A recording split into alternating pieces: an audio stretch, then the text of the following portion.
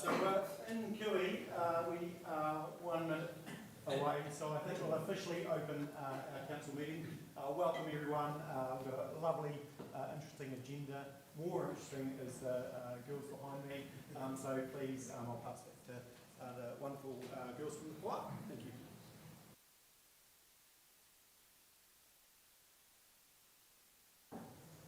Thank you.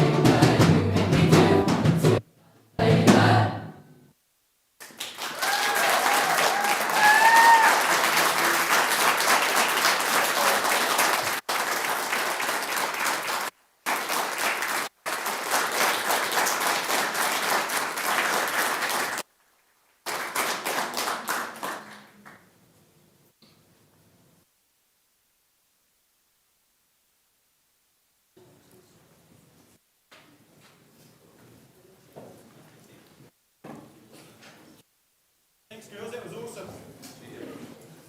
Another round of applause as they exit.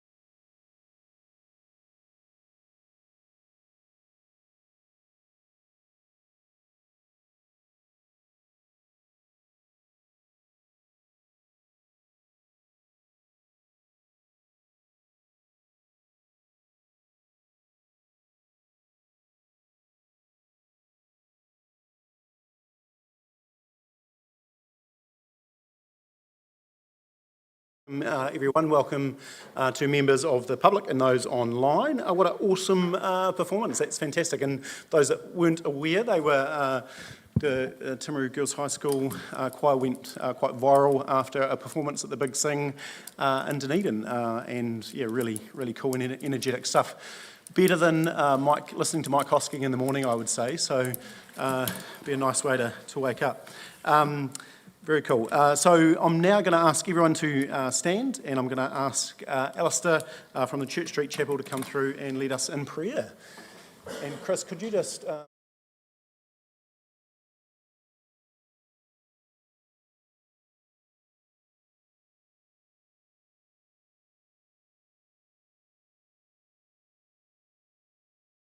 We thank you to gather us here this day, and Lord, we pray you'll watch over this meeting. I think of the words of a little prayer that, Lord, be in my mind and in my understanding. Lord, be in my lips and my speaking. And Lord, be in my eyes and my seeing. Lord, watch over this meeting. Help us to serve all of you who serve in our community here, Father, that you might indeed bless this people. And in the Timaru district, Lord, watch over us. And Lord, we pray for the councillors here. You'll give them wisdom for this meeting. And Lord, those who will come to speak, give them too your wisdom as they seek to share. And Lord, that things will be done rightly and in your eyes. So watch over us. Watch over the staff who here are providing lots of the materials that people will read, who will implement the decisions made this day. So Lord, bless our little community and help us to serve you and so serve one another. For we ask these things through the precious name of our Saviour, Jesus Christ. Amen. Brilliant. Thank you, Alistair. Really appreciate that. Please be seated.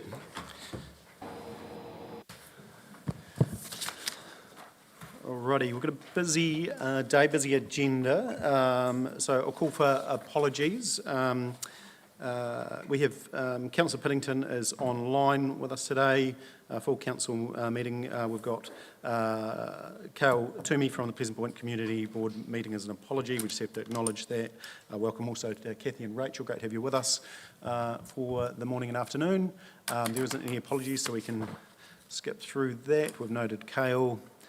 We go straight into public forum.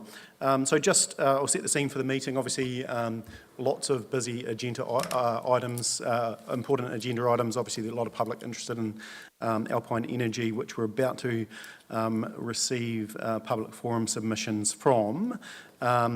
What we've tried to do when we've advertised this is we're going to hear the submissions first thing in the morning, then we're going to go through some business. We've sort of timed effectively the deliberations on the Timaru District Holdings Limited divestment of Alpine Energy for 1 o'clock. So we're going to try and manage that as best as possible. So that was advertised for that specific purpose, and I don't think that's probably going to be too long for those that want to wait.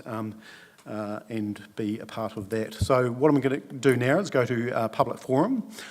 So with public forum, those that are submitting have up to 10 minutes, and that includes questions. So I'll sort of roughly monitor for some time, but for those submitting, please put your case forward. We have read your submissions, so no need to, I guess, reiterate every point of your submission. However, you're free to speak as you wish. So I'm going to first welcome Robert Miles Carter up.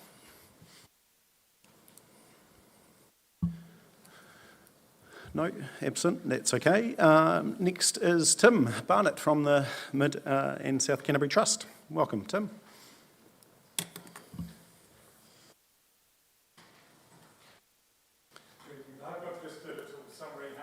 Perfect, thank you.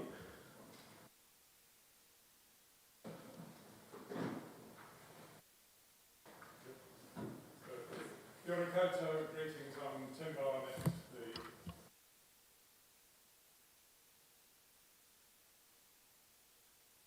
Oh, be good to have the mic on, even louder. We have no submission to make in terms of the issue of the sale. That's not a concern for Community Trust, but we are really here to, I'll put the phrase on my cover sheet here, to make it work for all of us. So we're here to talk a little bit about investment practice, because that's our 40-year experience. And then secondly, to talk about community in the light of the wording of the invitation for submissions, where community focus, community benefit is part of this. And I'll speak very quickly and very briefly, because I want to be able to take questions. So 7 points to make. The first is that investment for public good is the basis of the work of community trusts. We were effectively gifted $30 million in 1996 when Trust Bank sold their interests to Westpac, and we've grown that. We've given away $45 million. We've purchased 2 significant buildings along the way. And we've learned a lot of lessons about the need for active governance involvement in investment. So that's about not advantaging or disadvantaging the current generation in terms of the spending pattern. It's about a strong SIPO to ensure an ethical and coherent approach, and also to ensure a regular flow of funds, which can effectively would restrict your return, but ensures regular spending. That's the first point. The second point was slightly cheeky. It's just about boundaries. So we have served the Mid and South Canterbury District for 40 years, and depending on where you're taking this proposal, whether it's for a Timaru District Fund or it could be eventually for something wider post-amalgamation, that really depends, but we make sure that this district gets a fair proportion of the funds we give out, but we also think about the needs of the wider area. The third is the question, what should council do with some of the funds generated? And we're saying that the community has needs. We have communities that have needs that are not particularly well met at the moment by government or even by the not-for-profit sector. And further investment, greater investment, would improve that. So in a focus on community, we're saying that that should be part of where the returns, e.g. the 7 million, should go. The fourth point is the evidence of unmet need. I mean, this is often chicken and egg, and a lot of that you get anecdotally as elected representatives from people. But there are some pretty compelling figures. I mean, the mental health presentation rate, percentage of people who present to mental health services every year is 5.3% in the Timaru district, 4.3% nationally. In 2010, that was 3%. So it's nearly doubled, and the gap has grown between us and the average of the rest of the country. Lack of transitional housing, you know well. Life expectancy is a year below the national average. Food bank demand is increasing. The median household income puts us in the bottom third of the territorial authorities. And as a complete aside, Waimate is 54th out of 66. So even in a larger area, the issues of poverty and deprivation are not going to go away. Fifth point is why is funding community agencies important? Community agencies, community funding is not nice to have. These are agencies that can get under the surface, can really address people with the needs that they have, with an approach that works. They give voice and they give character to a community. So in looking at where some of the fund might go, we would certainly urge that community benefit is there. The sixth point is how well does the District Council do currently in funding? I mean, it's not great. We give about 7 times more to funding in the district than the council are able to. Ashburton gives quite a bit more. Christchurch City gives much more than that. Good reasons for all those differences, but I think the message is clear that if we're going to have a healthy, wealthy, wise, buoyant community, that investment in the not-for-profit sector is crucial, and we need to focus more on that. And then the last point, which kind of summarises everything, is what we're asking: active monitoring of the investment fundamentals, ensure that some proportion of the returns goes to community facilities and services, that they would include some that sit in the not-for-profit area. And if you look at the 200,000 a year that Alpine Energy used to give to the sector that they stopped giving, your current granting from us and other funds that could form a Timaru District Fund to really have a bit of grunt and start to provide support at a level that's not there now. Thank you. Awesome. Thanks, Tim. It's a really interesting perspective. Councillors, questions for Tim?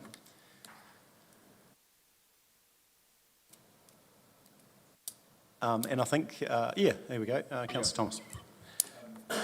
Tim, thank you. I mean, just as the Mayor has said, it's a really different perspective, and it really does starkly present how overall underfunded the community sector or community sports sector is in Timaru.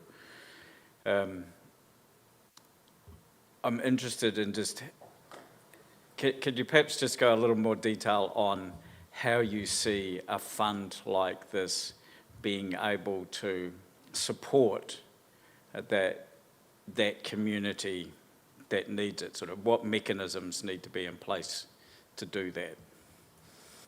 Well, I think key strategies need to be developed. I mean, around young people, including the neurodiverse area, around older people, around people with disabilities, and then within a fund, there need to be identified strategic organisations who need the fundamental support and resource to be able to survive. And at the moment, that doesn't happen. I mean, our task is often to avoid organisations disappearing from this community, and we can name a number who were tenants at Community House and now no longer there. And those communities are serviced by field workers from Dunedin or Christchurch. So we're trying to keep a presence in this community, to be a voice for community. So we can provide a lot of that support, but what's lacking, go to Ashburton, Senior Citizen Centre, Safer Community Facility, nothing like that here. So I think there are needs that need to be identified, a bit of a needs analysis at the beginning, and then a fund with sufficient grunt to make a difference. And that will take, I mean, this is obviously a process of a number of years where all the other stages go through, but that's what we lack at the moment. It's reactive funding from a series of funders just to keep things hanging together, and we need to move beyond that, and local people deserve more than that. Thanks. Chris, for the question. Any further questions? Interesting just to showcase the need out there in the community as well, so I really appreciate that, Tim, and appreciate the different perspective Mid and South Canterbury Trust has taken over the sort of short term that you've been there in your tenure, but it's very refreshing, so I really appreciate that. Great. Thank you very much. Thank you. Cheers. We go now to Raymond Ward-Smith. Welcome.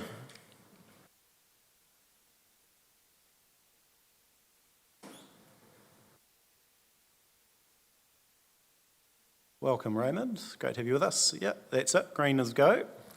Go for it. We'll listen to you and just save some time for any questions. Thank you very much. I'm sorry I cannot hear or understand most people. I've just paid $2,000 for new hearing aids and they're pretty useless.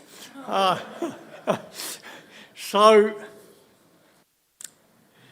really my concern is that electricity distribution is a public service.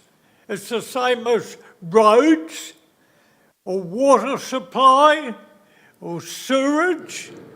It's not a profit-making entity for ratepayers. It does have to run very efficiently, and because they made a bit of a muck-up with how they were charging people, I don't understand they lost any money. But some government agencies decided they should pay it back to the consumers.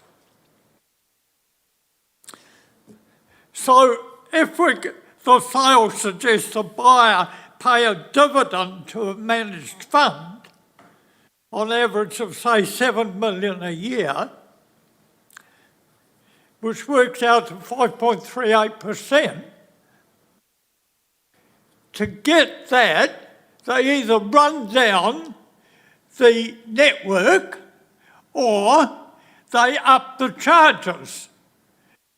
So whatever happens, ratepayers and consumers of electricity pay.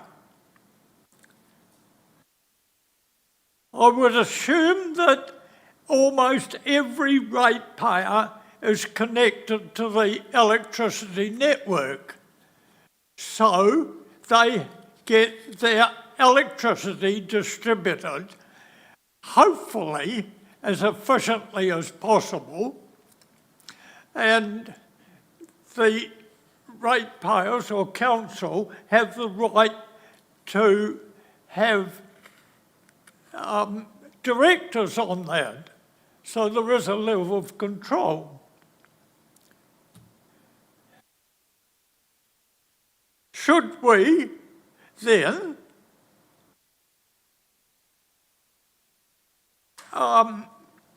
look at water distribution? All it is, the pipes under the roads and going to houses delivers water. They don't sell the water, they just deliver it. So as the next step, cash that up. Might be worth more than the few million you're getting for the power lines. Well, if we did that, what about the sewage system? Nationalise that. If it doesn't work, well, it just runs out on the street, so there'll be a lot of complaints. So we'd be really in the poo then. Same thing.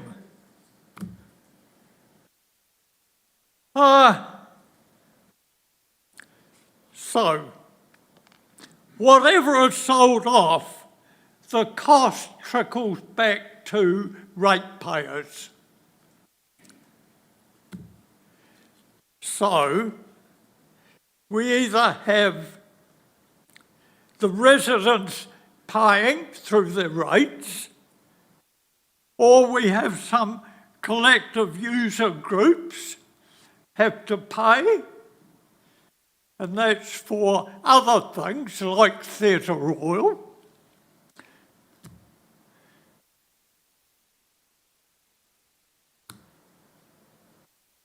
All these services are used by almost all ratepayers. What is the difference between roading? Everybody uses that because they want to get from A to B. But hey, it's pretty valuable. Sell it all off. Find another way to charge the users. It's all the same. Profit-orientated businesses are usually owned and operated by private individuals or collectives, such as companies, driven by astute, profit-focused people. And they are not generally focused on the wider community. Think of Bill Gates and his computer systems. We all fight that all the time. But does he care if you don't have a computer? No. But we all do care if our power line's cut off, or our water supply's cut off, or a sewerage system's cut off.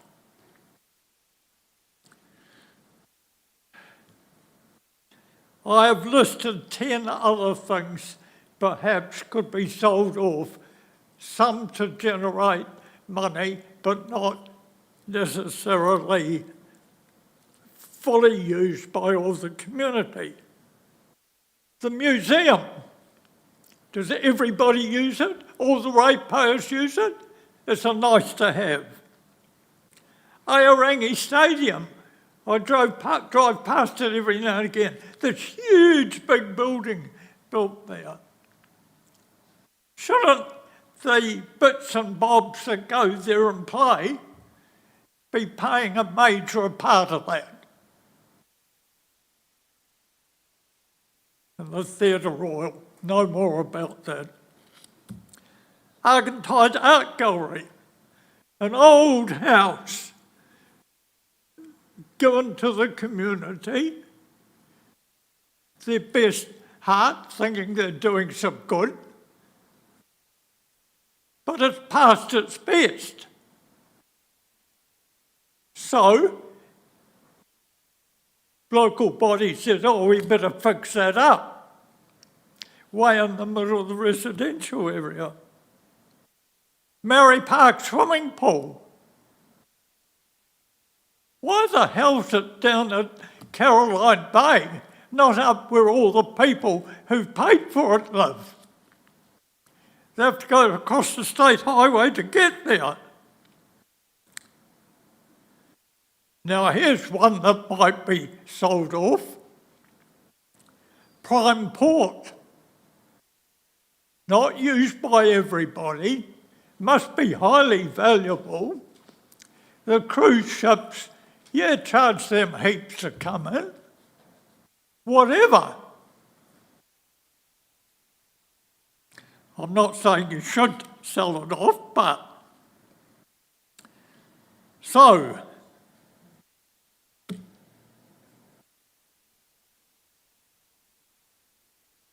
therefore, I've got the final bit.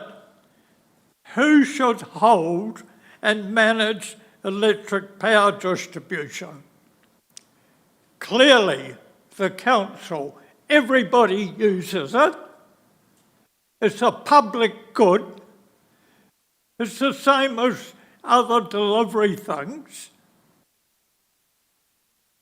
All we want is power as reliable as possible at an economic price, not for profit.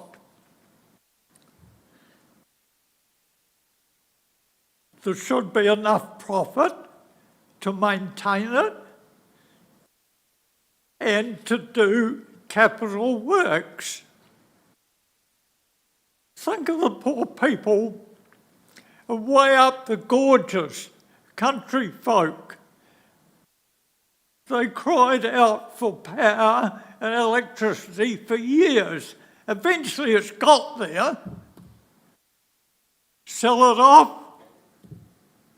Oh, that's too expensive running it up there. Bugger you. You can just go without. Generate your own. Not sure, but it is distributed everywhere now. And have you talked with the other councils? What about these other councils that own just a very small section? Are they going to be just left on their own to some merciless financier that wants a profit out of it? Don't sell it. It's a public good.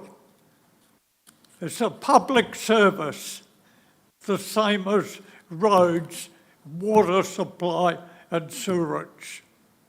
Thank you. Thanks, Raymond. Sorry, I'll bring that closer. Thank you. Any questions from councillors? Thank you. Points well made, and you've covered a lot of topics there as well. Good use of 10 minutes. Thank you. Nice to see you. I will move now to, we've got one more from Public Forum, and ask Bernard Summerfield. Bern. Welcome, Bern. Nice to see you. Yeah, go for it. Time's yours. Yes, good morning. Minutes. Yeah, I am a domestic user of Alpine Energy Distribution System. I oppose the share sale of Alpine Energy. It should remain a community-owned asset as it is an essential service. In 2018, Timaru District Council attempted the same rationale for the selling of Alpine Energy shares.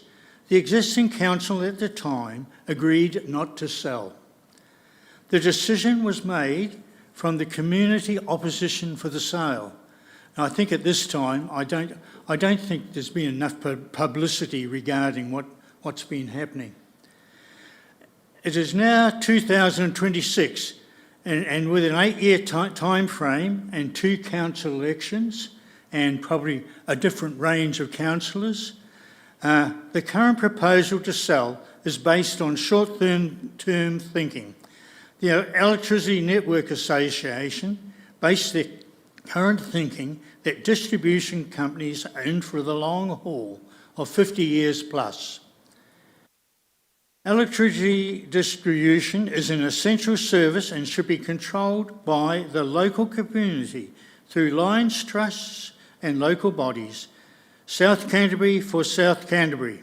I couldn't say that very well, but within New Zealand there are 29 distribution companies.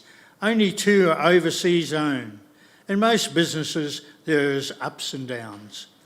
The long-term upgrade of the distribution system may seem high, but spread out over 50 years, it is achievable. Now, I think, talking about the upgrades are virtually forced upon Alpine Energy with the current move to different things, and we've got the changing from boilers, from coal, and having to upgrade electricity. Now, any major upgrades to private enterprise should be contributed by the enterprise and not fall on the domestic consumer. Distribution companies go through a process of forecasting their future development costs. These are submitted to the Commerce Commission and is called CCP, Customised Price Quality Path. That's quite a mouthful. The Commerce Commission determines the amount of dividend payable to shareholders. For Alpine Energy, I imagine this is about 7% if an operating profit is produced. Without crystal ball gazing, the ruling by the Commerce Commission may change. Now, I think at the present time, if you follow the electricity industry, there's lots of changes afoot, but I don't think it's going to change overnight anyway. Yeah. Now, the retention of a district to have a controlling interest in the electricity distribution asset to ensure the future of our community is essential. We in South Canterbury are rural-based in our revenue. The rural community operates on long-term investments and understand risk management. It is my view that Timaru Council are taking a short-term approach to the sale of Alpine Energy. The sale needs to be halted until such time that the proposed amalgamation of local councils is resolved. Thank you. That's all I have to say. Thanks, Bern. I appreciate you coming here to present and submitting. Councillors? No, nothing online? No, all good. Thank you. You made your points really well. Thanks, Bern. Appreciate that. Alrighty, so that's the last of public forum. I will move now to the agenda. So I've got one matter of urgent business. So we've got a community funding extension request from Te Aotearoa Society Incorporated. And so we need to move the report be received and considered in the council meeting today. Can I have a mover? Thank you, Councillor Shannon and Councillor Jackson. Any discussion? If not, I'll put the motion. All those in favour, please say aye. Against, carried. Wasn't aware of any other urgent business. Any minor nature items? Conflicts of interest. Councillor Scott. Report 8.5 VT appointment, and I also report 8.9 request for funding from Sport Canterbury. Yeah. Thank you. Perfect, thank you. Councillor Burt. Yes, the same paper in relation to Sports Canterbury as where I sit at the moment. I potentially be a recipient for that funding. Thank you. Yep, okay, that's cool. Peter, 8.9 as well. Brilliant. Any further conflicts? Councillor Piddington, you're all okay with that? Just give us a nod. Yep, perfect. Thank you. Councillor Piddington, I'll make sure I just try and include you in every item, but if I'm missing you, just jump in and poke me, remind me. So now we'll go to confirmation of minutes. Minutes of the council meeting are held on the 26th of May 2026. Any discussion? If not, can I have a mover and a seconder? Councillor Thomas, mover. Councillor Burt, seconded those minutes. I'll put the motion. All those in favour, please say aye. Against, carried. Reports 8.1. We've got release of public excluded items, which is the normal within the normal 6-monthly process. So that's on page 24 and is 8.1. Is there any questions in regard to that, or someone happy to move? Councillor Scott, you happy to move? Thank you. Councillor Burt? Yeah, no discussion. I'll put the motion. All those in favour, please say aye. Against, carried. 8.2. We go to receipt of public feedback regarding Timaru District Limited divestment and reinvestment of shares in Alpine Energy. There'll be opportunity, obviously, at 1 o'clock for further discussion. So is there any, so this is largely receive and note. Mr. Doran, would you like to add anything further?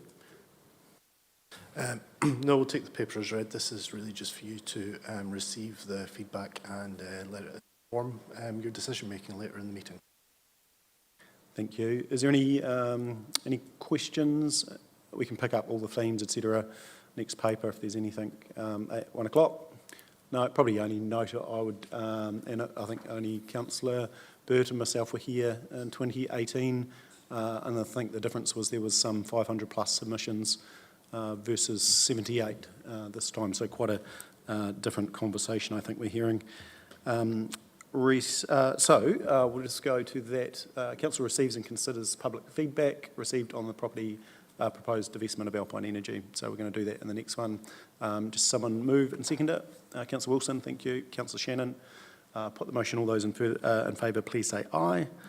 Against, carried. We move now to 8.3. So we have presentation of Timaru District Holdings Limited Statement of Intent, and we welcome Mark and Fraser. Thank you, Ms. Doran. Appreciate that.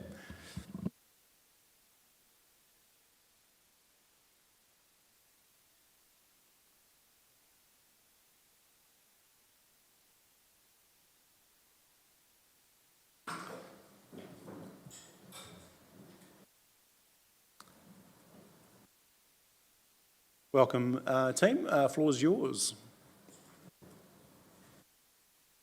Your Worship, councillors, thank you for having us along today to present our final 2026-27 Statement of Intent. Further to the draft Statement of Intent presented at the Council meeting of 31st of March and workshopped with Council on 21st of April, please find attached the final 26-27 TDHL Statement of Intent. The key changes from the version presented on the 21st of April are under Part 7, Annual Goals for 2026-27 on page 6. An additional financial metric has been added, pre-tax cash earning. This has been added and defined. The purpose of this metric is to better reflect cash available to fund a dividend payment. To give this context, we've gone back to 2022 when I became chair to illustrate our long-term approach to providing a predictable dividend through prudent financial management. Over the last 5 years, TDHL has had a total cash surplus of $8.18 million. We've distributed $5.6 million by way of dividend, or 68% of the total. The remainder has been allocated towards debt repayment and capital improvements. By way of example, those capital improvements include the Linden Street industrial infrastructure extension at just over $1 million, and in addition to the cost of infrastructure that we installed, there's also just over $230,000 of financial contributions that TDHL paid to Council to support the wider provision of infrastructure in Washdyke. The previous letter of expectation was seeking an increase in dividend. Since then, the Alpine Energy dividend has diminished, and so as not to draw into debt to fund further dividends, we've aligned future dividends with projected free cash flow. Based on pre-cash earnings, we've updated the dividend targets for 26-27 onwards. The target dividend payments have been reduced to $1 million to align with pre-tax cash earnings and not draw dividend from debt. Under Part 9, Nature and Scope of Activities undertaken on page 8, at the 21st of April workshop, it was suggested that the wording, by providing a commercial return, be removed from the first sentence. This has been removed, and on reflection, we've considered it appropriate to add commercial before investor, i.e. TDHL's business is that of a commercial investor. We'd like to thank Council for their input, and we welcome questions. Thank you. Thank you. Questions? No. Stu, have you got anything on the statement of intent?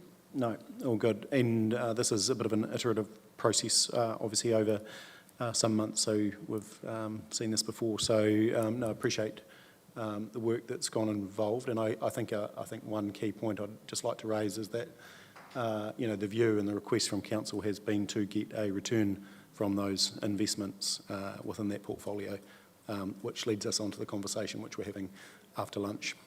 So thank you. I will just go to the recommendation. 8.3 is that Council receives and notes Timaru District Holding Statement of Intent 26-27. Happy to move that from the Chair. Councillor Burt, second it. Put the motion. All those in favour, please say aye. Against, carried. Awesome.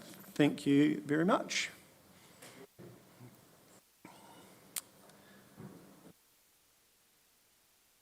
We move now to 8.4, which is presentation of Venture Timaru Limited Statement of Intent 26-27. Welcome Nigel and welcome Erin.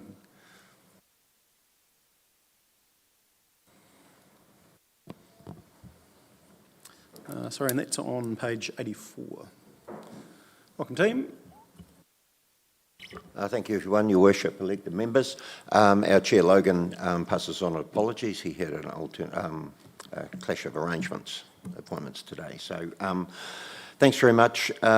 We table our finalised statement of intent for the 26-27 year, which encompasses the feedback received from you all at our workshop back in April, as well as some subsequent discussions as well. So as mentioned in the forward, Venture Timaru had undertaken a review of its strategic approach, what we do and how we do it, bluntly, early or late last year. This was paused while our 17A review was undertaken, and we're pleased that that 17A review reaffirmed the approach that was being taken by board and management. So some of the changes in relation to our SOI are a more targeted and direct focus on our priority pillars across business, attraction, development, investment, and also promotion, whilst at the same time having more targeted activities to drive the outcomes and make the impact that we need to underneath our economic development and tourism mandate. So I reiterate TDHL's comments. We thank the Mayor and the elected members for their input, and we look forward to delivering on that statement of intent, both what is in there and matters beyond that as well through 26-27. So happy to field any questions. Awesome. Thank you, Nigel. Questions on VT? You guys all saving yourselves for later, are you? Councillor Piddington, anything on the VT one? No, you're good? Okay, perfect. That was too easy. And for those that aren't aware, these processes take some time, legislative processes around delivering a statement of intent, and so it's quite an iterative process, and we have worked through this significantly over the time with workshops and other sorts of things. So appreciate that. We'll go now to the motion on the table, which is 8.4, that Council receives and notes Venture Timaru's statement of intent for 26-27. Mover for that, Councillor Wilson, thank you. Seconder, Councillor Harper, get you on the board early in the morning session. If there's no further discussion, I will put the motion. All those in favour, please say aye. Against, carried. Thank you very much. Appreciate that. Thanks, Erin. Thanks, Nigel. Thanks for coming in. Who's on this one? Okay, so I can, you're on a step away? Yeah, okay, perfect. Thank you, Councillor Scott. Move to 8.5, reappointment of directors to Venture Timaru. This is a little bit of just a bit of a keep up, so we have the appropriate people in place. We're probably due for review, and there's been and possibly some change. Not saying we need any change, but certainly a review. But this is very much around just tidying some stuff up, and so it recommends that Councillor Booth and Councillor Scott be reappointed, which would take them through to the December 26 meeting. So that got lost a little bit in the election process around who were the directors. So I envisage that if we accept the recommendation today, we reappointment that for that period, and then we need to look at the overall directorships and who's due for reappointment and go through a proper process. So I'm happy to take any questions. If not, happy to move. Yep, Councillor Pye. Yep, Councillor Shannon. Thank you. I'll put the motion. All those in favour, please say aye. Against, carried. Gosh, you're moving so fast. It just feels like it's going to be an easy day, is it?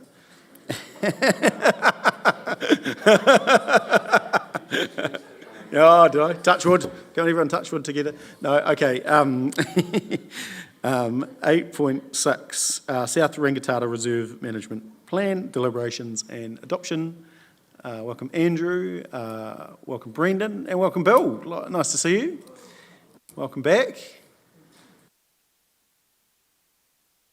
And that is on page 97. Look, and before we start, I know we've got interested members in the gallery today, and great to have you with us, but I might just pass to Councillor Pye just for a little acknowledgement. Thank you. So just before we start, I just really wanted to acknowledge the passing of Matthew Hall last week. So Matthew obviously was a key part of the hut holders community. I think he played the role of secretary for a number of years, and I'd met with Matthew a number of times over the last few years and always thought him to be respectful and considered. So I'm sure he'll be a huge loss not only to his family but also to the hut holder community out there. Thank you, Michelle, and I certainly echo those words as well. I will now ask the team to present. Thank you. Yep, thank you, Your Worship.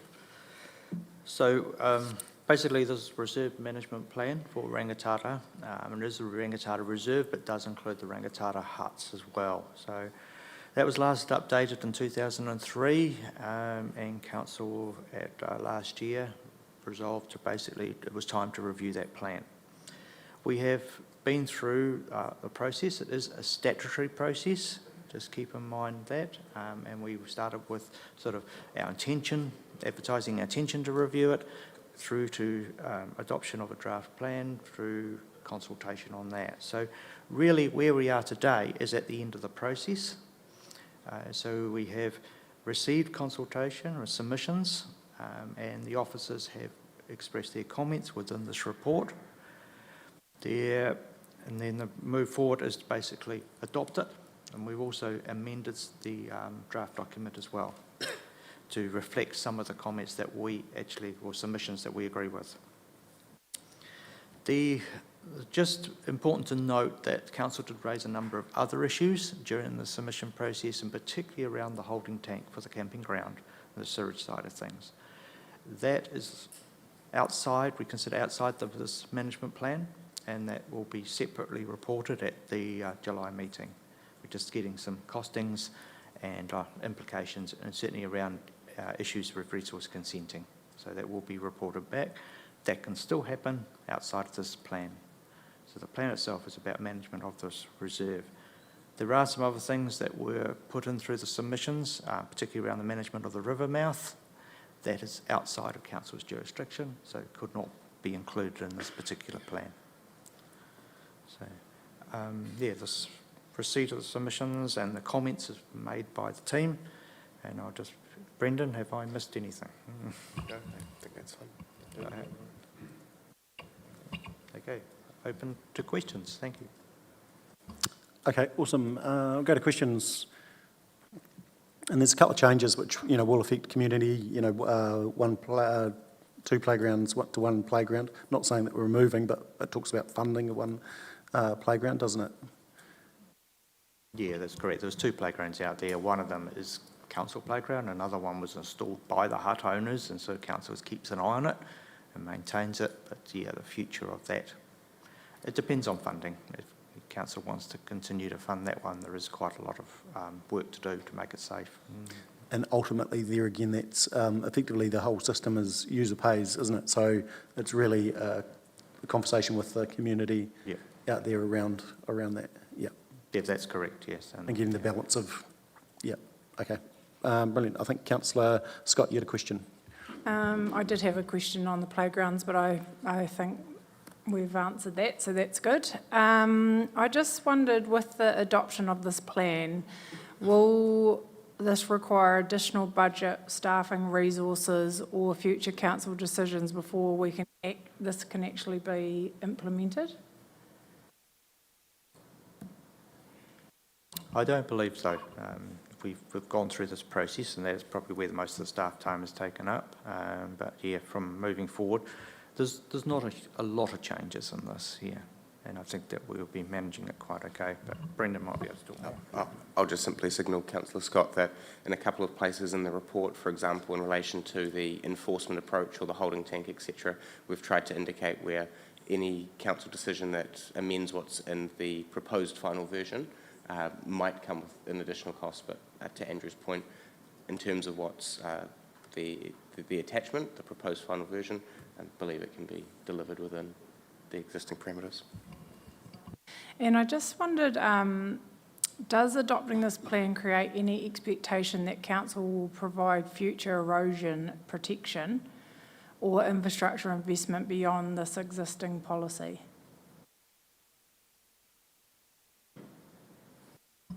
Yeah, I think we've been careful around that issue. Certainly, yeah, there is, in the next long term, there is not a lot of erosion issues in Rangitata, with the modelling by ECAN and Joint and ourselves showed that. But yeah, inundation is going to be probably an issue as sea level rises. And also there is, of course, the risk of a Rangitata flood event could change that area quite significantly, yeah. But yeah, as far as any, physical works in regard to protection erosion, no, that's not included. I'll go to you next, Councillor Pye. One other thing, and so the leases is obviously separately out of the plan, but needs to be addressed through a discussion with hut holders as well, doesn't it? Tenure I'm talking about. The tenure will, yes, that'll be a separate decision when it's due, which is 2030 something, yeah. Yeah, I just think that we probably need to front foot that just to give people some confidence rather than a 6 months before it's ended sort of scenario. Yeah. Mayor Bone, one thing that the report speaks to in that area about council requests information about permanent residents, and one thing that the report speaks to around that is the proposal that council signal a commitment to begin discussions with hut holders and other stakeholders this triennium about what the future of the community would look like beyond the current final expiry of the lease being exactly 7 years from today. Quick maths. So if council adopts the plan as proposed, and that's included in there, to commence that program of work. Yeah.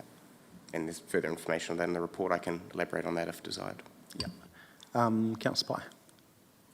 Probably some comments, and then I do have a question at the end, but on a similar topic. I feel like in some ways we're a little bit schizophrenic here, because we're adopting a plan that supports the hut holders being there. It quite clearly talks to that. It's not going to be reviewed for at least 10 years, I remember reading that correctly. And then we've got a lease document over here that's got a hard end date of 2033, and some have the view that that's it. and yet, so they're not aligned. So even though they're separate issues, we're adopting this plan, we're supporting the hut holders being there, so we need to commit to that with the leases, and we can't just go, the leases are gone. On your point about, what does that future look like and how's that going to work, and to Councillor Scott's question before, yes, if we're going to commit to doing some work there, we need to commit some funding to that, because we've had conversations out there for the last 4 years that have gone nowhere, and I'm sure that are, prior to that as well. If we want to come up with a plan, we have to put some funding towards it and come up with a plan. And that's, we're indicating that we'll do that, so we've got to put the money with it as well. And then so my last point and question is about the permanent residents, and I know you and I talked about this, Brendan, and I've probably had a bit more of a think about it and seen some other correspondence, but I don't think we can just keep ignoring that. We either need to define the quantum of the problem, if it is a problem, and then try and do something about it, and again, that will come at a cost to council. And I know it's in the too hard basket, but I think the very first step is we need to understand how big is the problem and what are the issues of having too many permanent residents here, and I don't think anyone's really that clear about that, or not in this room anyway. How did I turn that into a question? Are we going to do anything about that? I might try and answer that. At the moment, we don't go out there and fully enforce that. So that is one option. We could actually enforce that. Your view on there will be a cost to those not restricting the number of permanent people out there. I'm not sure it is a cost to us, because effectively they've got a lease, they've got so many months that they're meant to, days they're meant to be there. In council officers' time, having to drive out there and inspect, how do you work out who's, in that? Okay. Yeah. So. So you're right, we do need to actually make that, work out how do you enforce that. I guess my point is, if we're going to adopt this plan, we need to live by the plan. The issue of permanent residents out there, I don't believe is a problem. Certainly the only harm is probably more environmental harm, and the fact that they're discharging more sewage potentially by just living out there longer, and using more water. So it's not seen as a problem. That's why it hasn't really been enforced to date. If people choose to live out there, they can. I don't know the origins of the policy, but Brenda might be able to expand on that. I was just going to say, when you say if people choose to live out there, they can, well, our policy says they can't. We'll take that off the record. Brendan, and I think Bill had something to add there as well. They can for the limited time if they're allowed to. A couple of thoughts by me, and Bill probably wants to jump in as well. So firstly, just on the point you raised about potential misalignment between the plan and the leases, I think to Andrew's point before, the plan is about the entire reserve and is more than just the community, the hut holders community itself. So that's the first part. A second part, in terms of the leases, I suppose that when they were set up, and this predates me, they were based on a high trust model. If we were setting up those leases again today, would we set them up in the same way that we have now? I suspect the answer would be no. In terms of enforcement approaches, us as officers have had a chat as to what could possibly be done. Do we go out with clipboards and monitor, weekly, monthly, etc.? Do we, and this is possibly the most effective but also far-fetched option, do we require the temporary leaseholders to give us their keys? And we simply, and you laugh, and I laughed as well. And the people that I've spoken to about it laughed as well. It is slightly incredulous. But frankly, from a effectiveness perspective, it would be, great.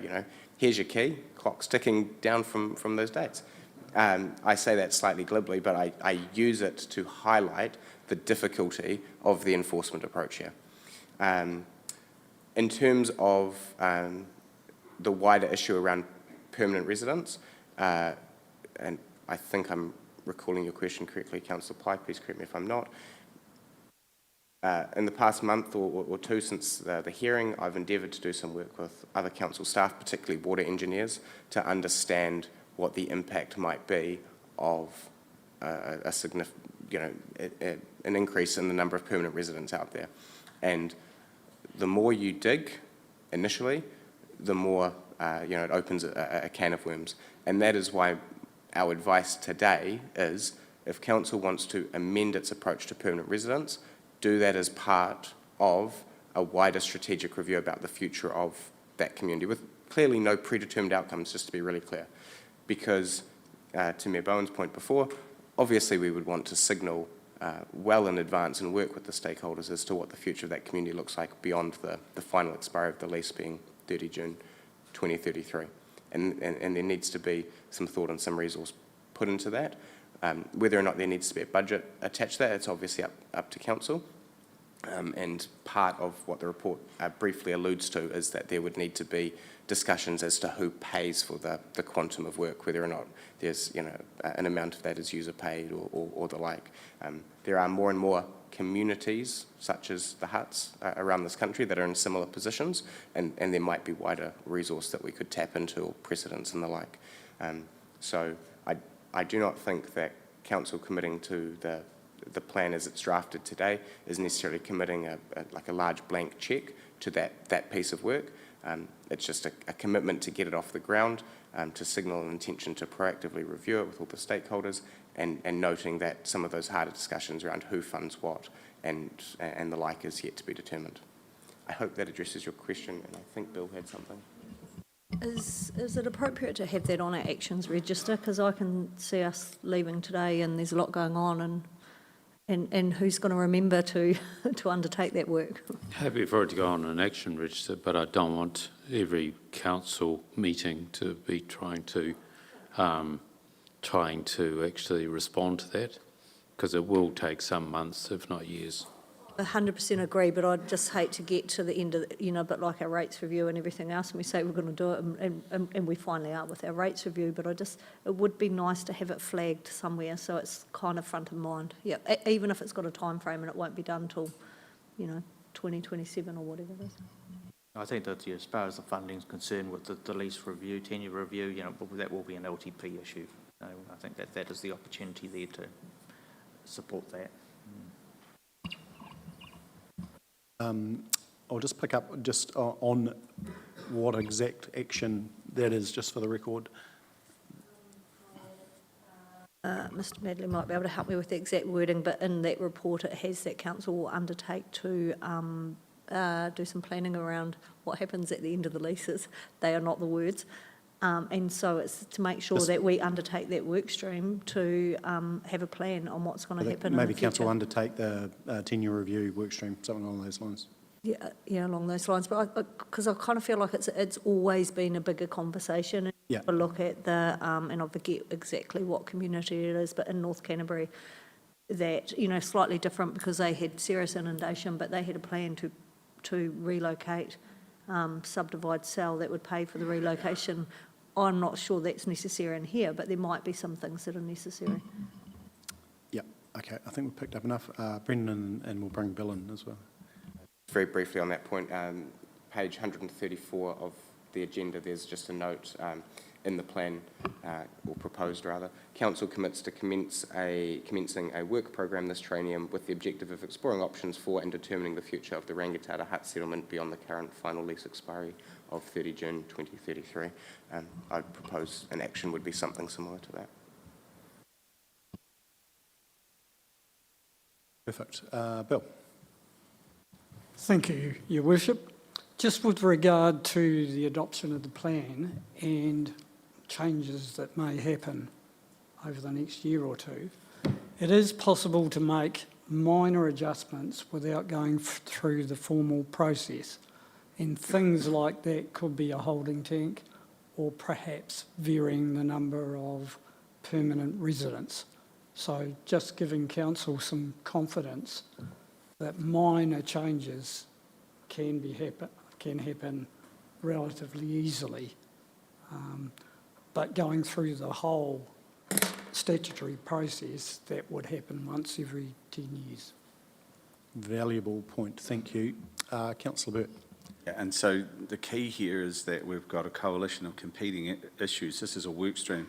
Everything we do now to in favour of increasing permanent residency and putting infrastructure in there leads us to a tacit decision that we've already made a decision that we need to in 2033 or whatever, 2033, that we're going to give the leases another kick along. So that all has to be done together. We can't do them piecemeal. The decision around those leases, reminding everyone that in 2 years' time, will potentially, or 2.5 years' time, will be a unitary with a whole different scope, different understanding for work streams and things, and we need to do this now to protect them or make those decisions to the contrary. I think we also got to think about the timing, because if we commit to something in 27, it's 6 years away, things could change. So effectively, I would be thinking that you're probably wanting to be looking at this around 2030 or something like that. They're still 3 years away, because I actually think it's too early. I don't have a strong view on that, but this plan that we're about to adopt commits us to doing it in the next triennium. Sorry, just to be clear, commencing the work this triennium. So there isn't... It is just yeah. So to be clear, commencing this triennium, we are unsure until we start the work as to exactly how complicated it would be, what the divergent range of views or options might be, what the funding implications might be. So I wouldn't propose a particular end date, apart from signalling a clear commitment to the relevant stakeholders that we're not going to muck around once it starts. And as Councillor Burt alluded to, there are other aspects in terms of, which future entity might own this piece of work. But yeah, anyway, as it's proposed at the moment, it would be starting that piece of work and starting to explore this training, because I feel that that is a commitment that this council can make prior to the next election and/or any amalgamations. Thank you, Your Worship. Yeah, just further to the same point, really, it just strikes me there is momentum now with an engaged community and the same group of people taking the 2028 election into account and what have you. It would be a shame to lose that. Within all of this, there is a lot of feedback that's been isolated as being not within the scope of the management plan, some that points to leases and what have you, and some to other agencies. Can we just make sure that we move on that and make the appropriate connections so that stuff can happen in parallel with the other agencies and the community, please? Which, again, keeping in mind after 2028 will probably be our concern anyway. It's good to get that work underway, I think, while you have this good connection with the community.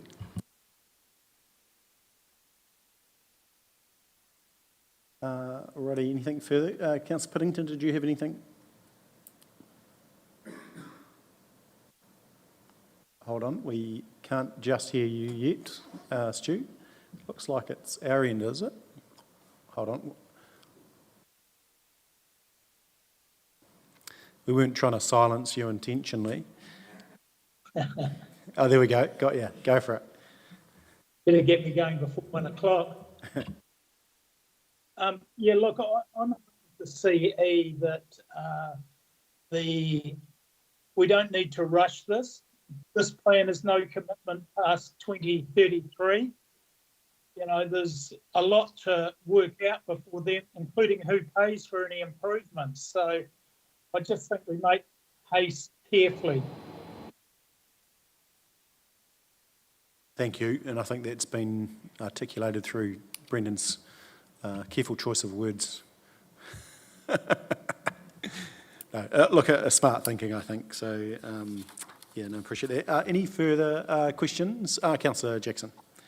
Thank you, Your Worship. Just a sideline question. It's not off the beaten track, but it just came up in this report, and it's just regarding smoke-free signage being displayed at playgrounds. And I noted there that the current smoke-free policy doesn't reference vaping. Can I just ask why it doesn't, and what process we would need to go through for that to be referenced? Okay. So yeah, our smoke-free policy is fairly old, and at the time it was adopted, vaping wasn't an issue, so hence it wasn't included. It came about from the Ministry of Health Smoke-Free 2025 initiative. So and I suppose it is something that council should look at, is amending and updating that particular policy. So. And some of the discussions that I have had with the Cancer Society in relation to that, amongst other stakeholders, was several years ago under the previous Labour government with I think it was Smoke-Free Aotearoa 2025 action plan. They felt that that was an opportune moment for council to have these sorts of reflections. Under the current government, there was a change in legislative settings, so they suggested, actually, let's wait and see where that lies. And then purely other priorities have come in over the top and meant that it's slipped down the list. If there's a desire by council to look at that in the near future, we can certainly try and bring that up the list. But to Andrew's point, purely it's an old policy and it wasn't on the radar at the time. Vaping, that is. Thank you. Yeah, it should definitely stay on the list if there's a massive problem that's, I think we're getting community feedback from, we should bring it up the list, but I'm conscious that their work stream's pretty busy for you, Brendan, so we won't force you to do that just at this moment. Any further questions? Otherwise, we'll go to the motions. We've had good discussion around what's in, what's out. There's some further work streams that need to occur. One, receive the report, deliberations and adoption. 2, deliberate on submissions, which we've done. 3, adopt the South Arangatata Reserve Management Plan as per attached document. Can I ask for a mover for those? Councillor Pye, Councillor Wilson. Any further discussion? No, I'll put the motion. All those in favour, please say aye. Against? Carried. Awesome. Thank you. Thank you, team. And it is good to move that forward. It's been on the policy agenda for some time. Alrighty, so we're going to bump 8.8 and come back to that at 1 o'clock. So we'll just continue through the agenda. Just make sure we've got the appropriate people. We're now going to go to 8.9, which is the request for funding, Sport Canterbury, South Canterbury Regional Office. Thanks, gents. Appreciate you coming in. Nice to see you all. Oh, have I missed that? Oh, we'll do this, we'll come back. Sorry. Yes, that's all right, come back. So we'll go 8.9 and we'll come back to 8.7. Yeah, thanks, Stephen. 171. Through the chair, this is a request for funding to continue support for sport coordination functions by Sport South Canterbury in the South Canterbury region. Most councils pay into some kind of function of this type. Prior to this, it was done on a contractual basis from within parks, but in reviewing all costs through the organisation, we didn't think it was appropriate. The proposal here is to grant it for a 1-year period during this period of transition, and then if the councillors want to put it in as a line item in the LTP, for that to happen in subsequent years. Happy to take any questions. Brilliant, thank you. Questions? Yeah, Councillor Pye. I'm just kind of struggling to understand why it wasn't in our budget and why we've now got some unbudgeted expenditure if it's been happening in the past for a number of years. It was prior done as part of a 5-year contract, and it was just a sort of a small detail within Parks and Recreation. We have been doing a full review of sort of all costs in these departments and working out anything that sat outside the norm. So it was decided that this was not really fitting to go in that department anymore, particularly with its more operational focus it has now, and for sort of bringing more clarity to you as governors as to control over the budgets, that it should be separate, discrete item. We can reallocate funding from the funds in which it was prior funded from, but this was just to bring it to your attention and to make it clear this is what you were paying for. So I get that and I appreciate it, but we still didn't budget for it anywhere. Or was it budgeted? Was it still budgeted within the? It was within the parks. It was budgeted within parks. Yeah, so as part of the contract was signed. I mean, it's been around for almost a decade, so it's just been part of the parks management budget. But we didn't think that was an appropriate place where it should be sitting.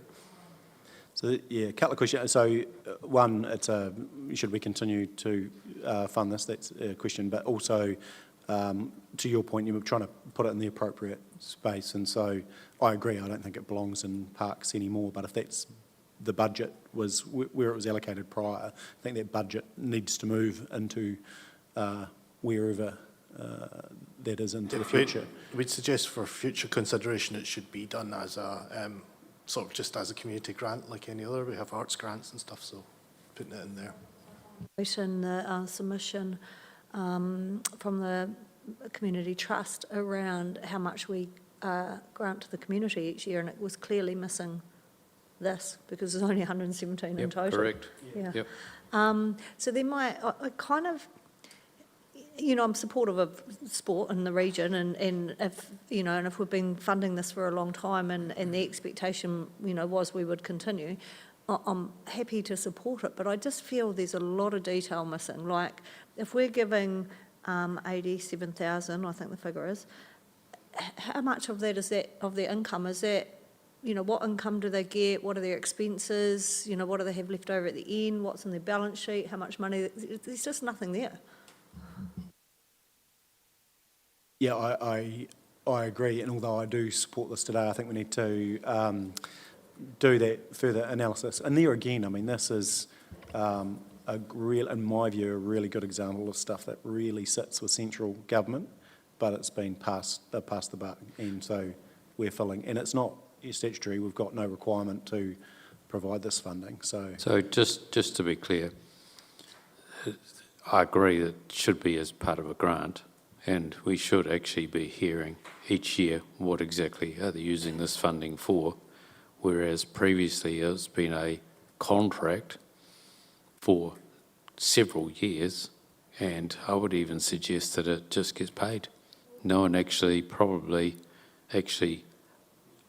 asks, what are you doing with it? Now that you say that, does it come back to us as lease of the stadium or something like, that's kind of sounding familiar, but all of that is missing, and when you look through what they've funded in the past, well, they're funding the stadium 50 grand, so we've just donated to ourselves 50 grand. I mean, it just seems crazy. Yep, I think that comes from... No, they haven't funded the stadium. They're actually, their home is up at the stadium, and they have a lease for the offices. So I think this is where we think there is some more rigour from it being treated as a grant application, because we do have quite stringent application protocols when it comes to those sort of things. At the moment, and this is before probably anyone in this room was sitting in the council, that it just sat as a funding mechanism for it, which, to be honest, most of the councils in the country support their local sporting organisation through this type of thing. But again, this is the basis of the looking through everything, turning over every rock, that we're pulling out anything that doesn't really fit and trying to organise it a bit more to provide a bit more clarity to you. Thank you. Councillor Jackson. So just so I'm totally clear, so there is a budget for this, well, there was a budget for this money, so we are looking to move this budget somewhere else so that we can still pay that amount of money to support Sport Canterbury, is that correct? So there is money floating around there somewhere, yeah? Yep, there's money. there. Okay. Yep. I can confirm there is sufficient funding in the parks budget, but I think the issue here is it's actually not a parks activity. So hence what we're doing is trying to tidy this up and move it, the budget, to an appropriate place where it's not really parks. So bottom line is it's not unbudgeted. It's not unbudgeted, but we are asking you to spend it in a pot that doesn't exist now, because we need to create that next time round. This is flagging you that this will come back to you, decision to fund this in an appropriate manner. Some of this, again, is historical, because parks used to be part of the recreational facilities department, so it was a lot closer, but now we've pulled that out and made it more infrastructurally focused. Again, it's just found it was inappropriate and thought it should be flagged with you so you can make a sort of an informed decision going ahead. Councillor Pye. So the resolution is that it's unbudgeted and it will be met by reallocation from parks. So what are we missing out on in parks? It would have been paid prior from there anyway, so technically nothing. No, because it was we've really just moved it from one silo, one part of council to another. Sorry, just in jest. But this is part of getting rid of those silos, isn't it? So, further questions, Councillor Thomas. So I understand that it's come from parks, and I understand there's some historic reason why it's in there, and it was, it's a recreational activity. It just strikes a considerable contrast to me to how other groups who might be supported by the council have to go through an application process, and these might be community services groups or maybe arts and cultural groups, and they don't have a sort of, geez, we can just put this through the council and without going through that process. So my question is, do you think that's fair? I wouldn't make a value judgment on that, but what I would say is that putting in as a grant-funded activity means that there is clarity of purpose for putting that money aside. It's not just getting bundled in with a different budget. So you as governors are allowed to make a more informed, are able to make a more informed decision as to where the money's going and for what purpose. This was the point of bringing this paper forward, just to allow you, probably not so much this year, but to flag that as something that we saw as a bit of an outlier, and to give you the ability to actually plan it properly through the LTP process going ahead. I think that's the key one, is the LTP process, and this to me is more of the, like that YMCA sort of funding. But it's interesting, we had Tim Barnett present and tell us that, we're not providing support to community at the same level as Ashburton or Christchurch is, but if you put it into the right bucket, and then make comparisons. So I think it's something that we need to review through the LTP process, and I think your comments, Councillor Thomas, are valid and need to be looked at. Any further questions? Oh, sorry, Councillor Piddington. Sorry. You are on mute this time. Yep. Look, I'd like to move that we grant it. They obviously had a contract and they were being supported by us. And yeah, we need to be more transparent as per Michelle and Chris, but I think we've got the money. It's just in the wrong bucket. Let's move on. Thanks, Councillor Piddington. So we've got a mover. Further question? Just wondered if we needed one more resolution that it is considered as part of the wider community grant program in future. And I know it kind of says through the long-term plan process, but it could just be treated the same going forward through the long-term plan process. So I do wonder if we need another resolution, but I'm not going to die in the ditch on it. Not die in a ditch. We've got Councillor Piddington has moved, and Councillor Shannon, you're happy to second as is. So you're comfortable just to keep that resolution as is, Councillor Piddington? Thank you. Got the nod. So is there any mood for change or to do it through a proper process? If not, I'm happy to accept the mover and seconder, and I will put the motion. All those in favour, please say aye. Against? Michelle, Councillor Pye is against. Yep. Thank you. Would you like? No, and that's fine. Yep. I'll record that for the record. So that is carried, and just you've got noted that Councillor Burt and Councillor Scott stepped aside, and we need a work program. I'm sure Steph's listening, and she's picked that up as another add to the list for the long-term plan. Okay, awesome. That is carried. Welcome back, team. So I will go back to the actions register. Thank you for that. Was merely a test just to see if you. So I'm going to talk about the first one, investigate small trades. We will attempt to actually get this one closed off by next month. We have got a couple of tradespeople in parks. Yeah. We have looked at cleaning, and there was nothing in it. And we have looked at some of our other trades for council buildings, and again, there was nothing in that. So we'll anticipate to try and bring a better paper together to try and put this one to bed. Okay, no, that's fine. That's great. Cool. And then Vert Infrastructure, that was July, yep. Rangitata, this action can now be complete and closed. Everyone comfortable with that? Yep, nods. District pools,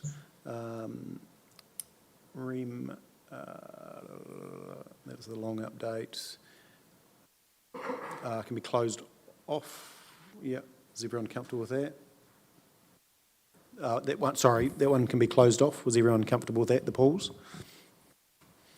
Chrome Platers building, we're receiving a report.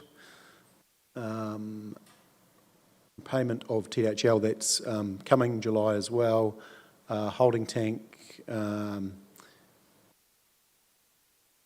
Yeah, so that is coming.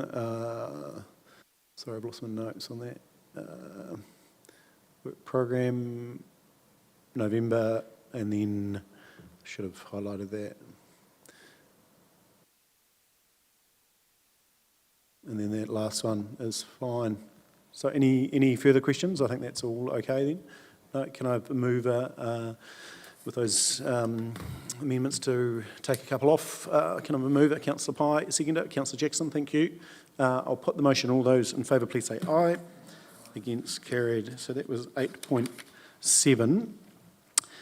And we've done 8.9, we go 8.10, and that's acceptance of additional arts and culture funding from the Community Trust in Mid and South Canterbury. Welcome, Jess.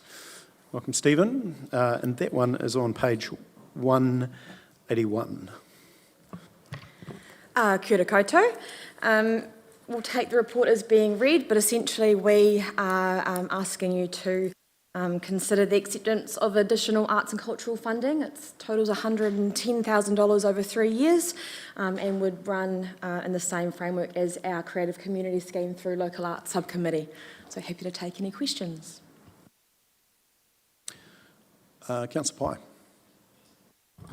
So I'm fully supportive of this. Obviously, it's a great result for council, but I just wondered, do we consider the reverse, or is it, do we have to do the community arts ones, or did we consider that the community trust could manage all of the funding and we give them the community grants money?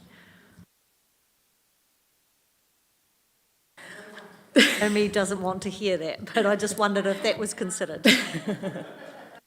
So in terms of the Creative Community Schemes, it is a scheme, a contract that we have with Creative New Zealand. So we have assurance that we have that funding for the next financial year. We're not sure how that looks after that. In terms of our overall community funding program, that would be a decision for yourselves to make. Councillor Jackson, and then Councillor Thomas. Is there a possibility that the Creative Communities funding could be or take a hit because we're now getting extra funding from the Community Trust? Is that still protected, that money? No, it definitely won't take a hit. So we've been working with Creative New Zealand along the way. So all of the meetings that we've had with Community Trust and the other councils that are involved have been alongside Creative New Zealand. Yeah, so we have that $47,000 secured for the next financial year. That's ours, yes. So we'll have the additional $36,000 on top of that. Councillor Thomas. Well, great. It looks to be a great result here, but why are we moving from 3 to 2 rounds a year? Is there a particular reason for that? It's sort of indicated that there might be some sort of efficiency savings, but is there another reason? So we're wanting to align with all 4 councils. So 4 councils will be looking to receive the same funding from Community Trust. So the other councils do 2 rounds, and that seems to be the common theme with the Creative New Zealand scheme, with the Creative Community Scheme, sorry. So we're kind of an anomaly for having 3. So we'd be having 1 in March, 1 in September. So the December is a bit of an outlier. It would also create efficiencies because it would be the administrative costs of an entire meeting and the costs associated with that for our subcommittee members as well. We wouldn't have those associated costs. We recognise that with the additional funds, we're likely to have increased applications, but that'll run through Smarty grants. So we think workload-wise, it'll kind of balance out for our support officer. So sorry, so this is a 3-year term. Is the existing creative communities, I just heard you mention that's only secured for 1 year, is that right? Is there a likelihood that would be extended to 3 years?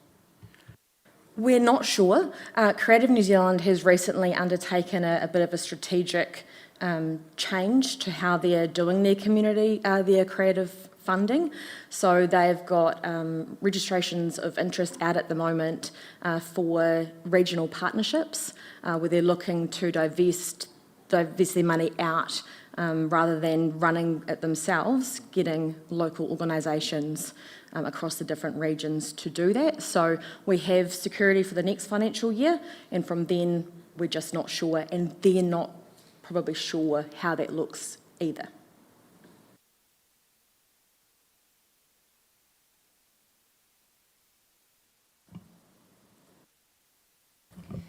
My question's just around structure of the committee. My first question is, will the Community Trust have any role in deciding about the applications received, or will it solely sit with our subcommittee, and will it stay under the existing Creative Communities assessment process? Because I can remember it's quite detailed. So Community Trust hasn't asked for any oversight on our decisions, so it will be the local subcommittee. That's different in Ashburton, for example, so they're also receiving funding, and Community Trust will have one of their board members join their subcommittee, but because they have a special interest in the arts, we will keep our current subcommittee members, and yes, we will run through the exact same criteria as Creative New Zealand, so it'll continue to be the same robust process. Right, and I think you've just answered my second question too, and I just want to acknowledge the funding received. It's fantastic for our arts and culture and our subcommittee guys, so yeah, thank you very much for that funding. Awesome. Awesome. Yeah, great result and great approach from the Trust. So let's go to the resolutions. 1, 2, 3, 4, 5 and 6. I'm here to move that from the Chair. Councillor Jackson as a seconder. I will put the motion. All those in favour, please say aye. Against, carried. Awesome. Great work. We've got the team. Yep, finance team are here. So we'll move now to 8.11, which is Council Financial Performance Report to 31st of May 2026. Welcome, Tyler and Andrea. And that's 185.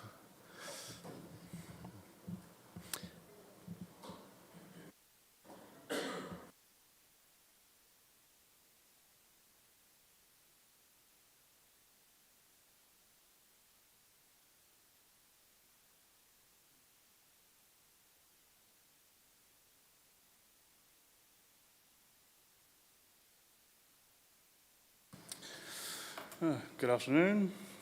Attached is the May year-to-date financial report. I'll take the report as read and happy to answer any questions. Gosh, that's even smoother, more streamlined than last time, Tyler. That was fantastic. Okay, team, questions for Tyler and Andrea. Have you got anything, Mr. Chief Executive, that you'd like to add?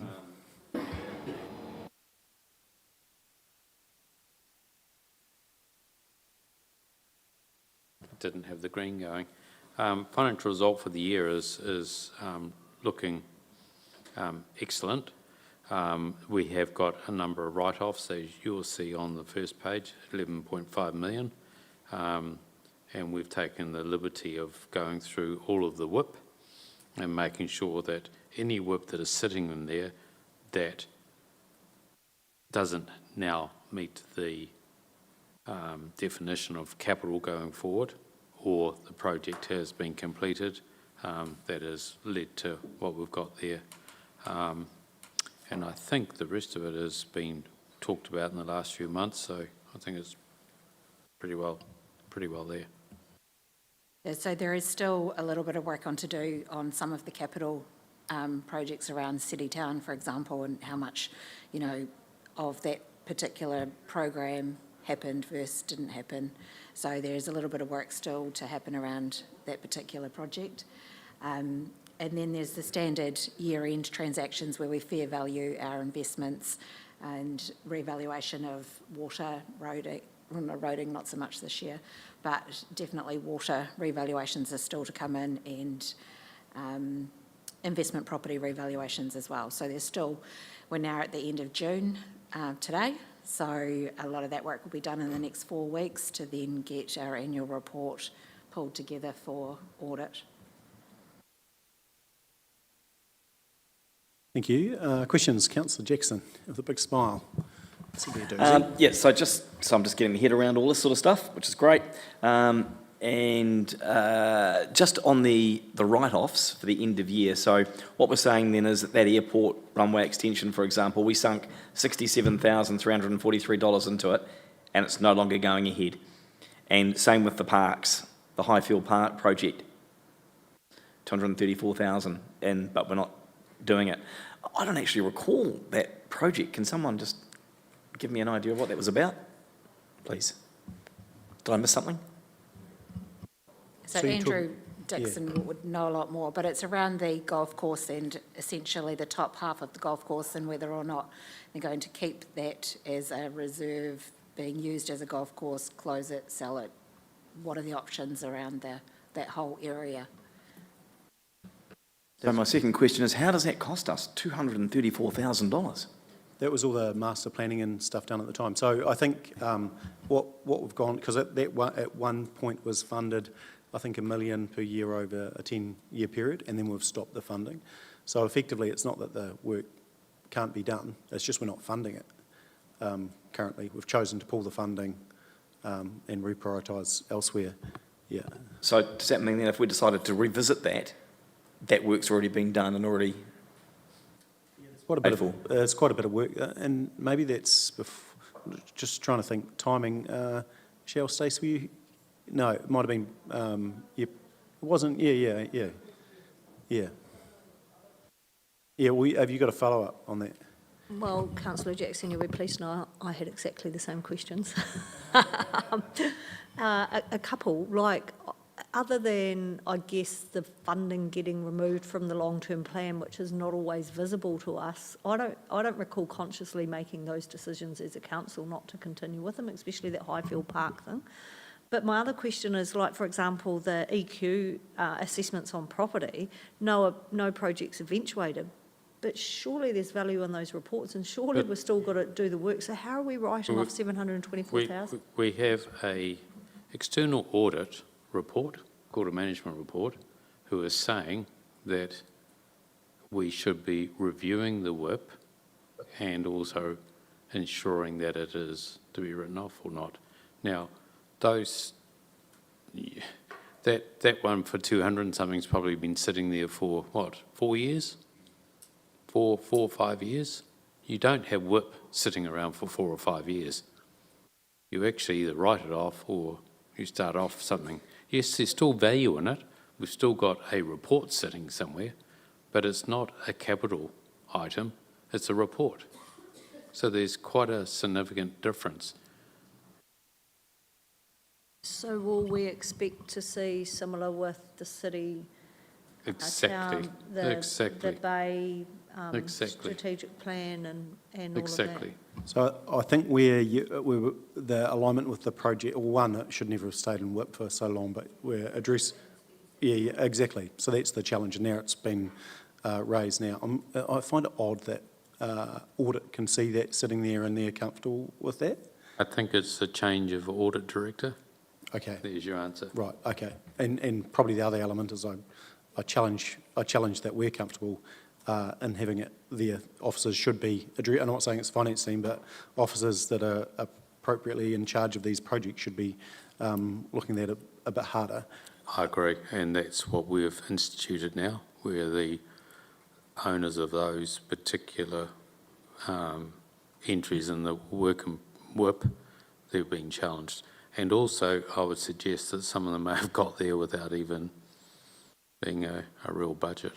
I think, yeah, and just one where we might not be 100% conscious of when we're going through LTP and where money's coming in and coming out, when you're making conscious decisions to pull money out, it's actually a project and there's been work, and so effectively at that moment in time you make a decision you might not have consciously been making it, but by not funding something, you're not following through on that. Councillor Jackson. Just one more question on that. The infringement issue at $2 million there. So how does that calculated and what's it for? So that's still a work in progress. It won't be $2 million. Essentially, what we'll do is reverse the double entry of the income, and then we will reduce it against the debtors and then reassess the leftover balance and impair it from a debtor's perspective. So it's going to be less than the $2 million, but that was just the indicative figure at the time.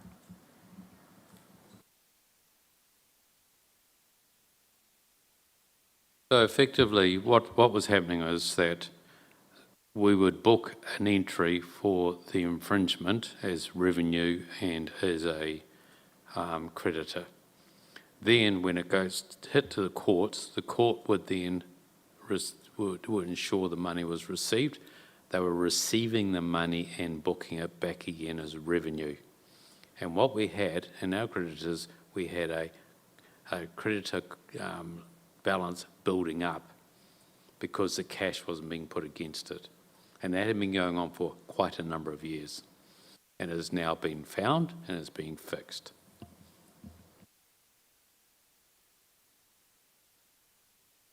I think the positive thing, and to the point, is if it's change of auditor, but also there's our own responsibilities. That we've found these and we're dealing with them. So it's not just audits. We've got a team here that are going through things and making sure they're being done right.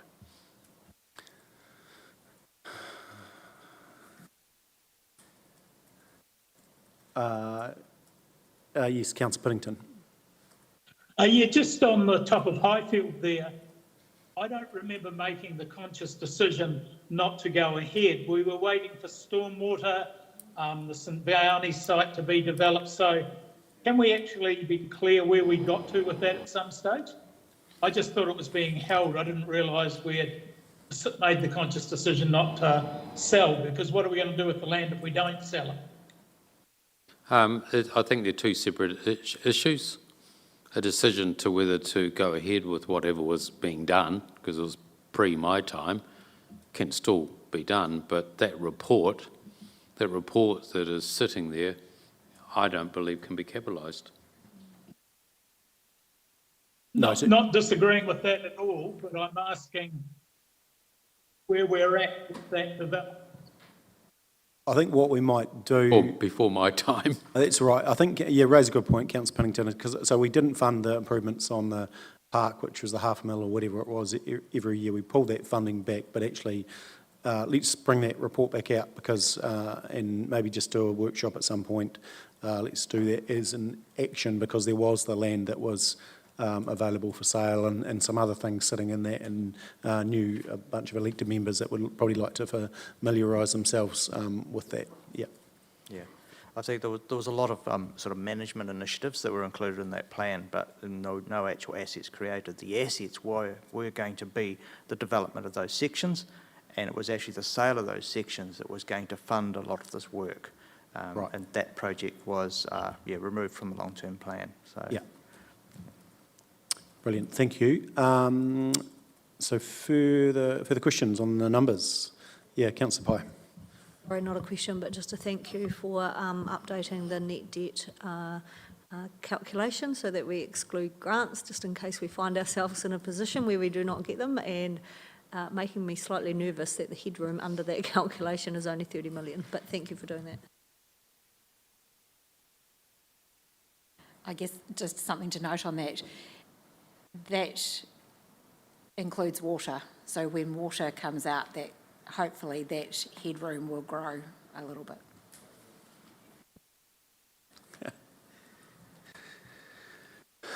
There's always hope. No, it's not a strategy. Councillor Scott. I've got a couple of questions. Just the first one with regards to comparing to the previous report we received. Are you guys satisfied now we have our forecasting and budget phasing reflected in these results and no further work remains for the end of the year? Because the last report wasn't sitting right. So are you comfortable with where we're at? I guess at this point we're now at the end of June, so if we weren't, then yeah, it'll be, the actuals will now be the actuals versus the budget, so the phasing essentially is non-existent now. Okay. The actuals won't equal the forecast.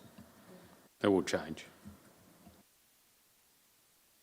Okay, and, well, was there any majors that you're concerned about? That's what we were just Well, that's talking what I'm about. that's the question I've asked, and Yeah, I so- got the, So not so really an the answer. year-end transactions are actually budgeted at the year end, but they are variable depending on, a lot of them are interest rate based, a lot of the fair values, so depending on what the interest rate is today, could have been different to what we'd forecast. But I don't anticipate that there is major. If, when we find out, we can bring into the July meeting any variance from where we are. So July will just be sort of a update around where we've got to by that point in time with our June year-end transactions. So we'll do those in the first couple of weeks. And so then it won't be a full June report, but it'll just be almost like a heads up as to where we've landed.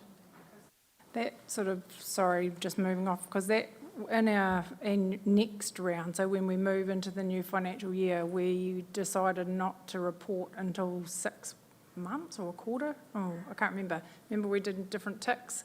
So how are we going to pick up changes in the next financial year? Because our reporting's changing.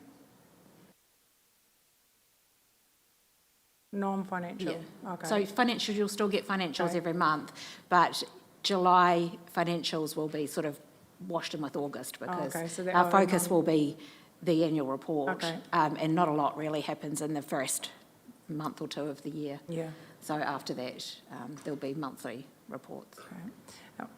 I'd like to think something happens in the first couple of months, but anyway. Shouldn't be too far from budget. I'm just looking at the major capital projects that remain, probably not a question for you guys, but do any of them remain at risk for delivery, according to obviously the budgets, and what impact will that have on next year's program that we're obviously going to sign off later on? So when we relooked at the year-end capital, we did do a quick kind of reforecast at that for where people were at the end of May. So they should be relatively in line with that forecast now, and any changes were put through to carry forwards if necessary, which then flows through into the budget for capital. Whether it could have been a savings or a deferral or something like that, but they have all been put there.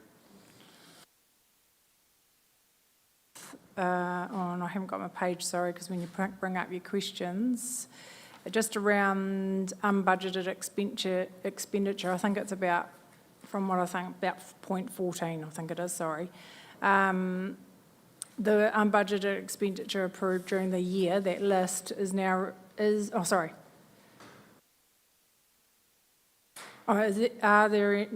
are no further significant pressures anticipated, so like as we close out.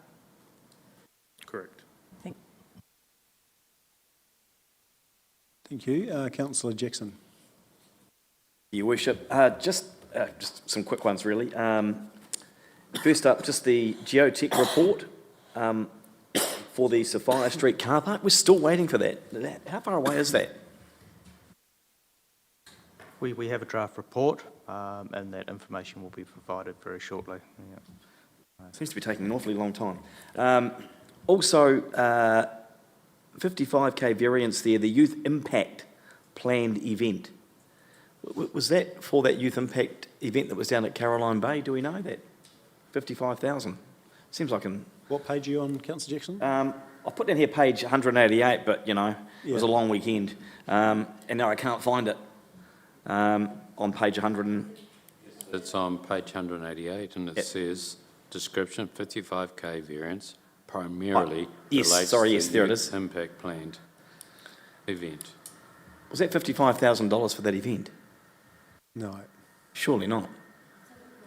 We got corresponding funding for it too, because I had a similar question and then found in the notes at the front that we got some funding in to match that expenditure. Okay. Yeah, it's... No, it doesn't.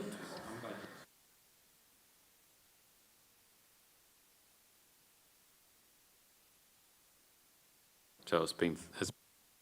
Yeah, so that could have been, we might just have to check with Jess, she'll be able to... As far as I'm aware, it's also including the the career day Yeah. as well. It's I a would think mixture of so. a couple of Oh, things. okay. So it's not just that event, okay. No, I would think so. And that was some money we got separately. Yeah. The other question was just on the hangar lease ongoing discussions. So again, when are we expecting to have some sort of resolution on that? We've had several several emails back from the hut holders who are asking all sorts of questions. Hangar holders, you mean? Yeah. Yeah, hangar owners, so we're still going back with answers to those. Ongoing. Ongoing. Yeah. And the final one there was just for a bit of clarity for myself. Are solicitors' fees under budget used as required? So what does that actually mean? What it means is that we have an in-house lawyer who is saving us a fortune. And everything goes through that person before we go out to any lawyers. Okay, thank you.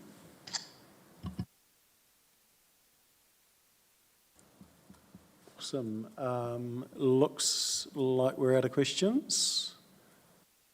If so, can someone move that we receive a note? Councillor Jackson, Councillor Pye. I'll put the motion. All those in favour, please say aye. Against, carried. So with where we are as far as timing and relative to what we need to give these specific agenda items time-wise, we're going to break now for lunch and we will come back at 1. 1 o'clock will be 8.8, which is the Timaru District Holdings Limited divestment of Alpine Energy, and so we'll make sure we start being on time. So Stu, 1 o'clock back. Awesome. Thanks. Please adjourn.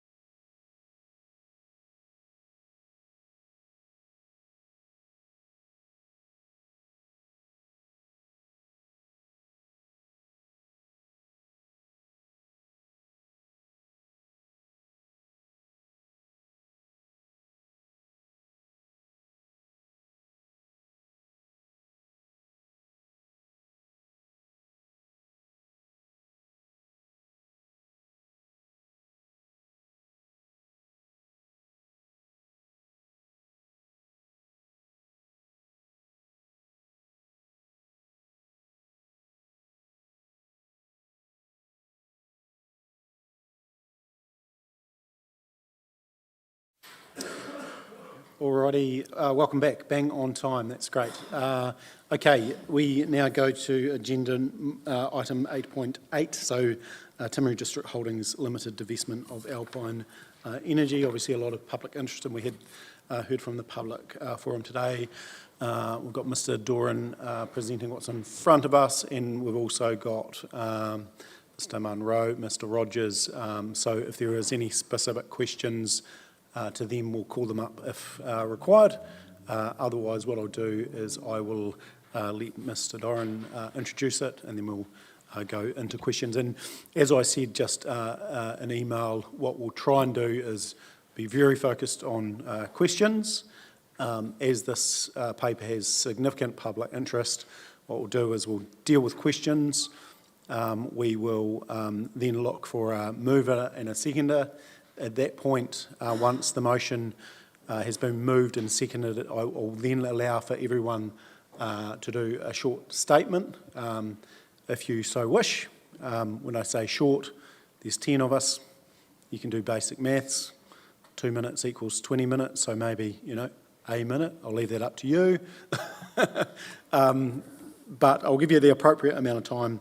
But if we can just keep that to standing orders when we get into that part. So I'll go now to you, Mr. Doran.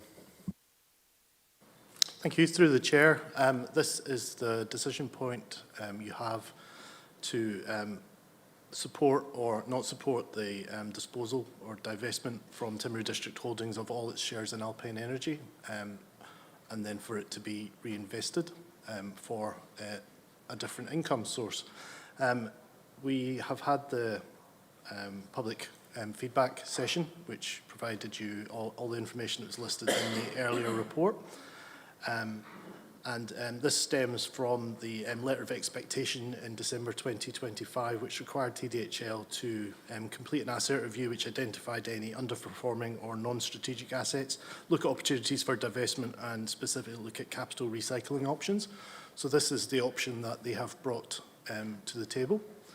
As I said, we've put it towards the public. We've had nearly 80 responses, and we'll take the rest of the report as read, and Mr.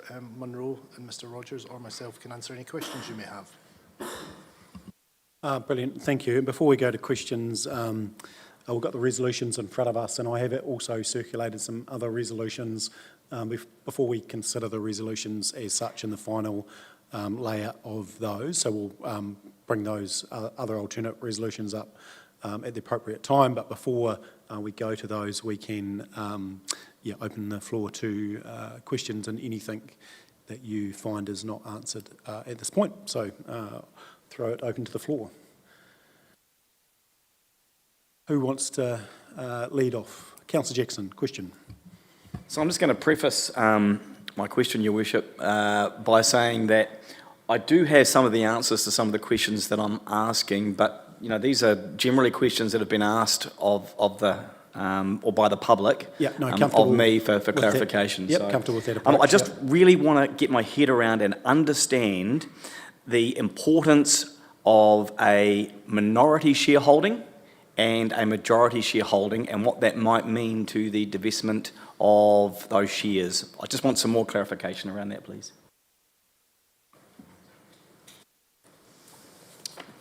From the divestment of the shares, having a majority or controlling interest in the company would probably have it as a premium, but depending on what other shareholders do to the future, that could be part of any contractual negotiations happening in the future. It's not a deal maker, it's not a deal breaker at this point, and there are sort of margins of safety you could put in there, so you weren't, you didn't lose out from making a decision at this point. So just for context, your question is relative to selling a minority versus selling a majority. Yeah.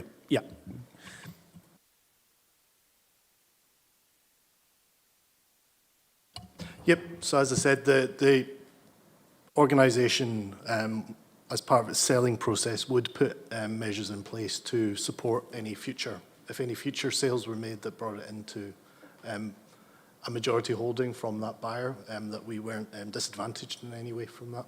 This is all part of the negotiations that would form part of a future sales. a future sale. At the moment, the decision you're making is to sort of start the process from TDHL. It's for the benefit of TDHL to get the best price possible, so they will be acting in a commercial manner to get that on your behalf. So what I don't quite understand is then, if we sell a minority shareholding, then does that mean that the other shareholders will have the benefit of knowing what that price is? So therefore, they would get more for their shares. Does this make sense? They get more for their shares per share than we would get for ours. Not necessarily or automatically. We can put something in place called a ratchet clause, which means that we are not disadvantaged by any future sale that happens. And it depends also who the buyer is. There's some buyers that you may be able to protect yourself, you know, in that regard if a minority's sold and then someone comes in and wants to sell their shares as well. In an ideal world, we would have another partner and you may or may not get a premium, but you don't actually know that until you're actually receiving offers. And probably the key thing that we have to go through by is the valuation, and then where that offer is versus the valuation. So, yeah, it's all a matter of, yeah, context. So imperfect. It's not hard to give you an exact answer. It's not a science then? No, I don't believe so.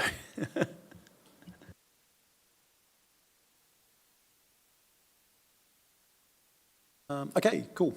Thank you. And further questions? I know we've actually received a lot of information, so I'm conscious that people will have done some thinking. So, Councillor Thomas. So just further on that, has there been any, like sorry, Chris, can you yes. just move your... So yeah, thank you. in the information that we've been provided, there is a suggestion that the value that we would sell our 47.5% shareholding would return $130 million. That's a mid-range, okay? So has there been any research done to indicate what that value might be, our shareholding, if there was a majority sale, a coordinated majority sale of the shares? So picking up on what Councillor Jackson has said, and if so, what would the value be? Again, we can only value on what we own. We can't presuppose what the value of the other shareholders are or that sort of thing. But again, we would try, TDHL could probably answer more sophisticatedly, but we will aim in our commercial or their commercial negotiations with the buyer to ensure that we are not disadvantaged through this process. Sorry, team, did you want to add something to that? There has been modelling done on minority versus majority sale process. But I think overall, you know, it's not the major consideration in front of us right now. It's one of those things that we've got various mechanisms and various options and various avenues to pursue to maximise value, and what that value is in time will be revealed. But to pick that apart now is impractical. And noting that the 130 is a mid-range point of 120 to 140, there's a sale process and negotiation to undertake, and market tension and the ultimate price will be determined by the market and the competition. Also, you've got to think about the willing seller and the willing buyer. So once someone If I could clarify my question, are we selling, is that mid-range point discounted because a coordinated sale would get a higher value? And if so, have you done some modelling around that, and what would it likely be? That's the valuation, no discount.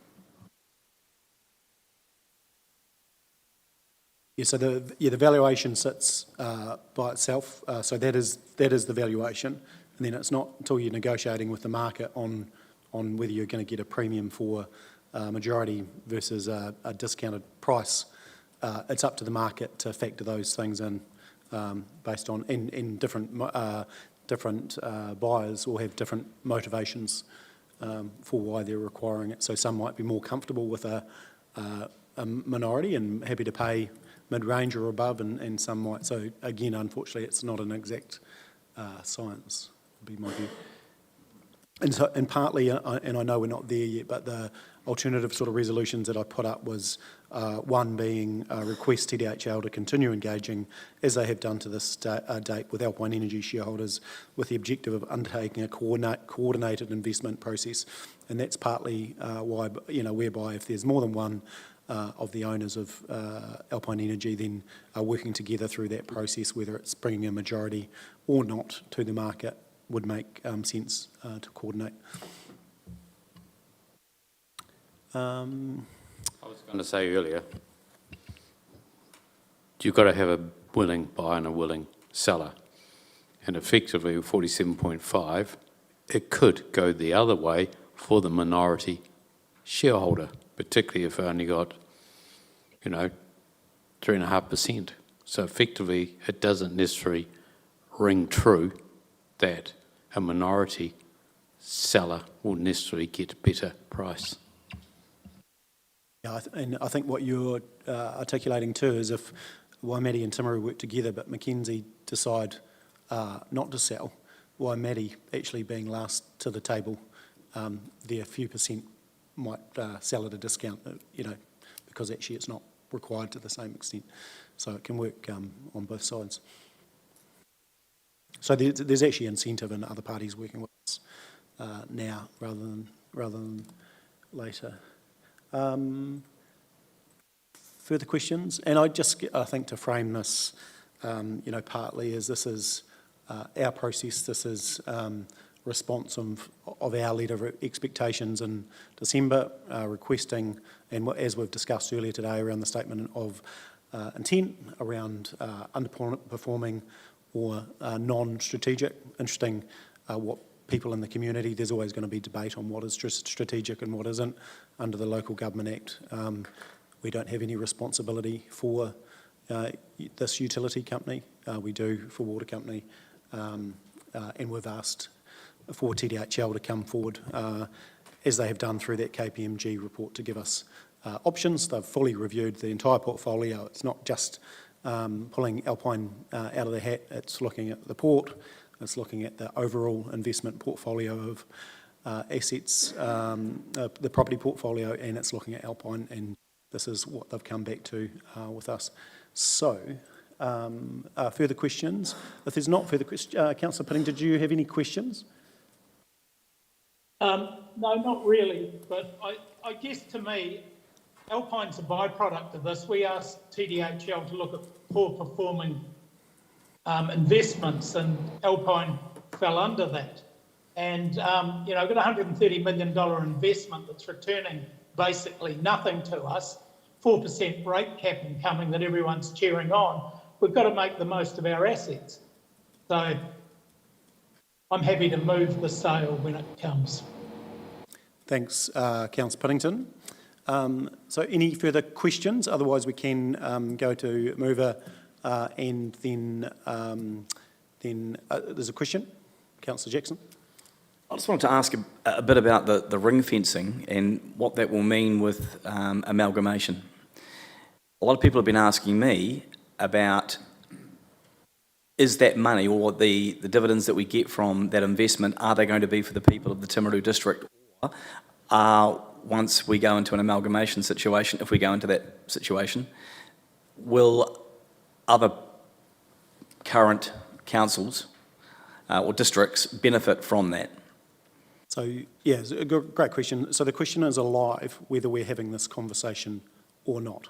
So take actually selling out, we've actually got assets, whether the asset is Alpine or whether it's an investment portfolio. So that question hasn't been answered now. I think there's different views. We're speaking to a former deputy mayor who was around, and that was out at the Temuka drop-in, who has worked through that 1989 consultation, and at the time he talked to, interesting enough, he talked to a Temuka ring fence fund. He didn't talk to a Geraldine ring fence fund, but he talked to a Temuka one, and he said that was really hard work for governors. And his view was actually all parties actually go in and you don't ring fence at all.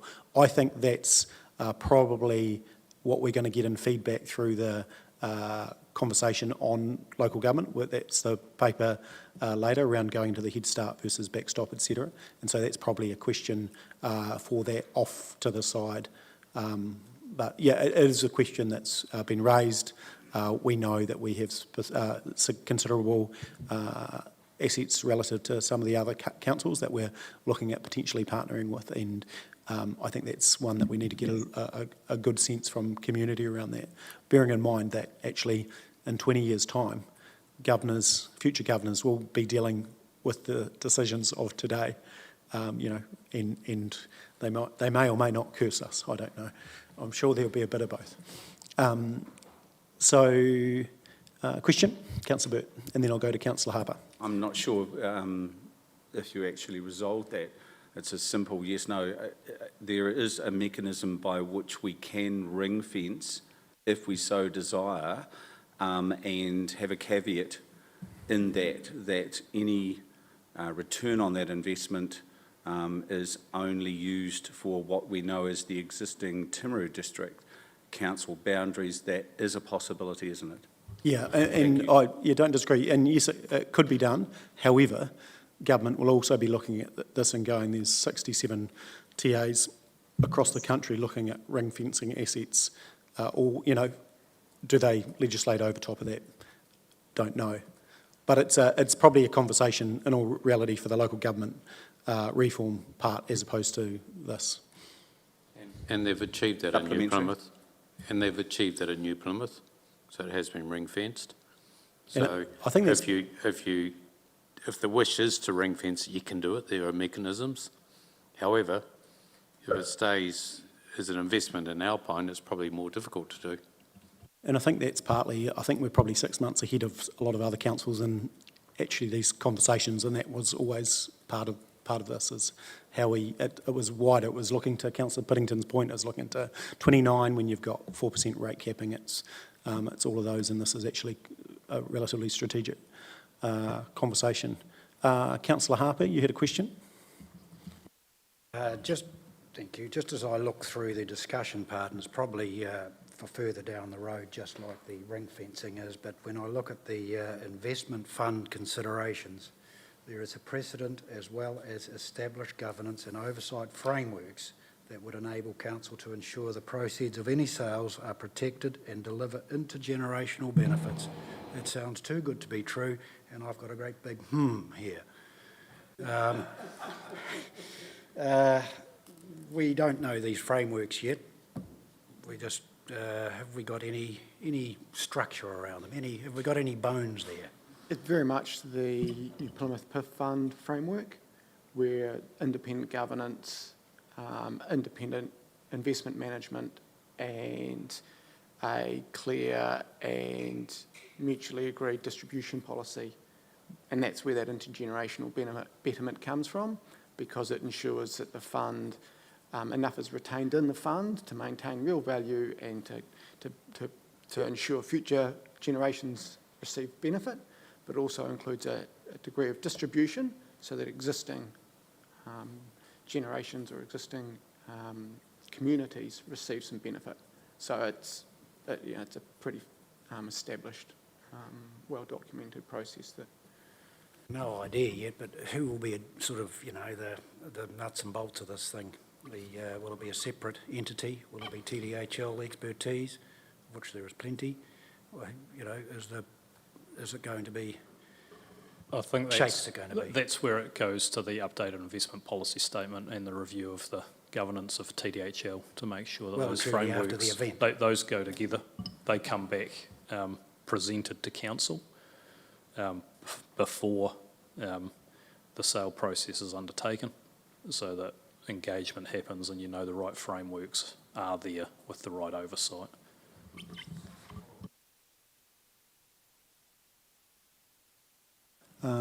Councillor Pye, and yes, and so we've just put up those alternate resolutions as well, just for the viewership, and we can have a quick conversation once we deal with questions on those.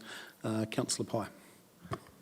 So I think the main question we have to ask ourselves first, and it may or may not be reflected in these resolutions, is who actually owns the fund going forward.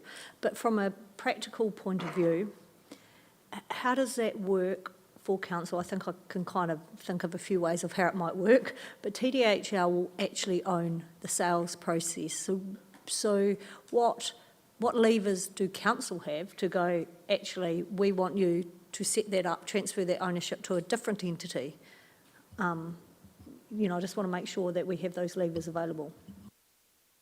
As 100% owners of TDHL, you, through a letter of expectation, you can achieve that. And I guess further to that too, up there in the resolution, request TDHL to conduct a divestment process at arm's length basis, but B, in the best interest of council as shareholder. And, those words, they rhyme with the wording of the Local Government Act, they rhyme with the purpose of CCTOs. Ultimately, as Nigel says, we're 100% owned. We're here to act in council's best interest. So my other question is, and there's been some talk about this and some reports in the paper and that, but I just want to hear myself. What kind of discussions have you had or not had with the Lions Trust, and what do you think their future intentions are regarding their ownership, and even do they have a choice, because their trust deed is quite strict, isn't it? We've had continual engagement with all our shareholding partners to ensure that we all understand our positions. In regards to the Lions Trust specifically, they operate under their trust deed. They've got a requirement to review the ownership every 3 years. Then, if their board views it appropriate, they need to go out and engage with the consumers to see in regards to maintaining ownership or selling. That's a trust position. I can't speak on that, and I don't know what their view is. So my understanding is that would require a change to the trust deed and a 75% support. So the community really has a say on whether that gets sold or not. Am I understanding that correctly, do you think? They definitely, the community have the say. They have the vote on whether it, yep. And I think that's the difference too. That's a genuine community-owned asset versus a council-owned share. Right, so questions, Councillor Scott. I've just read the new recommendations up there, and I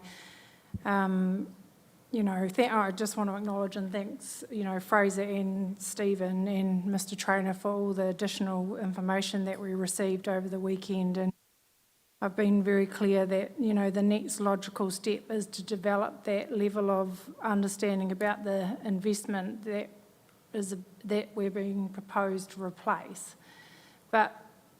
And my expectation is that we will develop that ownership structure, or understand that tax liability, or develop that governance framework in line with the to the sale. And I feel quite I'm disappointed that those recommendations haven't been listened to today, and I'm quite disappointed by that. That's an important piece of work for our community. That piece of work is done in parallel to any sale, and it's not there, so I'm pretty disappointed.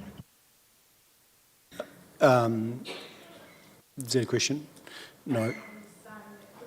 No, and the... The new set of recommendations And the feedback on that specific one was that it was actually parallel to the process as opposed to... No, that was to get rid of the board matrix, and I feel like, the recommendations that were, had been put around doesn't reflect that conversation, so. The only one So- that's... So could I try and answer that? So effectively, as CE, we have a decision today to be made whether we do this or not. Then in the next proceeding, probably 6 months before we actually get any bids, that will be worked up in terms of what is the very best vehicle to put this fund into. Whether it's TDHL, a council or something else, that needs to be worked up.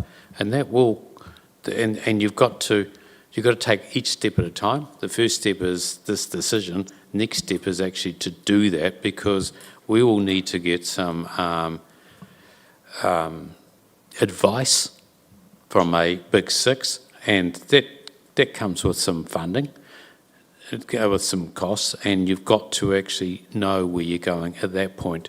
And then the bid, wherever it comes from, you make that decision based on that, knowing what you're doing with it then. Mr. Traynor, you can tell me that, but show me it. And there is nowhere that it shows in these recommendations that that is what we're going to do. Councillor Scott, what I'll do is I'll forward that other item to the team at the back, and we can put that up, and we can just have that debate on, because the feedback I had to date was that it was parallel, but I'm happy to send it through, and we can just have some conversation on that. I'll just do that as I speak.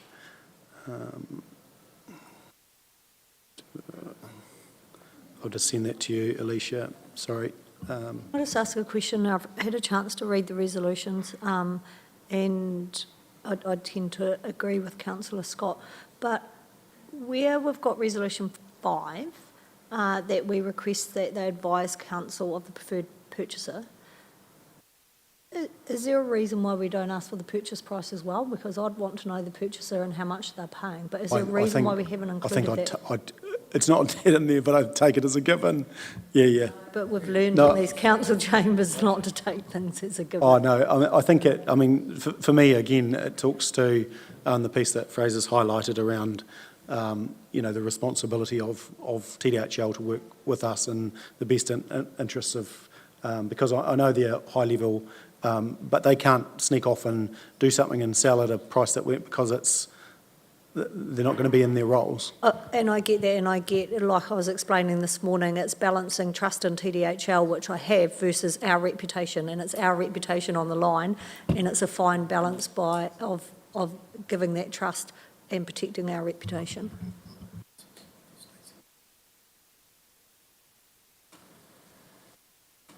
That's right, so that'll pop back up, which we can build into the resolution to debate. Councillor Puddington, once that's up, can you just have a look over that as the mover? Any further questions? Councillor Harper. Thank you. Look, if this proceeds today, what's the ideal way this could go is for it to be sold to a New Zealand-based entity. I think everybody would like that. How do you ensure New Zealand's a very small country, and there's only so many top enders in it who meet each other on the beach round the barbecue. How do we ensure that? How do we ensure fair play? I know. This is relative. Big enough, but still, there's not going to be that many people interested. Well, who knows? There might be plenty. That would be marvellous. There might be. So I think if we leave it on a commercial arm's length basis, and then we come back to council with the preferred purchaser, with the sale offer before it's signed off, that would be the best process. my suspicious mind, I just think about, a little bit of, arm's length for us, but arms around each other for any... Elvis Presley. We can't do that. So we're acting, as we've done the whole time, in the best interests of TDC and TDHL, and we'll be working to get the best outcome for the district. We don't go to those barbecues or go to those beaches. Those invites. Councillor Pye. So Ken, just in regard to that recommendation, with the new recommendations, can we just build that into the bottom and give it item 6 and then push 6 to 7, something like that, and then we can give everyone time to consider that. I just think for me, there's one word missing out of that resolution, and that's ownership. And I think, like I said, that's the first thing we need to determine. So it talks about an updated investment policy statement together with an investment ownership governance framework. I just think the word ownership needs to be in there because it's kind of the first Look, I've got no problem and really happy to support that with change wording and the intent. And again, these are sort of parallel work streams. So yeah, happy to have that tidied up. So effectively, within these resolutions, there's things we're going to be asking TDHL to go and do, and there's things that we're going to be asking of officers to go and do. And so 2 parallel work streams effectively, yeah.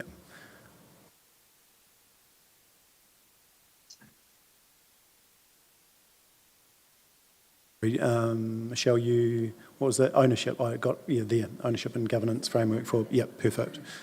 Okay, cool. And if you can just, bring those together, Leash, when you get a chance. So is there any further questions? You still can answer a question, but I will just keep it moving forward if there's no imminent question. So then what we'll do is I'll just get everyone to have a look again at the resolutions. I'll just confirm that Councillor Pittington is happy with those as the mover. I'll just work that through. We're on 2 pages. Okay, so perhaps was everyone pretty comfortable with, is it just the new ones you want to have a good read of? We do need to get this right, so I'll give you time. So maybe let's take a minute on that, and then we'll move to the second. Do you need some glasses, Councillor Harper?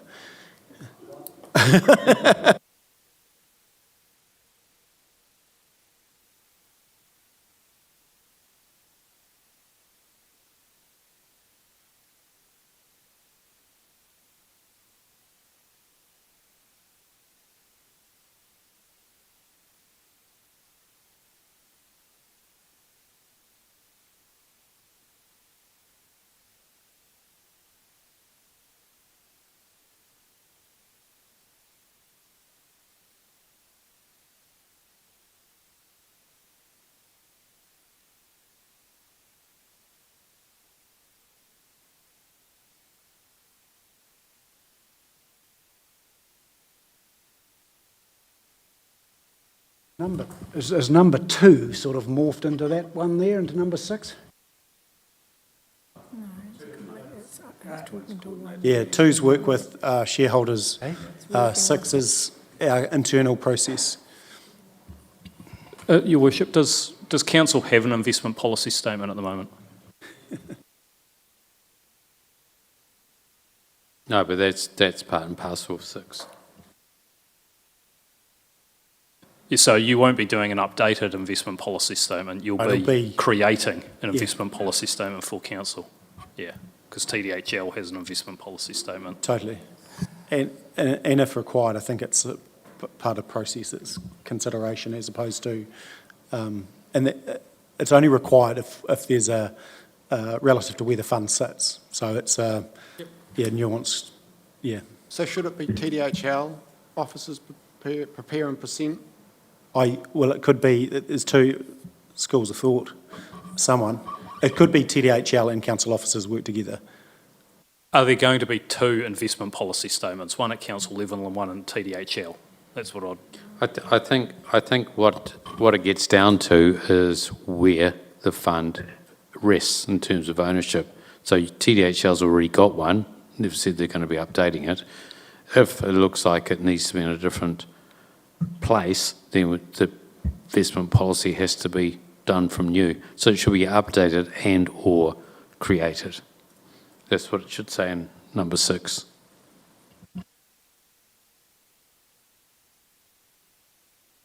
I think what 6 needs to be is finding the best vehicle for protection of the asset, the long-term longevity of it, and the intergenerational factor of it, and that comes with a bit of analysis in terms of other items such as tax.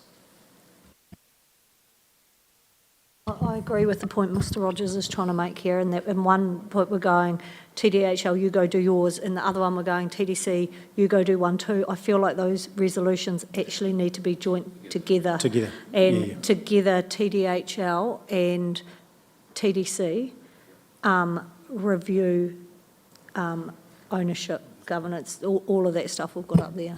Yeah. Yeah, I think that covers it. Oh, see, I know, I 100%, yeah. CFO, Andrea. We do have an investment policy already. It's under our treasury management policy as part 3 of that. So on that, so review.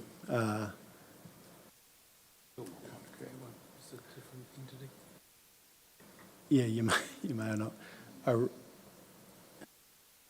What about review the appropriate investment policy statements required? So months of the date of this resolution and review the appropriate investment policy statements required with an investment ownership and governance framework for the management.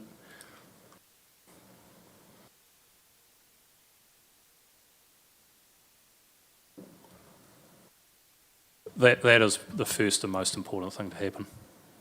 Yes. Because then from there, depending on where it sits, that drives TDHL's review of the IPS and also our own board 100%. governance framework. Yeah. And I think that's, that partly this is it's a work stream of this decision, I guess, but it's about getting an understanding, being able to prove that the best return sits here with all considerations, tax, etc., which is appropriate that we do review at this point. So anything wrong with that as it stands? Sorry.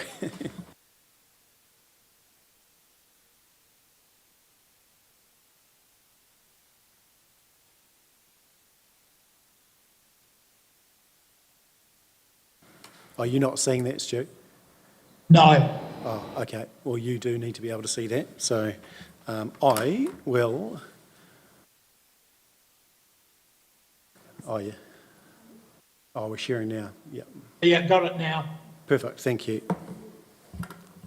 Does that mean we're going to remove one of the previous resolutions that instructed TDHL to go and review theirs, or that will happen after this one because you may need to review based on whether or not you own the fund?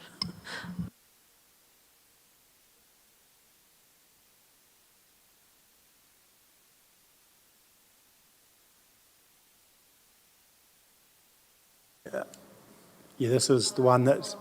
Yeah, no, so this is the one that's had TDHL, then it had council officers, and then we've taken out, put back. Yeah. Yeah. Cool. I think number 6 that we work, just if we can go back to that, just make sure we've got that right, is probably the key thing. Not sure.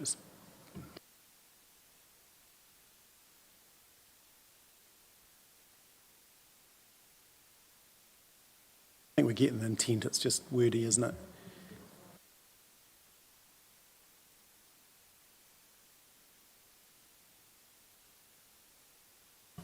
it? Just, excuse me, what would be the time frame for number 2, and can it be morphed into this? Am I getting this wrong?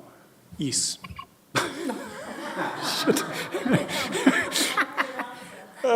Any further quick? No, I think that... That's usually how I return an email. I think they're two different things. So there's... I think... So the two is that general shareholder relationship, which is collaborating. If there's other parties wanting to bring together a sale, we do it in harmony with each other in the same process. This is focused around all the work that council needs to do around if we were to sell in the investment fund, all the work that we need to do around SIPO policy statements, all that sort of stuff aligned to a new investment.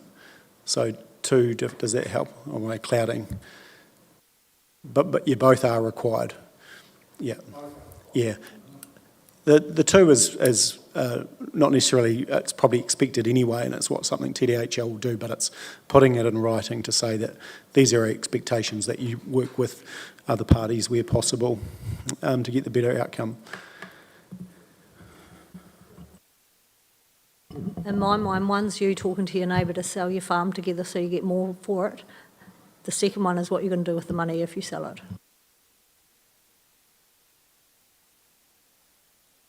Oh, sorry, I don't have farmer speak. It's a language I haven't learnt, farmer speak. So.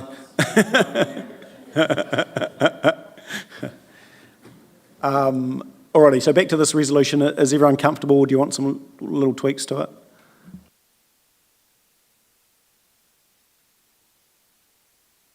Councillor Piddington, are you fine with that? Yeah, I'm happy to move that. Okay. And I'm happy to second that. Perfect. I'll give a reason for it. Yeah, no, perfect. After. Okay, we have a mover and a seconder. Based on that, we will now move to any discussion as such. So no questions focused on reason. So I'll ask Councillor Piddington first as the mover to speak to it, and then I'll go to Councillor Wilson, and then we will go around the room. Yeah, as I said, I just think Alpine happens to be a very poor investment with no return and nothing likely to come in the near future. For those concerns, I have listened to those that are worried about power prices or line charges. It's probably the most highly regulated environment in New Zealand.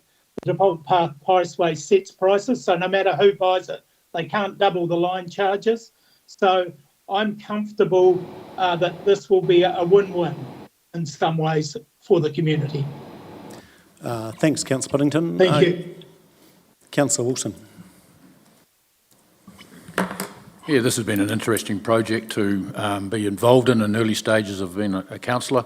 I just want to say I've done my best over the last months to listen to as many people as I could with their opinions, and you get plenty of them. And I think, I wouldn't be making this decision based on just listening to other people. I think what crystallised for me was the workshop that was held just recently when Toby Stevenson spoke, and a couple of things that were said there that just resonated with me, and it really crystallised my own view, and that was that the ownership of the shares does not affect the price, the line price. And then we learnt more about how regulated this industry is. Like, that was all new to me. I've never dealt with this before. And so how restrictive that is regarding pricing, and that the ownership doesn't change that. That was one thing. The other one was, I did ask the question when Toby was speaking that who would want to buy something that we're trying to sell, which is the Alpine Energy, and he said, and his words were, the buyer will be a patient investor. In time, they'll achieve regulated revenue return, and they'll be happy with that. So I thought about that afterwards and thought, well, I don't feel that we need to be a patient investor. I think we've got things to be done for this district. I think that we can do some exciting stuff into the future by utilising this fund for economic and community development. I'm certainly not I'm not in favour of this just because of the rate cap. That's not my driving decision maker. It's more to do with, I'm more excited about some of the things we can do about enticing and encouraging new business activities into the district and other things around that. So I'm very clear. I think this is going to be an exciting opportunity to do something great. Thanks, Councillor Wilson. I'm happy to speak to it as well. Look, I again support the resolution. I was here in 2018 along with Councillor Burt, and it was a lot tougher than it has been this time around. And I think, there's a lot of, there's misinformation out there, and I think there's some people not understanding what the end goal for this is, and there's still things to work through. We have very much said it's around that ring fence future diversified fund. We still need to work through, where it best sits, etc. However, the regulatory environment enough is, in itself is enough for me to say this is a good thing. I'm conscious, and I'm hopefully through this process, that actually consumers will be more aware of the regulatory environment, the same regulatory environment that is coming for water assets. And so people will understand that actually it's going to be the Commerce Commission setting price around assets with protection of consumers in there as well. I think this has been very much around a good strategic conversation. I think we're probably one of the councils that are leading this sort of work early in the year. When I talked to, I've probably gone over my own 2-minute warning, so I'll extend it for you guys. Early in the conversations with local government reform, no one had thought about this sort of stuff, but there's councils are big asset owners on behalf of community, and we need to be good stewards and do the appropriate thing with them. So it's always been strategic with what's coming for us. I think we, as current owners, stewards of these assets, have to be really conscious around protecting that investment. It's a lot of money. You don't make these decisions lightly. This isn't just a get out of bed and make a rash decision sort of thing. There's been a lot of thought go into it. I just want to caution also that this is a long process. We don't have any offers. It's going to take some time. It's a 6 to 12 month journey. We will keep the community updated as best as possible. However, it's commercial negotiations, and they're not going to happen in a council chamber. So I just caution the community that bear with us, this will take some time. And who knows, there might be a seller out there that is willing, if it goes through today, that's willing to pay an appropriate price. There may not be as well, and then, it might be off the table.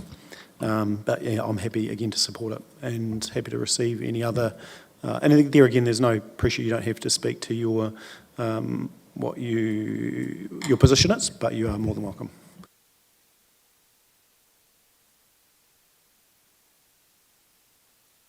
Councillor Jackson. I certainly got into council knowing there were going to be some tough decisions to make, and this is certainly one of them. Funnily enough, I ran into someone just the other day at the workshop who said to me the only person qualified to make this decision is actually Councillor Pye. Other councillors might disagree. Look, I'm certainly no expert. I mean, I've got a Sharesies account, and that's about my lot. So, like I say, this is a pretty difficult decision. I've read all the submissions. I've attended all the workshops. I've listened carefully to the expert advice, and I've tried to approach this with a really open mind. I know what's gone before, and I'm very cognizant of that. Also, I want to acknowledge the work undertaken by TDHL. We went to you guys and we said, come back with something, and you have. So thank you very much for that. Appreciate the professionalism in which you've carried that out. And look, there are persuasive arguments for both sides, and I accept that a well-governed, diversified investment fund has the potential to produce stronger and more stable returns than Alpine may be able to deliver while it undertakes what is significant investment in its network. I think it's 430 million that has been bandied around. I also accept that the electricity distribution is heavily regulated, and so I totally endorse what you're saying there, Your Worship. It is a regulated industry, but local ownership does not necessarily equate to operational control. However, I keep coming back to two questions. Firstly, do I have enough confidence that the modelling and assumptions clearly demonstrate that selling today is going to leave our community better off over the coming decades? And secondly, is now the right time to make what will be an irreversible decision when local government reform and wider structural change remain uncertain? For me, the answer to both those questions is no. It doesn't mean that I oppose the concept of divestment forever, but it means that based on the information that I've got so far, I'm not convinced that selling a significant community asset is the right decision at this point in time. Now, you mentioned, Your Worship, that we're the owners. Well, I don't think we are the owners. We're custodians of community assets. Sometimes that means making some bold decisions, other times it means recognising that once an asset is sold, that decision cannot be undone. So I believe the prudent course is to retain the shares for now, continue to improve our understanding of the long-term financial comparison, get some greater clarity around the future of local government, and then revisit the question and then make a decision. Well, I feel I'll be in a better place to make a decision on behalf of the public. I just want to let the public know that I've done all the research I possibly can and made a carefully and respectfully made decision for the long-term interests of the Timaru District. So I'll be voting no. I don't support Timaru District Holdings Limited commencing a divestment process for its Alpine Energy shareholding. Thank you. Thank you, Councillor Jackson. And owners and stewards of the asset is what I said. Who else wants to have a go? Councillor Pye, thanks. Thank you, Councillor Jackson. Whilst I thank the member of the community for their views of my decision-making, I think they've underestimated the work and dedication that the other council members have put into this in order for them to understand it and make a good decision. And Sorry, Councillor Jackson, just your microphone. Thanks, mate. I think everyone at this table is perfectly capable of making a good decision here. I want to thank the submitters. I think there were some really good submissions in there that raised some good points, both for and against the sale, and it definitely made me think about, the gravity of the decision we're making and some of the more information that we may require. I think we've had some really good information from TDHL and council officers, and the workshops that I was able to join online, I think were of huge benefit.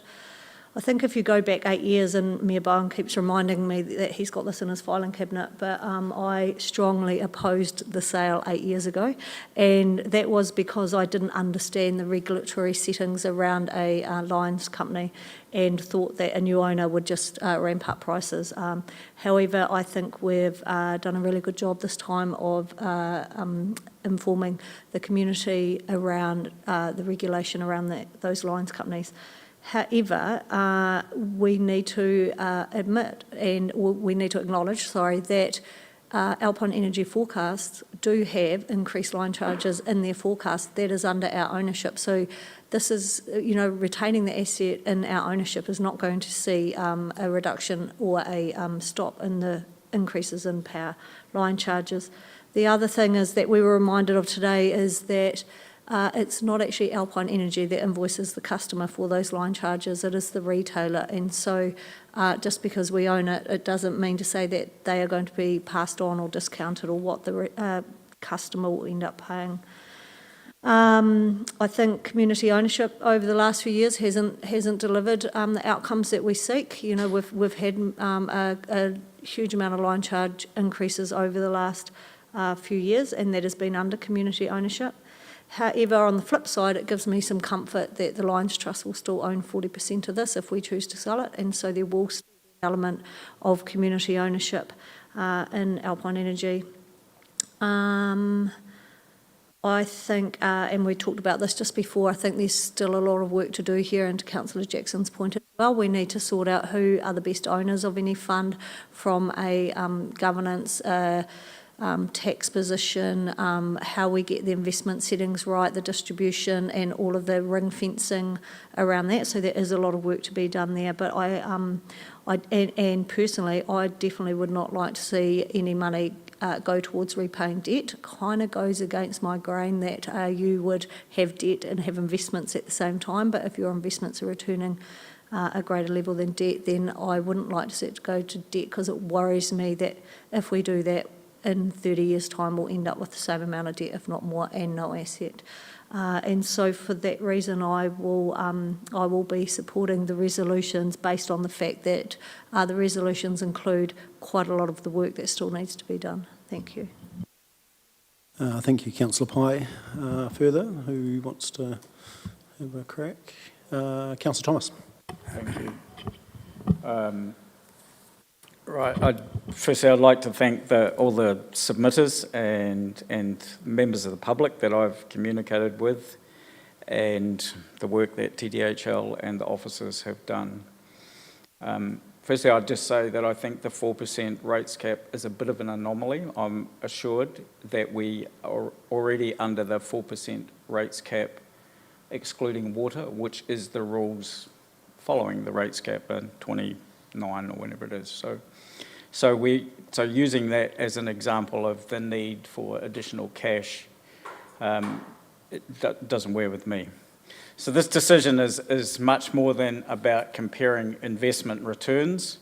If we look purely at the numbers that we've been given, a diversified investment fund would most likely outperform Alpine over any measure of years, certainly the smaller ones. And, you know, my research suggests that it would generate a higher income and probably higher capital growth. But for me, that's only half the story. We're not simply deciding between two investments. We're deciding whether to retain ownership of one of South Canterbury's most important infrastructure assets. And the greatest risk is not an investment fund that performs poorly. The greatest risk is governance. And I know there have been some suggestions in the resolutions as to how we might actually mitigate that risk. But once we sell these shares, they are gone forever. And just like in possibly a decade, excluding Councillor Burt, most of the other councillors are probably gone as well, so he might still be around though. But they're gone forever, those shares, maybe councillors as well. A future council might decide to spend some of the capital to fund projects just to fill budget gaps, and that has been sort of not exactly said, but that seems to be a feeling that I've definitely heard, and certainly members of the public have said that to me, that that's what it's going to be used for. Another council, a future council, might change the investment strategy. Over decades, the fund could gradually be eroded, and we could, you know, would have converted a permanent community asset to something that's just much easier to consume. So contrast a fund against an ownership stake in Alpine Energy. It's an intergenerational asset. It's difficult to sell, as we know. That's exactly what protects it for those future generations. There's all these other benefits, I believe, that don't appear on the spreadsheet. So we do have some degree of local influence over electricity infrastructure, local electricity infrastructure. It does support and is a really important part of regional economic development. It is ownership of an essential service, and there's also resilience through holding a real infrastructure asset rather than a financial portfolio. So for me, I had a number of questions. Which investment return, gives us the highest return is not the right question. It is, should Timaru District Holdings exist primarily to maximise financial returns or to safeguard key community assets on behalf of future generations? And for me, as I said, this is an intergenerational decision. We are only, I'm going to borrow your word, I think, we are only temporary custodians of those assets that previous generations have built up. We should be very cautious about making a decision that cannot be reversed. And for me, the decision therefore comes down to, should TDHL exist primarily to maximise investments returns or to safeguard our assets for the long-term benefit of the district? And I believe that they should be there, or a key part of why they're there is to safeguard our infrastructure assets, and that's why I will be voting for number 7, which isn't on, I can't read it out, so. No, against sale. Thank you. Thank you, Councillor Thomas. Who wants to go next? Councillor Scott. Thank you. For me, this debate has never really been about whether Alpine is a good company. We know it is. And nor has it been about whether electricity network requires significant investment, and yes, we know it does. The real decision before us is whether replacing one intergenerational asset with another will leave future generations better off, which I think Councillor Thomas has just talked about. So if Council was proposing to replace one strategic asset with another, I believe the replacement investment should be developed with the same level of rigour and transparency as the analysis undertook on Alpine. I'm comfortable with TDHL commencing the work necessary to assess market interest and proposing the sale process. What I am seeking is that alongside that work, Council receives a detailed investment and governance framework for the proposed managed fund. That should include matters such as investment framework, governance arrangements, distribution and capital preservation policies, together with the supporting analysis that demonstrates how the fund is expected to perform over the long term. We talked about ownership models today, we talked about tax, and I just want to acknowledge and thank my fellow councillors for supporting recommendation number 6 today, as outlined. For me, this isn't about deciding whether to sell today, it's about ensuring that before Council makes any final decisions, we have a clear understanding of the investment that will replace them. These shares have been held on behalf of our community for generations. If we decide to replace that ownership with a managed investment, then I believe we owe it to future generations to understand the replacement investment with the same level of rigour and transparency as the asset we're proposing to sell. The proposed fund, in my view, is solely for the benefit of the ratepayer. I'd just like to thank my councillors for the support of that approach today, and I acknowledge that this is a huge decision on behalf of our ratepayers, but I support the recommendations in front of us. Thank you, Councillor Scott. I appreciate that. Councillor Shannon?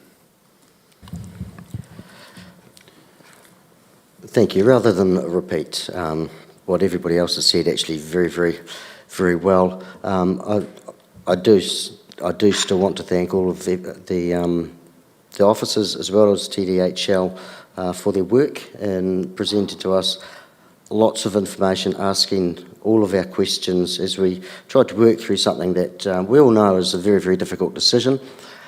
But I've been most impressed with my fellow councillors who you could talk to each other all over the weekend at any time of the day, I know it, and you knew that they were reading the same thing you were. It was a lot of stuff. And I also appreciate the feedback that we've had from the public, not just what we heard and read today, but those that have come to see us over the last few weeks. And to be fair, those conversations have been more valuable than just considered letters and presentations. Having discussions with the ratepayers around the district has been very informative, particularly from discussions with those that were here 8 years ago that went through the same thing. One of the things that I'll perhaps mention, which hasn't been mentioned yet today, was I'm also, in addition to thinking about the future for our ratepayers and what's going to be best for the district, whatever shape or form that's in, is what is going to be best for Alpine. And I know that as shareholders in many of these large organisations, be them electricity suppliers or whatever, some of what they're trying to do is constrained by who their shareholders are.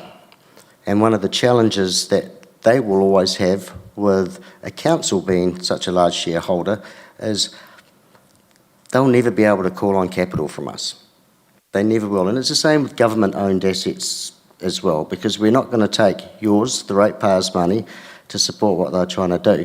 So it comes down to the cost of capital for them. So I had to consider who is going to be the best owner of Alpine to help ensure that they can achieve their $400 million goals in the most competitive way that in effect can be more beneficial in terms of pricing for the future electricity consumer.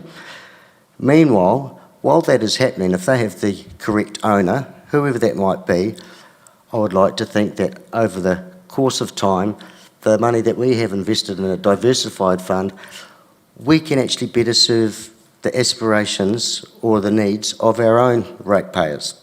So it's best for both as far as what I'm concerned, and the best way to achieve that long term would be the same as what I've done with my children as they've grown up.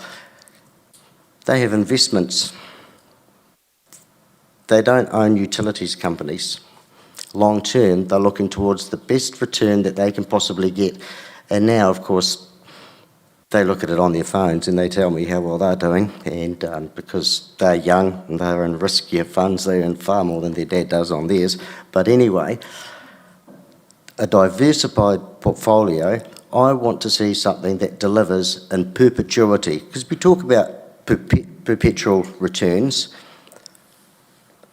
This is something that can potentially forever deliver back to our ratepayer. And that, for me, is why I support the recommendation. Thanks. Thank you, Councillor Scott. We'll keep... Councillor Scott, Shannon. Sorry, I'm just so informal of me. My apologies. Calling you by your first name. We just need to tidy up something in behind the scenes that might conflict with the Constitution, but I'll... oh, is it fine? Okay, no, that's right. So I'll keep going. I think Councillor Burt and then Councillor Harper. So I'll try not to repeat everything that's been said today. It shows probably me coming up now the end here, the level of intent and work and critical thinking that has gone on through this process by my fellow councillors, ably backed up by the work that was done by staff and by TDHL, and things changed through that, and the context for certain aspects of it changed, and we had a lot of work to do around it. And I understand decisions both ways. I come from a context where the last time I was in the council and we made this decision, the catch cry was we were selling the crown jewels. And back then that wasn't fair and it wasn't true. But this time I can confidently say hand on heart that the work that's been done, the knowledge that's been attained and the ability to know and understand what we're trying to do with this asset and what we want to do from a future perspective has been clearly articulated.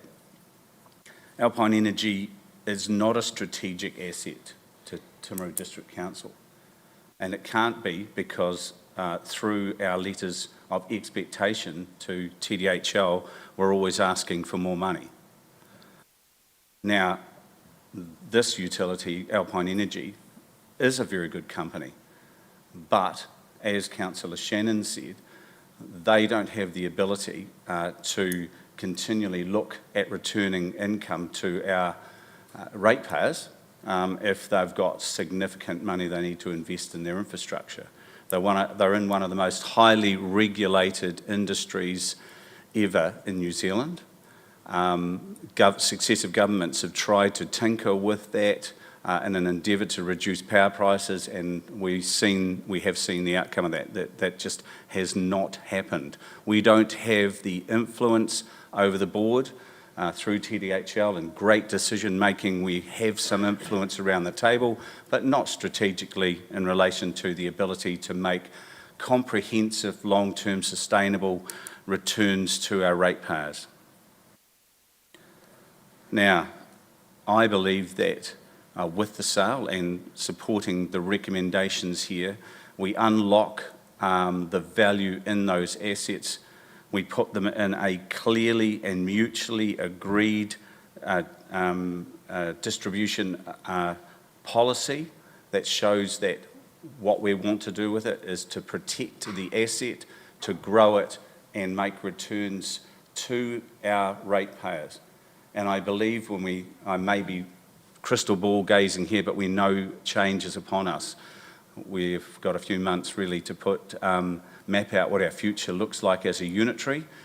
If we don't unlock that investment, anything or any investment or anything we have in Alpine will be diluted among other councils when we amalgamate into a unitary. So it's going to be lost in terms of its actual value to the Timaru district. If we clearly map out, articulate it very well, and understand where that investment needs to go, and ring fence it appropriately, which we've heard today is a possibility under the New Plymouth proposal, then that money can be ring fenced for what we know as our Timaru district, and it can offer an investment in return to our ratepayers as we know it today. There's been some really, really clear ideas come out today and reasons, and without further ado, I'd say I'm happy to follow the recommendations for the divestment process to be undertaken, and I clearly support Councillor Scott in relation to that work that needs to be done so we understand how that process works. Thank you. Perfect. Sorry, which Councillor Scott are you talking about? No, all good. Thank you, Councillor Burt. Councillor Harper. Thank you very much. Look, since the 11th of December, the letter of expectations has set this train in motion. There are worries and concerns, and I'd like to, acknowledge the submitters. There's been good feedback from our drop-in sessions. Well supported, thank you very much.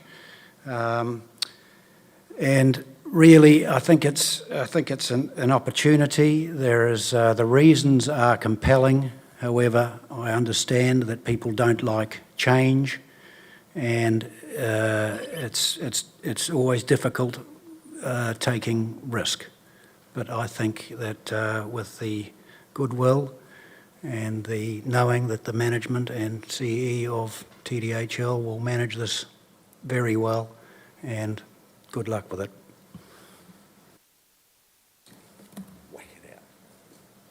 Do you have a preference which way you were voting? No, we're going to wait. That's brilliant. Okay. So on that note, I have a mover and a seconder. Really good debate. I will put the motion. All those in favour, please say aye and raise your hand. And against, please raise your hand. And for the record, would you like that noted? Yep, thank you. Yes, and Stu was for. Yeah, no, we do better get that right. So that is carried 8-2. Thank you, everyone. Great debate. We know this is very, very important to community, and we haven't done this lightly. However, I just want to caution again, this is a long process. It's going to take some time. There's a lot of work that we have to do. There's a lot of work that TDHL has to do, and we've got some other big conversations as well. What I'm going to suggest is we just have a short break to 20 past, and then we'll re-adjourn back, and we're straight into 8.12, which is adoption of the annual plan. Thank you.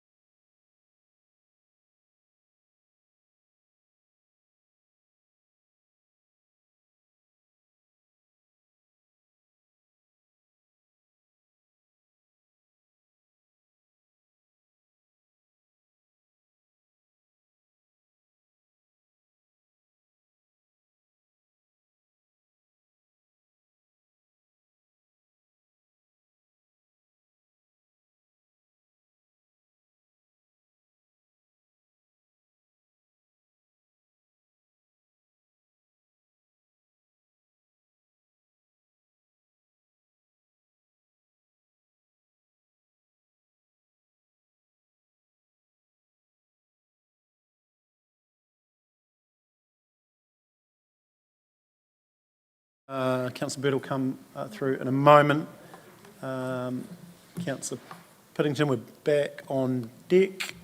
Okay, so we are now sure we achieved everything we need to achieve today. We are 8.12, adoption of the annual plan. Who wants to lead us off? Were you listening earlier, Steph? We got some extra work, an extra work stream for you as well. I did hear that. Welcome.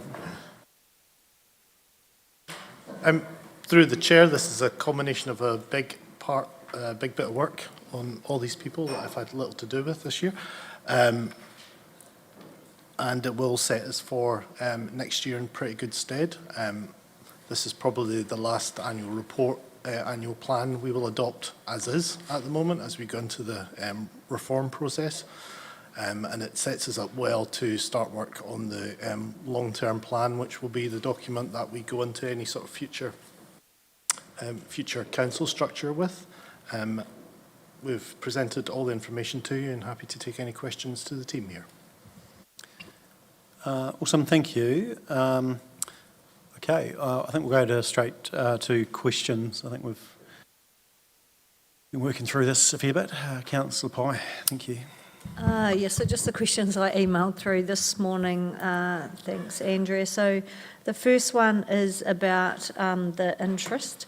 So the finance costs in the Statement of Comprehensive Revenue and Expenses is 11.968 million for the FY27 plan, and it's exactly the same figure for the FY26 plan, which on the face of it doesn't give me much comfort in the numbers. It just doesn't sound credible, so I just wonder if you could explain that, please. Yes, so we did do another recalculation, and since it's a separate module that needs to be done within the budget, the calculation that was coming out was about $10,000 difference. So because it was so close, we just didn't update the module. So it was just, came out to be the same figure. So that's obviously a combination of increased borrowing offset by a reduction in interest rate, and it came within 10,000. Yes. I find that hard to believe, but okay. Mm-hmm. The question I had was about the debt, and Mr. Traynor gave me an answer to that about how, you know, it was out from the long-term plan, but how when we set the long-term plan, we hadn't finalised the annual plan, so we didn't actually start with the right figure in the long-term plan, did we? So basically, the long-term plan financials are started based on November forecast of where we think we're going to be at year end. And so November forecast had our annual plan 23-24 being $264 million. When we actually finished the 23-24 year, our borrowings were only $220 million. So we were $44 million less borrowings at the start of the LTP period than what we had projected in the LTP. I would have thought we'd catch up on that in the first year or so of the LTP.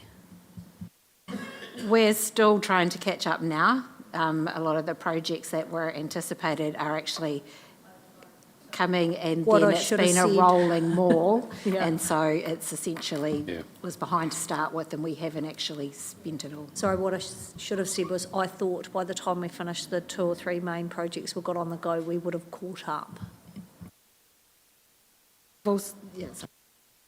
Sorry, then I had the questions around the reserves, the designated reserves and the restricted reserves, and I don't know, like I said in my email, every year I ask this question and we just don't seem to make any changes there, but I just question, you know, we have a table of reserves there, why, but they're not getting updated, or we're not utilising the reserves, and I wondered why. So the actual reserves used are updated at year end in the actuals. For a high level comfort, this one here will be that the annual plan, the activities link through to the general depreciation reserve. They're not split out like they are in the annual report, which will cover off several of those. And as for the other restricted reserves not being utilised, so the ones that could be utilised primarily relate to requests for library and museum. So we did sit down with then GM Michael Priest, discussed it with him, and then said we want to clear these out as much as possible going forward. But obviously with changes in the team, we'll have to kind of reiterate that. I guess, and I've said this a number of times, it's a lot of, obviously some of them have got restrictions about them, and I don't doubt that. But if some of them are there and we can just tidy them up, especially as we go into, Head Start discussions and things like that, I think if we can tidy these up or transfer them to another local entity that can manage them on our behalf, will be much tidier going forward than, if we've got 5 or 8 pages, however many we've got, in other councils that we may or may not join with. It's going to be pretty unwieldy. Yeah, so that's on the work plan for this year, part of the long-term plan process as well. There was a question around the depreciation reserve not adding up to depreciation. We don't collect $43 million worth of depreciation because NZTA fund about 8 or 9 million, so that's the difference in your depreciation. The ring fencing of the social housing, at the moment, it has been going into just the general depreciation fund as opposed to the depreciation fund for the social housing. What about the dog pound? Why aren't we showing that coming out of the dog control reserve? So the dog control reserve is more about ring fencing their surplus and deficits from an operation perspective. Their depreciation on their current dog pound will be partially used to fund the building of the new one. Or I didn't see anywhere where we had any disclosures about meeting our financial strategy with the percentage of rates to revenue, and I know I've asked this twice and I still don't get it. And I don't know that I'm that stupid, so I'm obviously missing something. So but how does that debt servicing one be 8%? I would really appreciate if you could send me the calculation, because I'm really missing something here. Yeah. So the first, a lot of council set the following limits on total borrowing. Those limits Can we have the page, please? Page 85. That's 85 of the individual report. That's not 85 of the, because I started reading this before the agenda was published. So this is around the benchmarking percentages. So there's benchmarking percentages. The net annual interest expense as a percentage of rates is 30%. Net annual interest expense as a percentage of total revenue is 20%, liquidity limit 110. So they are our LGFA covenants set by the LGFA. The 10%, so the same calculation, which is essentially interest divided by revenue minus vested assets, development contributions and derivative valuations, is set by the local government financial reporting and prudence regulations. So that's set as 10%. I don't understand how interest divided by income can be 30% or 20%, and then interest divided by income less a whole lot more can be 8. Like, the maths doesn't work. The 30% is the maximum. Yeah. So you saying So that's that our we're limit. we're well under. Yeah, we're well under. We're well under. Oh, Yes, okay, yes, sorry. yes. Okay. Yeah. So a prudence perspective from the Financial Reporting Local Government Act is 10%. Yeah. LGFA have set it at 20%. Yeah. Because but are we really 8%? I thought our it's interest is about 11. Okay. 11.96 divided by 144. So why would LGFA have a limit set like that where we would be breaking the law if we met it? Like, if we were at 25%? Because we need to be under 10% for... No, yes. Yeah. But if you looked at our long-term plan, we were over the 10% for the whole long-term plan period. So that's... Working our way back down. So, okay. I still don't understand. Yeah, we'll take it offline, Yes. but it just makes no sense to me how LGFA are saying, well, you can be up to 30%, but the Act is saying you shouldn't be over 10. It makes no sense to me. Yeah, it's the 20%. Yeah, okay. Yeah. So, and what about the UAGC? And so a few things. If we're going to sign off this plan, I want to know that A, we're going to meet the law that says our UAGC is within 30%, and I couldn't even try and work that out myself. And I want to know that we're going to meet our LGFA covenants for borrowing, and it wasn't explicit in there. So they're the two reasons why I've been labouring this point, sorry. Yep. So as part of the UAGC, as part of the, as we work through the annual plan process, that's one of the things that we look at on a regular basis, because that is one of the... To go back to something that Councillor Scott used before was, you need to show us, not tell us. Sure. We need to be 100% confident that when we adopt this plan, we are not breaching that 30%. Yeah. So we can let you know what that is. It's about 26. Yeah. Yeah.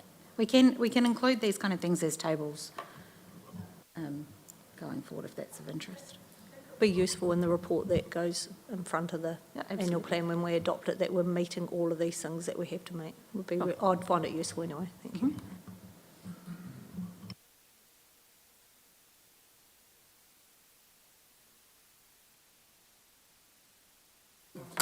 No, cool. Bear in mind that we have to adopt today, so you're all good with today. Yeah.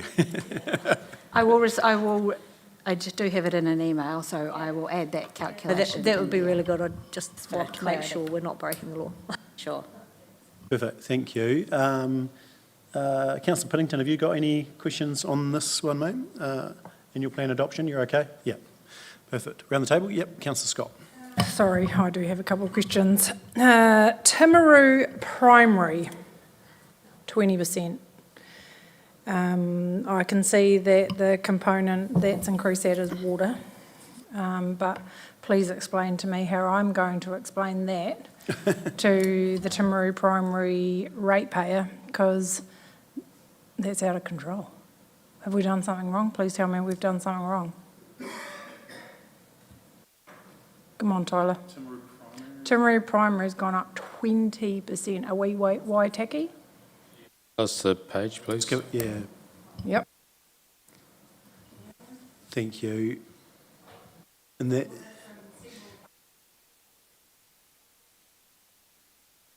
It's on page 15 if you're in the 15. document on its own. Of Steph's separate one, sorry. I read that one, sorry. It's page 221. Okay, And sorry. I think one of the conversations that was really valuable just over lunch, we were talking about the likes of, Downlands as an example, big water scheme.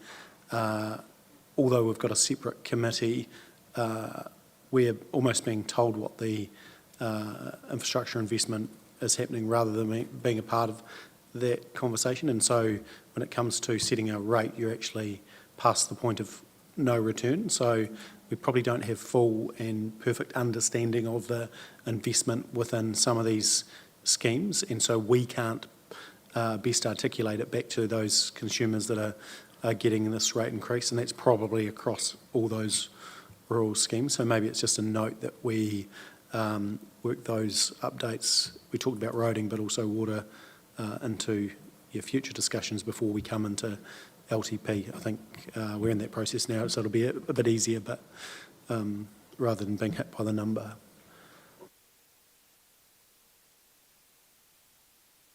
Still would like an answer. Sorry, I know exactly the first phone call I'm going to get. And, my mum lives in town. Effectively, it'll be investment. I'm assuming it's investment across... So majority of the primary or domestic?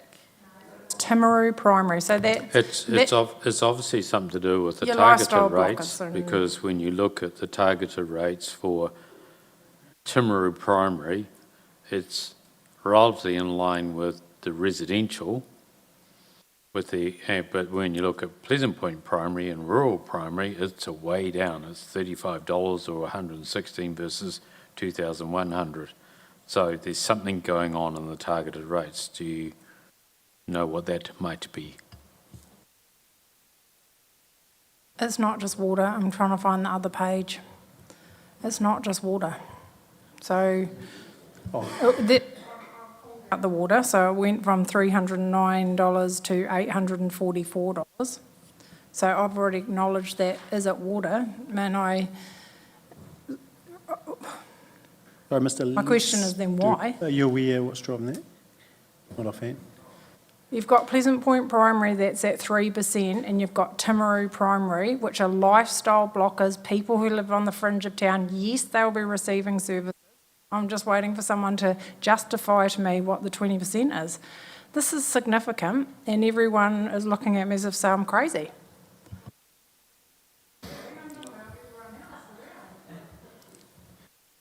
It would be good to have an answer for that in some shape or form. Chance come back to me, I'll move on to the next one. Timaru Cemetery, $227,000 in this annual plan. I thought that was not happening, that it was going to be reconsidered, rescoped. That is a significant amount of money. What do we plan on doing with it? That slipped back in there, I reckon. I thought council decided to put it back. Yeah, I We think did, but not to that value, did we? It's effectively a carry forward. We've still got to do a lot of work on the design and consenting side of things, and gear up for it. It's not actual building of the cemetery as yet. Okay, we only had 40,000 in there, and then we've increased it to 227. So are we amping up again, are we? Oh, but if it's carry forward, it was from If it's carried forward, okay. Yeah. Okay, New Pound, I think, Andrew, you answered my question on that. We only had 483. I've questioned that will not be enough, but you're saying that the reserves will be used for that too, probably Mr Cooper. If you think you can do what you want to do with 400,000, do you think you can do that? I am challenged to think that we could deliver £1 for that. The cheapest I can find in recent years has been between 2 and 4 million. So, but that'll be a developing conversation. Yep. It will be an LTP conversation, clearly. That's okay. We'll get you to the start. Well, hopefully to the start line. Remember, we are building a pound to put dogs, not a hotel. Oh, is that not getting at me? You're obviously getting at your own stuff. I was thinking, you don't need to tell me that. I continue to be surprised about how much things cost. Anyway, the museum renewal, sorry, and we've got 300,000 in there. Can you just remind me what the renewals are for again? Because we are building a new museum. What is that going towards? We only had 21,000 in there in the LTP, and now we have 300,000. Is that to support the new museum? That one was a carry forward, and it was relating to improvements to the current museum for storage of items. Okay, so Just to be clear, these are not, each single one of these has to be approved. Whatever is spent is approved. This is a plan of what we might spend. Now, if there's nothing that's going to be required as renewals in the museum, then it won't be spent. So, Mr Trainer, I work in a different environment where I put up things and I have to justify it before it goes into this. But you're saying, oh, everyone's just throwing in a few numbers and then they'll build a business case around it. That's not how it should be. well, that's for all of my life, that's how it's been done. Well, The idea is it is for the storage side of things, but the building itself does need a bit of work as well. But it's budget provision, and there's a paper going to be coming to council on the storage options. So that money needs approval to be spent. Yeah. Yeah, there will be a business case attached to it. Yeah, perfect. Okay, and I just, a question, and sorry, I reckon I've asked this before, and I apologise, Andrea. Bequests that are sitting, we have sitting there, so that are they in a growth fund, or are they, where, are they actually, you know, are they doing anything? They do get a share of the investment income that we get in, yes. Whether it's growth or not's a different story. What was that, sorry? Whether it's growth or not's a different Oh, story. yeah, I probably shouldn't have used the word growth there. And I will come back to my Timaru Primary, but now this one's for you, Tyler, and I ask this all the time as well, but have we improved on our accuracy of forecasting, project phasing and financial reporting? It's in progress. Just getting the numbers right themselves is a significant problem. So Councillor the Stacey, phasing- I've been trying 3 years to get that done. That's why I keep I've asking been the same trying question. 3 years for staff to actually phase things appropriately. We're still not there yet. Okay, so We're we're really getting gonna, there. we're gonna work on it really hard though, aren't we? So then I can take that off my regular questioning. Okay, Come back to the primary. Is it, just so we can circle back, is there someone in this room actually looking what could be driving? Yes. That cost. What's her name? Rosie is actually doing quite a lot of progress on that. It actually assisting to get that. I mean now, to help us understand where the costs are. Sorry? I mean now, to help us understand. Oh, sorry, Oh. something else. Oh, no, sorry, I'm talking about that primary, Timaru Primary. I thought Tyler and Leanne would be able to have a quick look at that.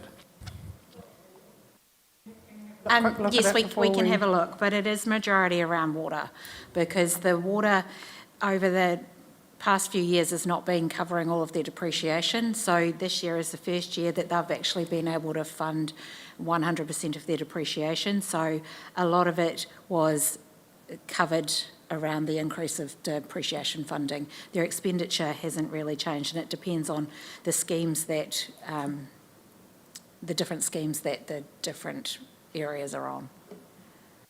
no, it's not rural, it's Timaru Primary. Yeah. So, they'll but it's all all be wa- connected but on it- our, But they're not. They all in the finances in the background. They each have their own little bucket, and they're all they're all funded independently of each other. So rural water has an individual activity. Urban water has an individual activity. They all have individual activities. So depending on the costs in each of those activities, will change, or could change, and therefore the rates associated with those individual activities changes. So is the majority of Timaru Primary on Downlands, or is it Pardon me? on other schemes? Timaru Primary, what area are we talking about? When we talk about Timaru Downlands Primary, is in there. yes, mainly Downlands. Yeah, it's got its own rate. Yes, it has. the trainer know, Timaru Primary does not include No, but it'll Downlands. go into one of these. No, It but- doesn't go separate, it's actually part of those targeted rates. It's just one example property, and that one example property may have Downlands Water as their targeted rate. And so that's why their targeted rate is so much. Yeah. Okay, we look like we might. I think what you'll find is that the sample property is one that's being supplied by urban, because they're being charged the exact same as all the urban water. So they've got the same as, if you go to 281, it's the same as the Timaru residential, it's the same as the Geraldine residential, it's the same as the Temuka residential, Pleasant Point residential. So the sample property is one that's being supplied by urban, not Downlands.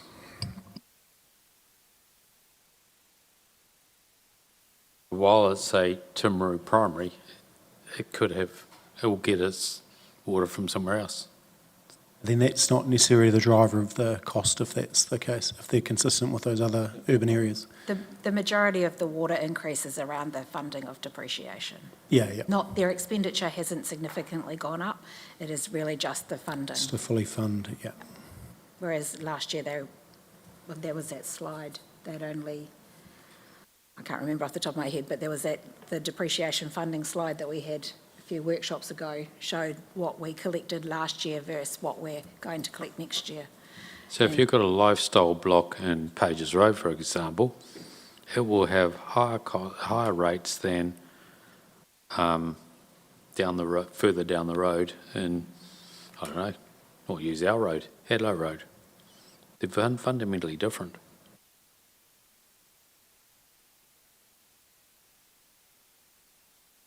Very good at putting bad samples up every other year, so. Okay, cool. Councillor Pye. Sorry, I did realise I had a few more questions, but I will just ask one. And I'm about to look at you, Susie, because I get that this is a budget. There's 2.7 million in there for the Heaton Hayes Southern Port access. It's a long-term asset for us, and yet my understanding is we're only going to get a 5-year lease from our friends. And so I would not want to approve spending $2.7 million on a 5-year lease. Yeah, so I agree. So there is, we're waiting to hear back from Kiwi Rail on their position around the deed of grant that we have that purpose. So for background, the North Street Overbridge has been under designation, gosh, Andrew, now for over 50 years, 60 years now probably, maybe even 70. Problem with having an overbridge used at North Street is that then our port is accessed by 2 bridges and there's no at-grade structure, which means when you've got over-dimension loads or heavy trucks, so for the likes of things that need to go out to Meridian, so on and so forth, they actually wouldn't be able to get out of Timaru Port. So that's why we need to maintain an at-grade crossing. So we've been working with Kiwi Rail to obtain that deed of grant for an at-grade crossing. We have had a letter that has been for, yes, about a 5-6 year deed of grant, which of course when we're building a significant concrete asset that's going to last, somewhere upwards of 50 to 100 years, we need to make sure we've got depreciation right on that. So while it's in there as a project at this point in time, there still are some gateways that need to be got through, which one of them obviously is getting a secured deed of grant for a period that we can actually financially depreciate the asset against. So yes, the project, whilst you're approving the budget for that project is not yet totally approved, and I'm still waiting confirmation from NZTA for funding, but it is much closer. So hopefully we'll hear back from Kiwi Rail in the coming days on the deed of grant term. And the only delegated authority to sign that off is council. More a point about a government agency only giving us a 5-year lease when we need to invest so much money.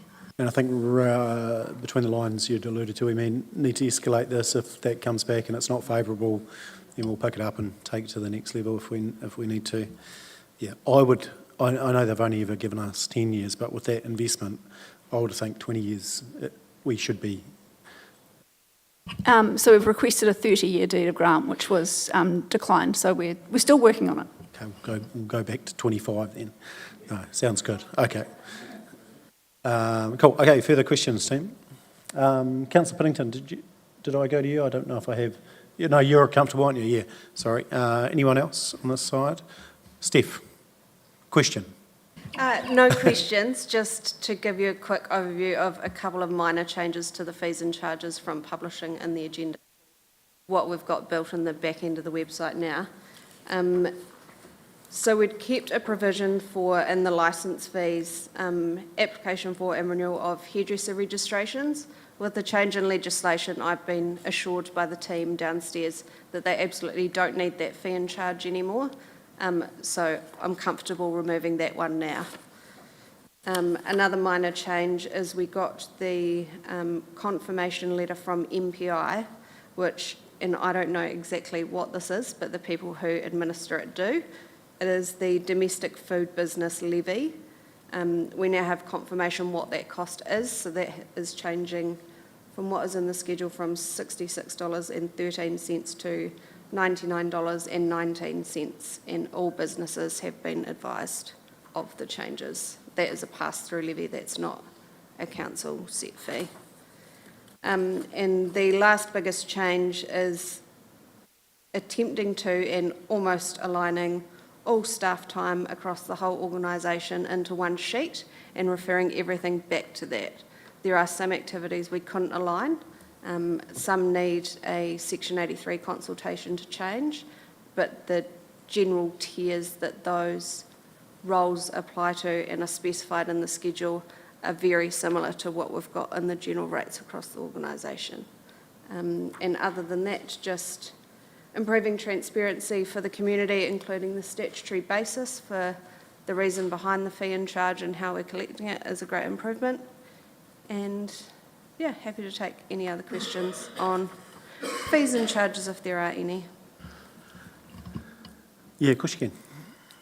Sorry, this came up with Diane this week, in that we include the hut leases in there that aren't technically a fee or a charge, and my view is they shouldn't be in there. And I'm not saying we should remove them, but we should in future, because we actually kind of tell them what their leases are before we adopt these fees and charges. So it just doesn't really line up. And so I think when we review them next year, we should think about why they're in the fees and charges, because it seems a little odd. That's a very interesting point, actually. But let's not get into too much detail here. No, well, Diane had but I sent a think letter out. I'm going, well, hang on a minute, we haven't actually approved that. So, yeah, there seems to be a wee bit of misalignment.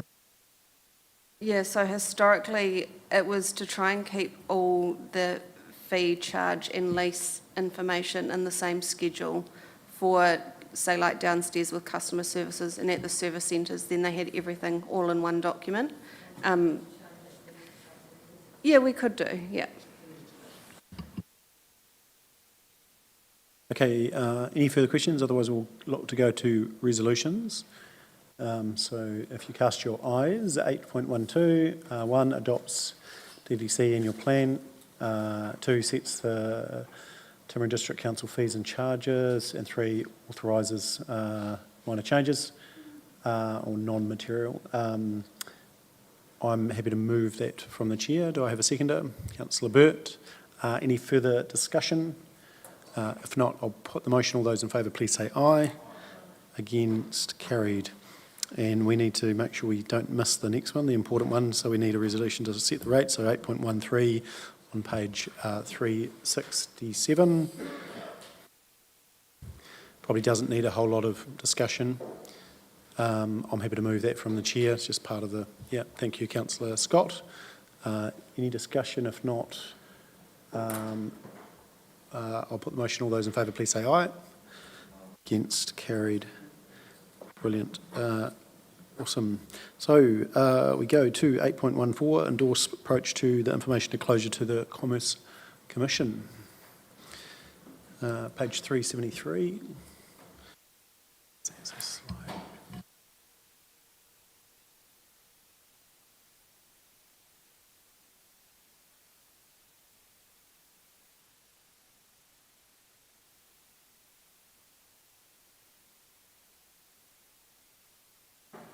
Thank you, Your Worship. So this should actually be a nice, simple one. Information disclosure, it's stuff we're already doing. It's just getting it, meeting the Commerce Commission's requirements for publishing it, having it all consolidated through. Yeah, there's a wee bit of a interesting one. Originally, we were meant to get the disclosure published today. They're actually consulting to extend that out to August because they realise that everyone is setting their fees and charges today for the new financial year. So, yeah, so it's everything we're already doing. It's getting that disclosure through. It's also delegating to the Chief Executive that as we update them, he'll be able to publish it, and it's to Commerce Commission and also on our website.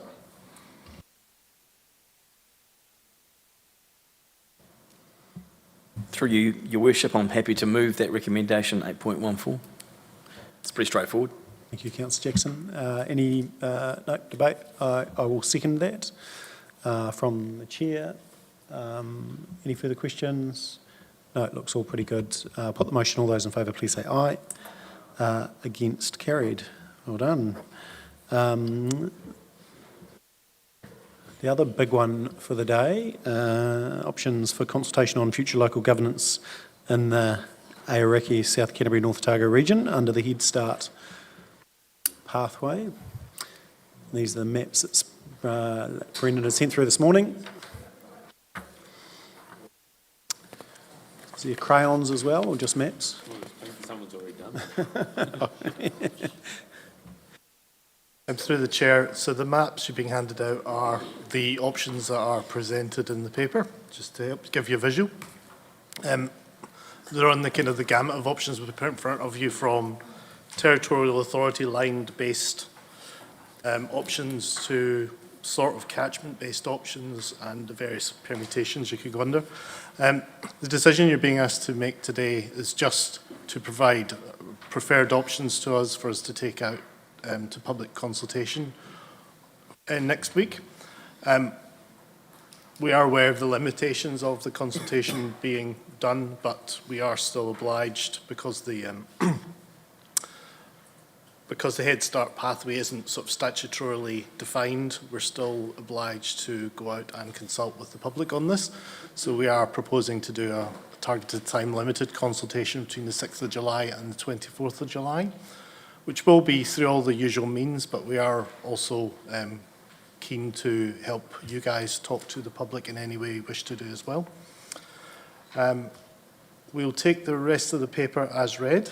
It's based on information that was collated using public information sources and was presented to mayors previous to this for their discussion. But now it's time to hear from everyone around the table about what they think and any questions they may have. Awesome. Question. So lots to do, but I mean, part of it, what we need to get out today is some preferred options to take to the community. So hopefully we'll work through that soon. Hopefully there's some agreement on that. So there's not 10, there's 9 currently. I'm hoping we don't introduce another one.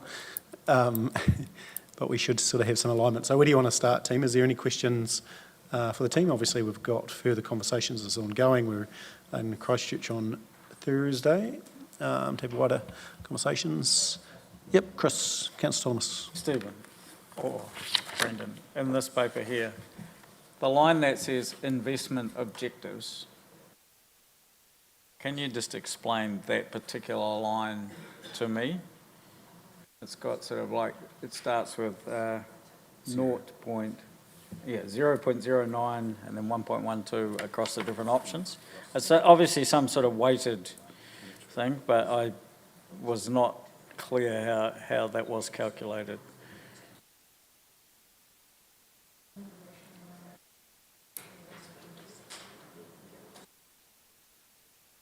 It seems to be the way that they've been weighted and then ranked. Yes, so that's the overall score. It's consultant speak basically for the investment of your time and resources in going down that path. So it's basically added up all the scores and given it a weighted average. Some of them don't fully agree with our recommendations because of the added complexity of things like bringing in rivers and that. That's what will apply to some of the scores, but that's the kind of overall top line, what to read from, and then you go into detail below that. Yep. Just further to Stephen's comments there, I just refer you to 26 and a few after that in the report, where there's some more information about how Rationale have undertaken this work and the criteria, the weightings that they've applied to it.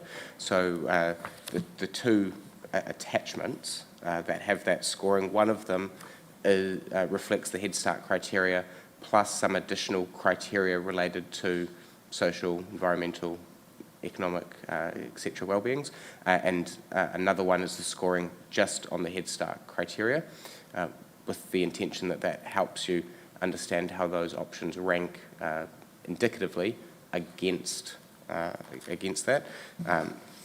I'll emphasise what Rationale told us, which is also repeated in the report. It's an initial analysis, for discussion. It's a working tool. It's not sort of outsourced thinking, shall we say, that you should treat as definitive. And I'll also note, as we put in the report, Cabinet has indicated that they will not necessarily apply equal weightings either. They haven't told us how they'll apply weightings. They'll assess it in the round, in their own words, and that's one of the nuances and complications through this entire process that we can discuss at greater length if you wish.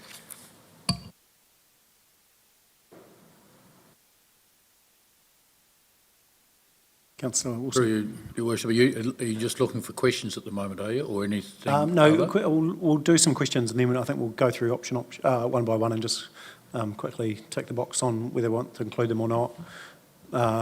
So if there's no questions, we can, let's get into questions. Thank you, Councillor Pye. So there's a lot of information, financial information in there, and forgive me if I've forgotten this since the mammoth read in the weekend. But what's missing for me is, in all of those options, what are the ECAN rates and what are the ECAN costs? And I struggle. So my question is, when are we going to get that information? So, but the rest of my question is, I'm struggling to see the value in asking the community what they think, because even around this table, it's hard to know what we think without that information. Like, I mean, I've got a view on what it should be that's based on gut feeling and thinking with the heart probably rather than the head, but we need that other piece. And so I struggle with the value of the consultation. You will be working on making a decision with an set of facts in front of you, and that is part of the timeline of the situation you were put in.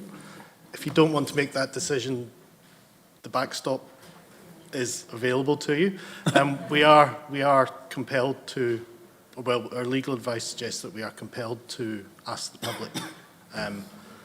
Again, we acknowledge this is a limited opportunity for them to have their say, but we do think it's important to take out an indication of what you will sing.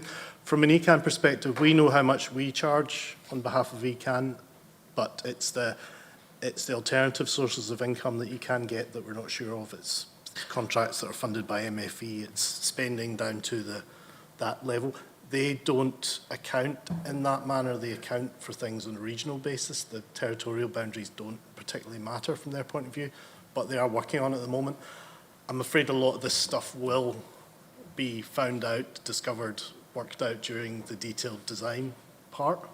This is the problem with the Head Start perspective. It is a high-level strategic decision-making. It's not, you are being asked to make a decision without full set facts in front of you, but it's having that kind of looking at the strategic goals of any amalgamation rather than in the detail. So I get from a call that I joined with LGNZ and the Minister that it's not their preferred option, but I suggest we definitely need an out clause in the Head Start, because we're going, yep, we want to join with all these people, but we've got no idea if it's going to work financially. Or no, so when I say work financially, we've got no idea that our ratepayers are going to be better off. Well, if you're in the Head Start, it's not about being better off. It's actually about the collective being better off. So effectively, in a 3-month process to come out with financials for your preferred option, it is impossible. So effectively, you're going into a process where you'll be amalgamating with other TAs, and if you want to be a unitary council, then you're taking on those unitary activities. Now, it's quite clear to me that there will be savings. It's obvious. But to be able to say there are savings is near on impossible, because you can't pick and choose which councils you leave behind. It's a bit like the water. You can't leave a small council out there by itself dangling. We're going to end up getting warts and all with whoever we go with. We have got some information that we're pulling together for the TLAs. I've had some information from ECAN, but it's incomplete because all it has is the rates, the direct costs of the various functions per TLA, and the indirect costs. But a big chunk of the revenue that comes from central government or something, they haven't allocated that because they hold it as a whole region. So we can look at the rates, what percentage we're getting for that, but there's a big chunk of indirect costs there that you go, wonder what's really in there, and do we need all of that?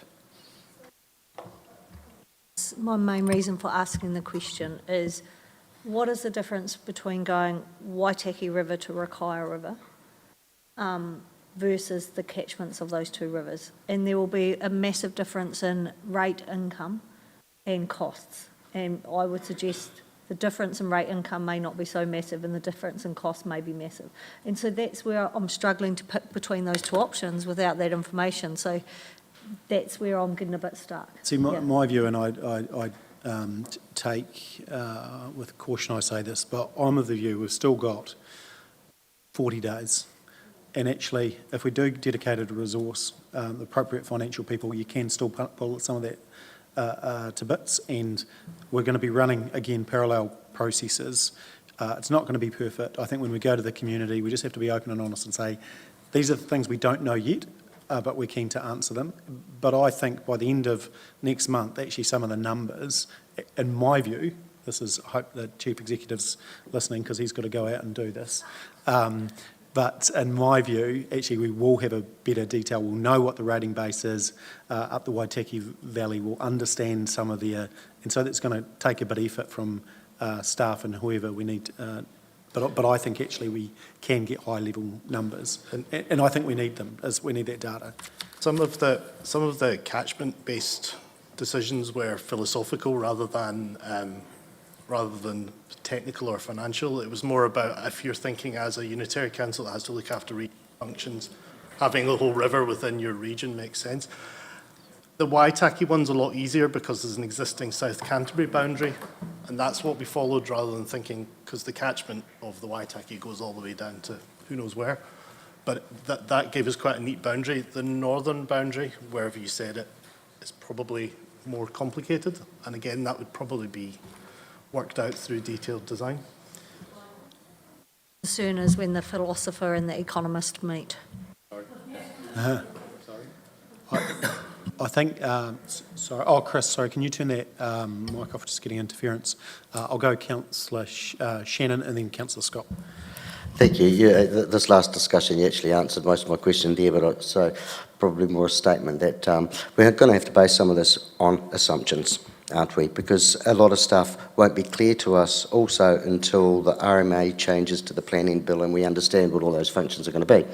But to turn this into a question, should we not just have a look right from the start of these options, some of the ones we know we are definitely not going to do because they are definitely not going to fly, and disappear those right now? Yeah, we can get into that next for sure. Yeah, Councillor Scott. Oh, sorry, Brendan, and then I'll go Councillor Scott. Very briefly, just a reply to Councillor Pye in terms of the economist and the philosopher meeting, which I'm sure would be a fun meeting. One thing that we're in all sincerity, one thing that we're very conscious of in any proposal that we might lodge, and we've asked DIA about this the whole way through, has been what sort of opportunities to pivot or off-ramps might exist through any detailed design phase. So please know that we're very conscious that any decision that council might make through this 3-month process still needs obviously further work, and further options need to remain available to council as more information comes to light. I would Every council is in this boat, and to Stephen's point before, because we've spoken to ECAN, we've gotten probably as much information out of them as any other council within Canterbury, certainly as much information as they're able to provide to us at the moment. I would caution though in my dealings with DIA is that you put a line on a map and there's not a whole lot of undoing after that point. So you do need to know as much of your numbers. And yes, there will be savings and we'll have to make some assumptions. It will be imperfect, but we do need to go in with our best option. There was quite a debate yesterday between the CEs. There's a view, well, there's a number of CEs saying that there is no off-ramp. If we put a proposal up and it's accepted by Cabinet, we're into the detail and there is no off-ramp. So we have to be very careful here, otherwise you're in backstop. So while it's imperfect, you've got to go with that, knowing that you're actually in this for the economies of scale. And if we can actually ensure that we get the right economies of scale, then we should be okay. Yeah, agree. And that's why this month is really important to do enough work so we're well armed with what we want to present. Councillor Scott. When I first opened up this paper, I wasn't sure if I was having an allergic reaction to the title, Aoraki, South Canterbury / North Otago. I thought, since when did we start using that language? But anyway, it would be, once again, communication. We've always talked about mid-South Canterbury and we've always talked about Waitaki. So let's use the language that we've been using with our community. That's my first little dig. Sorry. Well, it's quite important though, isn't it? Right. Now, Rakaia catchment. Sorry, I'm going back to Councillor Pye, because when I did my own little bit of research on that, I was like, has Ashburton put in the Rakaia catchment? No, they haven't. Brendan, you're right. So why the heck would we? So that's my first, who thought that was a good idea? Just keen to understand, because that goes, well, I know we've talked about it, but Ashburton have not. So keen to understand why you think. In discussion with Ashburton, they thought that they had affinity with the people in South Selwyn as part of their... But that's not South Selwyn though, is it? So It is. No, I don't think it is. The Rakaia River. Rakaia catchment. We're not talking about the river, we're talking about the catchment. The northern part of the Rakaia catchment's in Selwyn District. Oh yeah, so they haven't put that in their own proposal? Since we've written this and their discussions subsequently to that, they decided not to go with that. At the end of the day, someone has to have a governance interest in the rivers. We suggested it, but again, there's options with and options without in here. But with Ashburton, just remind me, sorry, but if we go with Ashburton District, that encompasses some of the river on the south side. Yeah, not across the river, yeah. They have, however, put up, and they've ruled it out, I think, but they did put up the option of the Rangitata catchment. So it's not that they're not looking at those. Oh, yeah, no, that was my mate Phil. They're taking Geraldine out, yeah. Still in there. We're here for you, Phil. Okay, and I think, I mean, way too many options in there, so I look forward to whacking some of them out, as Councillor Phil would say. Well, I think we can probably go to that now, because I think it's appropriate. So whatever table you want to bring up, we'll work through it 1 to 9. Stu, have you got anything else to to say at this point? Oh, sorry, mute. Sorry. Following on from Stacey's question, option 8 has Ashburton, Rakaia and Waitaki catchment. I presume that includes Oamaru because it was excluded in option 7. Can I just have confirmation of that? Because it scores 1.98, second behind the Rakaia one at 2.03, so there's nothing between them really on scores. So I just wanted confirmation option 8 does include Oamaru. No, it doesn't include Oamaru, that one. It just includes the up to the Ecan south boundary. So it doesn't. Go for it, Brendan, and then we'll work through. Just very briefly, because we've handed you out those maps.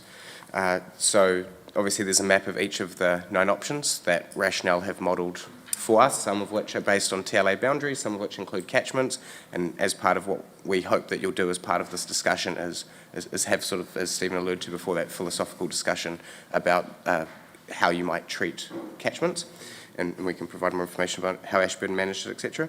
The first page of that attachment, our GIS team has kindly modelled for us, relates to catchments versus TLA boundaries in the mid-South Canterbury area, if you want to discuss that in any further depth.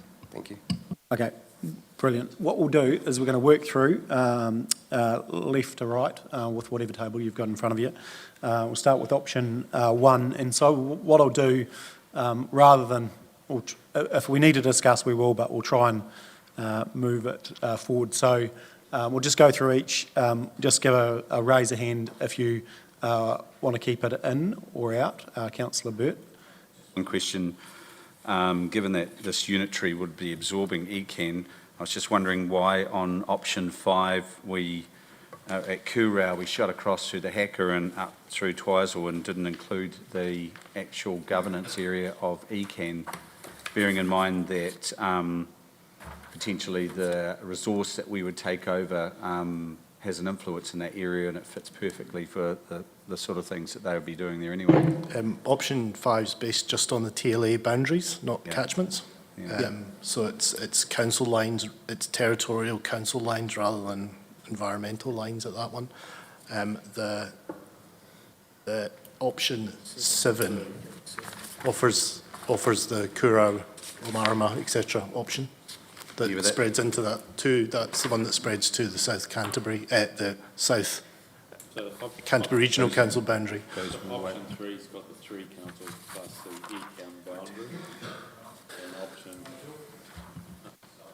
option 3 has the 3 councils plus the ECAM boundary, and option 7 has the 4 councils plus the ECAM boundary.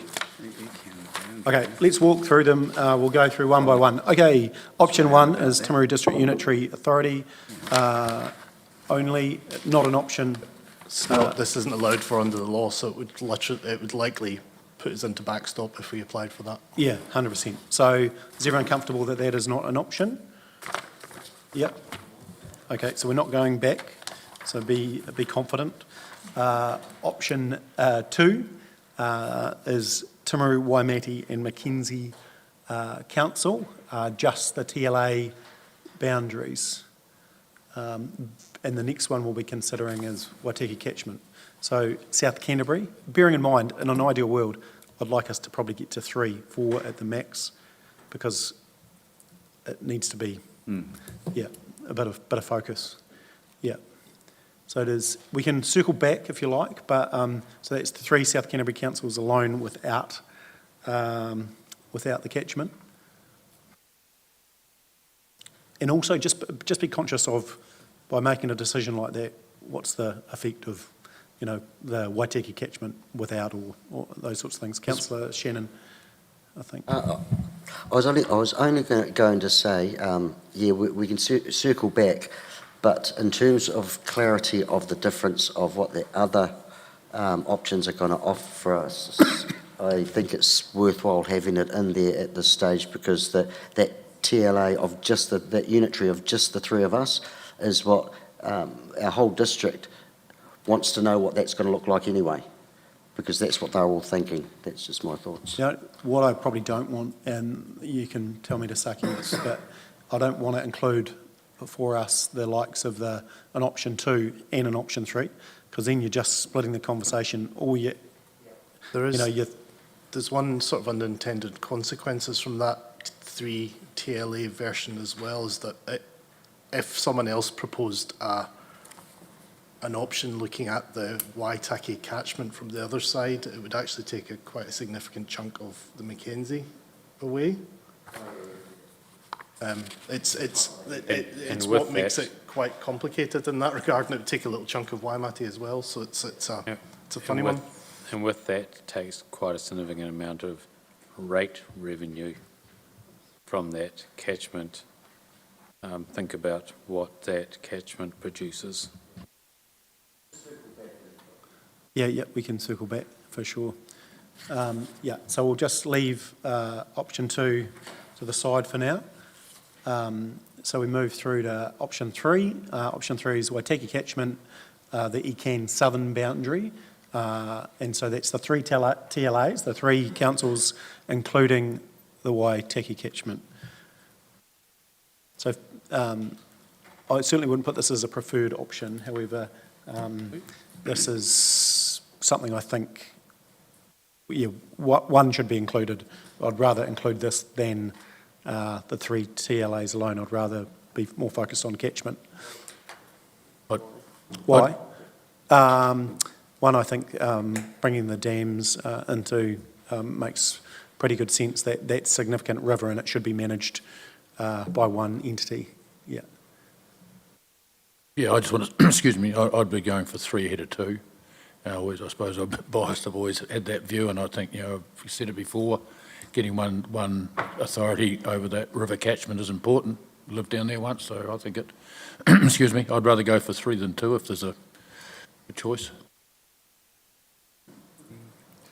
It also fits within a existing regional boundary as well, so it's not artificially. So if they tried to change Otago north into that catchment, it would be something new. Whereas at the moment, we are sort of reinforcing something that exists at the moment in that option. So you don't have a limited amount of votes. You can vote for everything if you want to. I'd prefer that you don't. However, if there's not enough, maybe if we don't get above 3 or 4 nods, we'll just exclude it. So I'm happy for that. Graham's happy for that to be included at this stage. Councillor Jackson, Councillor Thomas, Councillor Harbour. Oh, option 3, Councillor Scott, yeah. Sorry?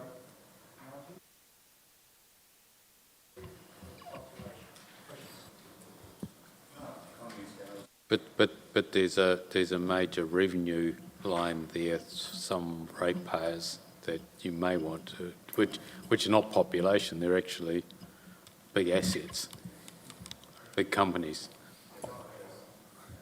I think that's one of our key analyses, is understanding the numbers sitting in the Waitaki catchment, bearing in mind currently the Waitaki catchment will be contributing, because what's that Waitaki catchment, if you look at all of Canterbury's, that's 60% of North Otago, I think, but they will be helping to fund stadiums and all those sorts of things within Oamaru.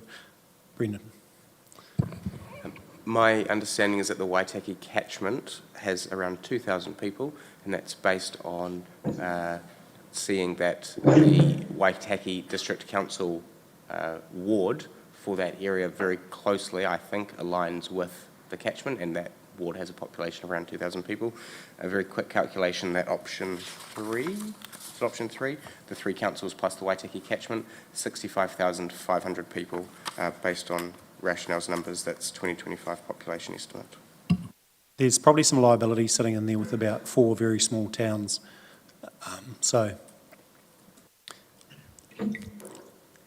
Which I think is one of Oamaru's current problems. We're in public, but Waitaki District Council is very protective of keeping that river.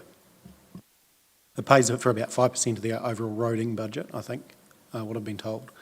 Don't have that data as such, but yeah. So there's a little bit of understanding the liability that sits within some of these areas. We're not going to know all of that today, but we do need to progress and get some... And there again we can go, hey, this is South Canterbury, these are things we know, these are things we don't know at a very high level. We still need some understanding around that. Councillor Shannon. That in mind, and moving across, and we don't want to be one of these councils that goes out with another 5 or 6. Do we cross option 2 and option 3 out? And just kill it in its entirety? Yep. Option 3. Yep. 2 and 3, and yep. just go... 1, 2, 3, and 4 for that matter, and start looking at our 4s. Okay, so just to progress, let's leave a South Canterbury something on the table, and we'll circle back. Is that okay? So a 2 or 3, and we'll come back to that. So we'll move now. Stu, you just jump in if you've got anything to add. Yeah, thank you. So option 4 is the 3 TLAs including Waitaki District Council, so that's the 4 councils in its entirety. That was a no. Out. No. Out. No. Yep, okay. It's a no. But we're making progress. Option 5, 3 TLAs plus Ashburton District Council. So this, let's have a conversation around the 3 TLAs, include or don't exclude the catchment. So options, 5, 6 and 7 are all around, they're the same, but including, not excluding catchment. So let's have a discussion around that.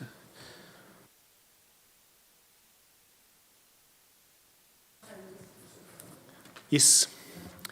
Yep. So, yeah. River. I think river to river, and I think that other options should be both catchments, because, Yeah. you know, it's a catchment conversation then, it's not a, is it the Waitaki, is it the Rakaia? It's either 4 councils without catchments, 4 councils with catchments. Yeah, which is 8. No, that's good. I like your approach. Yeah. Okay, yes. Yeah, Councillor Thomas. So that is, what you're talking about, Councillor Pai, is option 8. Just a clarification, under the Head Start rules that we can opt for that, where effectively we're taking a bit north and a bit south. Yep. And the other 4 councils. Crosses 1, 2, includes 6 councils in total, but by population and... So just to be clear, and option 5, Councillor Thomas. Yeah. What's the population of 8? About 125, A little bit less than that. 108,000 maybe? Yeah. Sorry. It's 125 if you take in all of Waitaki, but it's 108. 5 is 101, I think, 1,000. Please, It's just it's the 4 river and river boundaries. Yeah. We don't know the exact within particularly the northern catchment, but that's... Yeah, but, so caption, okay, so we've got 5 and 8. Is everyone comfortable to keep those 2? So you've got the TLAs plus the... But just, I forgot about Stacey's point, and if Ashburton don't want the northern side, is that a valid option? I don't know. I think what it might get is some good debate around the catchment and the value, and we can do that underlying data analysis. And I think that's probably the level of detail that will be done in the further design proposals, because there will be, I wouldn't say horse trading, but there will be some level of working out exactly what goes where and when. However, there is a good point that if we end up with 4 and we have 1 river, I know which river we would have, and if the other rivers to whatever the new unitary to the north of us has, well, they can have the other river. Yeah. I think one thing we've got to just be conscious of is we've got other communities doing different consultations, and if we get something accepted, but then our preference isn't Waitaki. However, the Waitaki community goes, actually, our preference is to go north.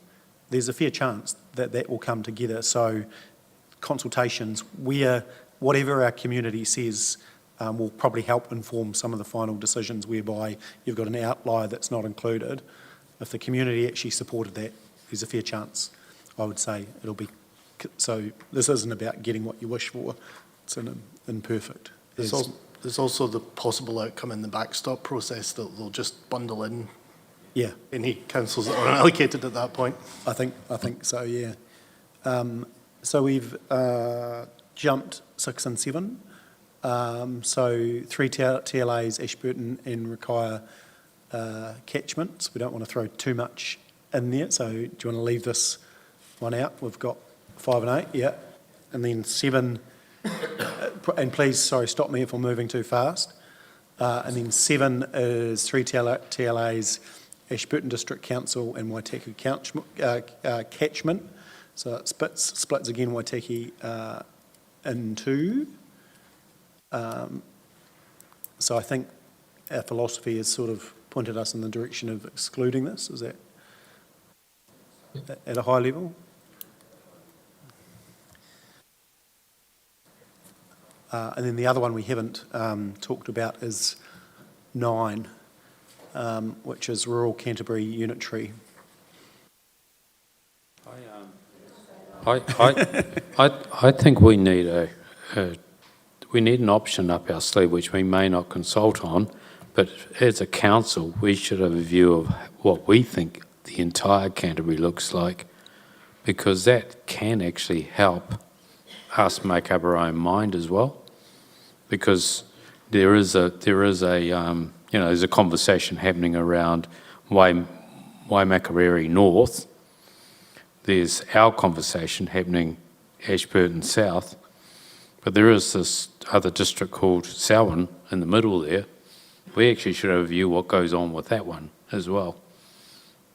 And obviously Christchurch City. There is quite a lot of pushback from Waimak to stay with the Huranui and the Kaikoura. The reason for that is if you don't have Rangiora with the north ones, you don't have sufficient population. You've only got about 30,000 left. Whereas if you have Waimak with Huranui and Kaikoura, you're getting quite a decent sized number, whatever the number is.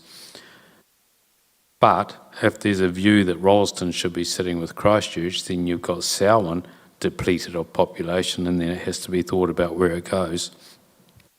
I have my own view is that if Christchurch was to become a super city with Rolleston included, then Selwyn, in my mind, belongs in the north one because it wraps around Waimak. And that means that why I think number 7 is still critical to us, because if we can get to the Ashburton boundary between Ashburton and Selwyn, there is no reason why Rakaia can't be part of the north unitary. At least they've got a decent river to look after. Excuse me, I would have thought that would sound like a logical option, helping that northern part, taking in the provincial rural Selwyn. To give us numbers, that's just to me looking at the map and that for some time, it looks to be a good solution for them out right around Christchurch. I've just heard, not confirmed yet, that at Huranui meeting, their overall preference was actually Ashburton and not Waimak. Huranui, and I don't have this as gospel just yet, that Huranui direction could be Ashburton rather than, so they'll circle around Waimak.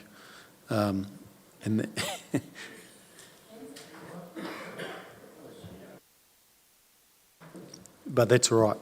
But I do agree with Mr. Traynor. I think if we can put what we think an overall solution should be, what we could support, I think that brings more grunt to the conversation as where we might align with some other councils.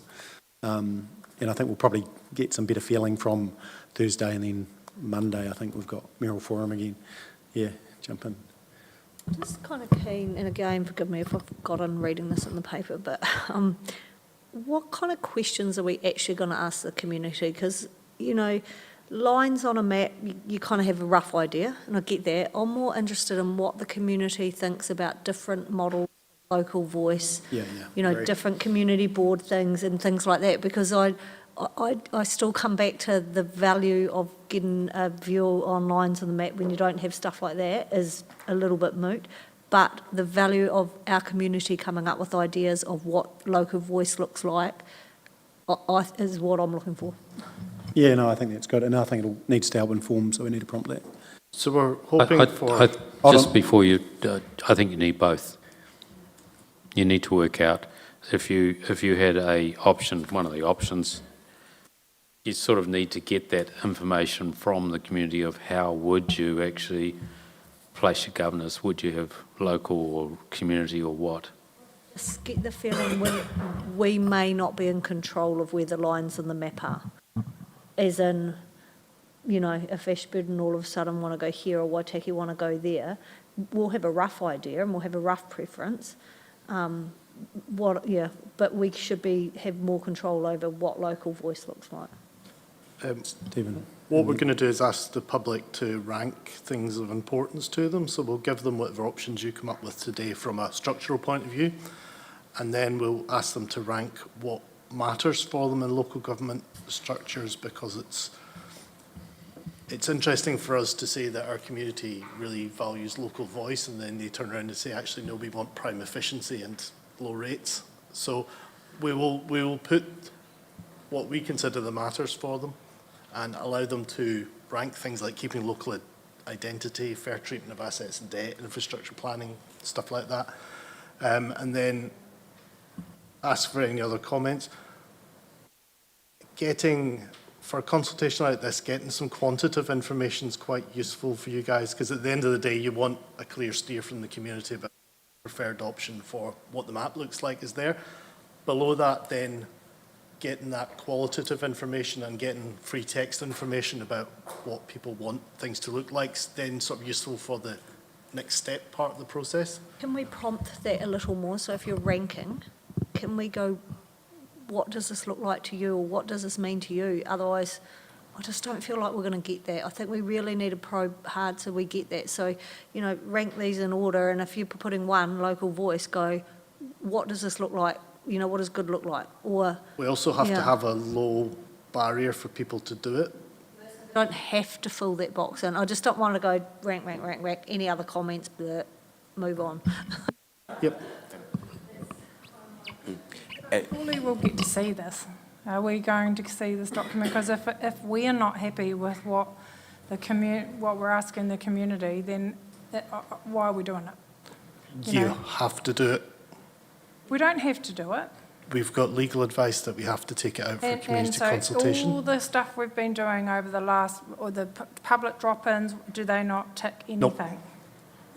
Okay, well then... Yeah, we always need to do more of a formal because it is significant. Done it 8 weeks ago, like I've been pushing for. Anyway, I think we need to see didn't have a proposal, I feel like this is so we gonna need be to, boring. as part of this, we need to take what the council's proposing out to the public and your preferred options, and then give people a formal way of feeding back into the system. Informal stuff's good because every bit of consultation you've had and every conversation you've had about this does help inform your decision, but we do need to put a formal pathway in. As we said, it's by no means a perfect outcome, but a lot of that's structured by the time limit we've been given. 8 weeks ago, we didn't have a clear steer from the mayoral groups about what sort of structures we were coalescing around, so we've given a bit of time for those to come out. Again, there's no wholesome agreement about we're going with who and who yet, but we all know sort of the envelope we're playing in, so now it's probably the last chance now to actually go out with a formal consultation and say, here's what it is. We've tried to produce as much as we can, and it will be based on the information you have in front of us, but the actual detail will have to be delegated down to the chief executive and the mayor, just because of the time limit we have. I mean, we'll have this probably written by tomorrow morning. It'll have to go to a graphic designer. We've had to book the adverts in for it to go live on the website on Monday, and designed for the courier by first thing on Tuesday morning. So unfortunately, it's a compressed process, and we will send you the information and invite comment, but the final sign-off of it basically has to sit with the mayor and the chief executive. You've built these documents and you're just going to push delete. Using Councillor Jackson's words, a bit of razzmatazz would be quite good right now. And I feel like there's going to be none. We have, but we don't want to presuppose any outcome, because there's quite a lot of, we are trying to make these reasonably high quality things, so we didn't want to get ahead of you guys. We'll take away what you say and then come back and write the document accordingly. I'll go to Councillor Piddington. Yeah, just a couple of things. I'm a bit confused. We're worried about the catchment of Waitaki and want the whole river, yet to the north we're saying it doesn't matter. I think we should be consistent. If we want catchments, we want catchments. And personally, Christchurch is just a bun fight what they're doing up there. I don't care what they do. We should be doing what's best for our area. So I don't see a submission on what Christchurch is doing as relevant to us.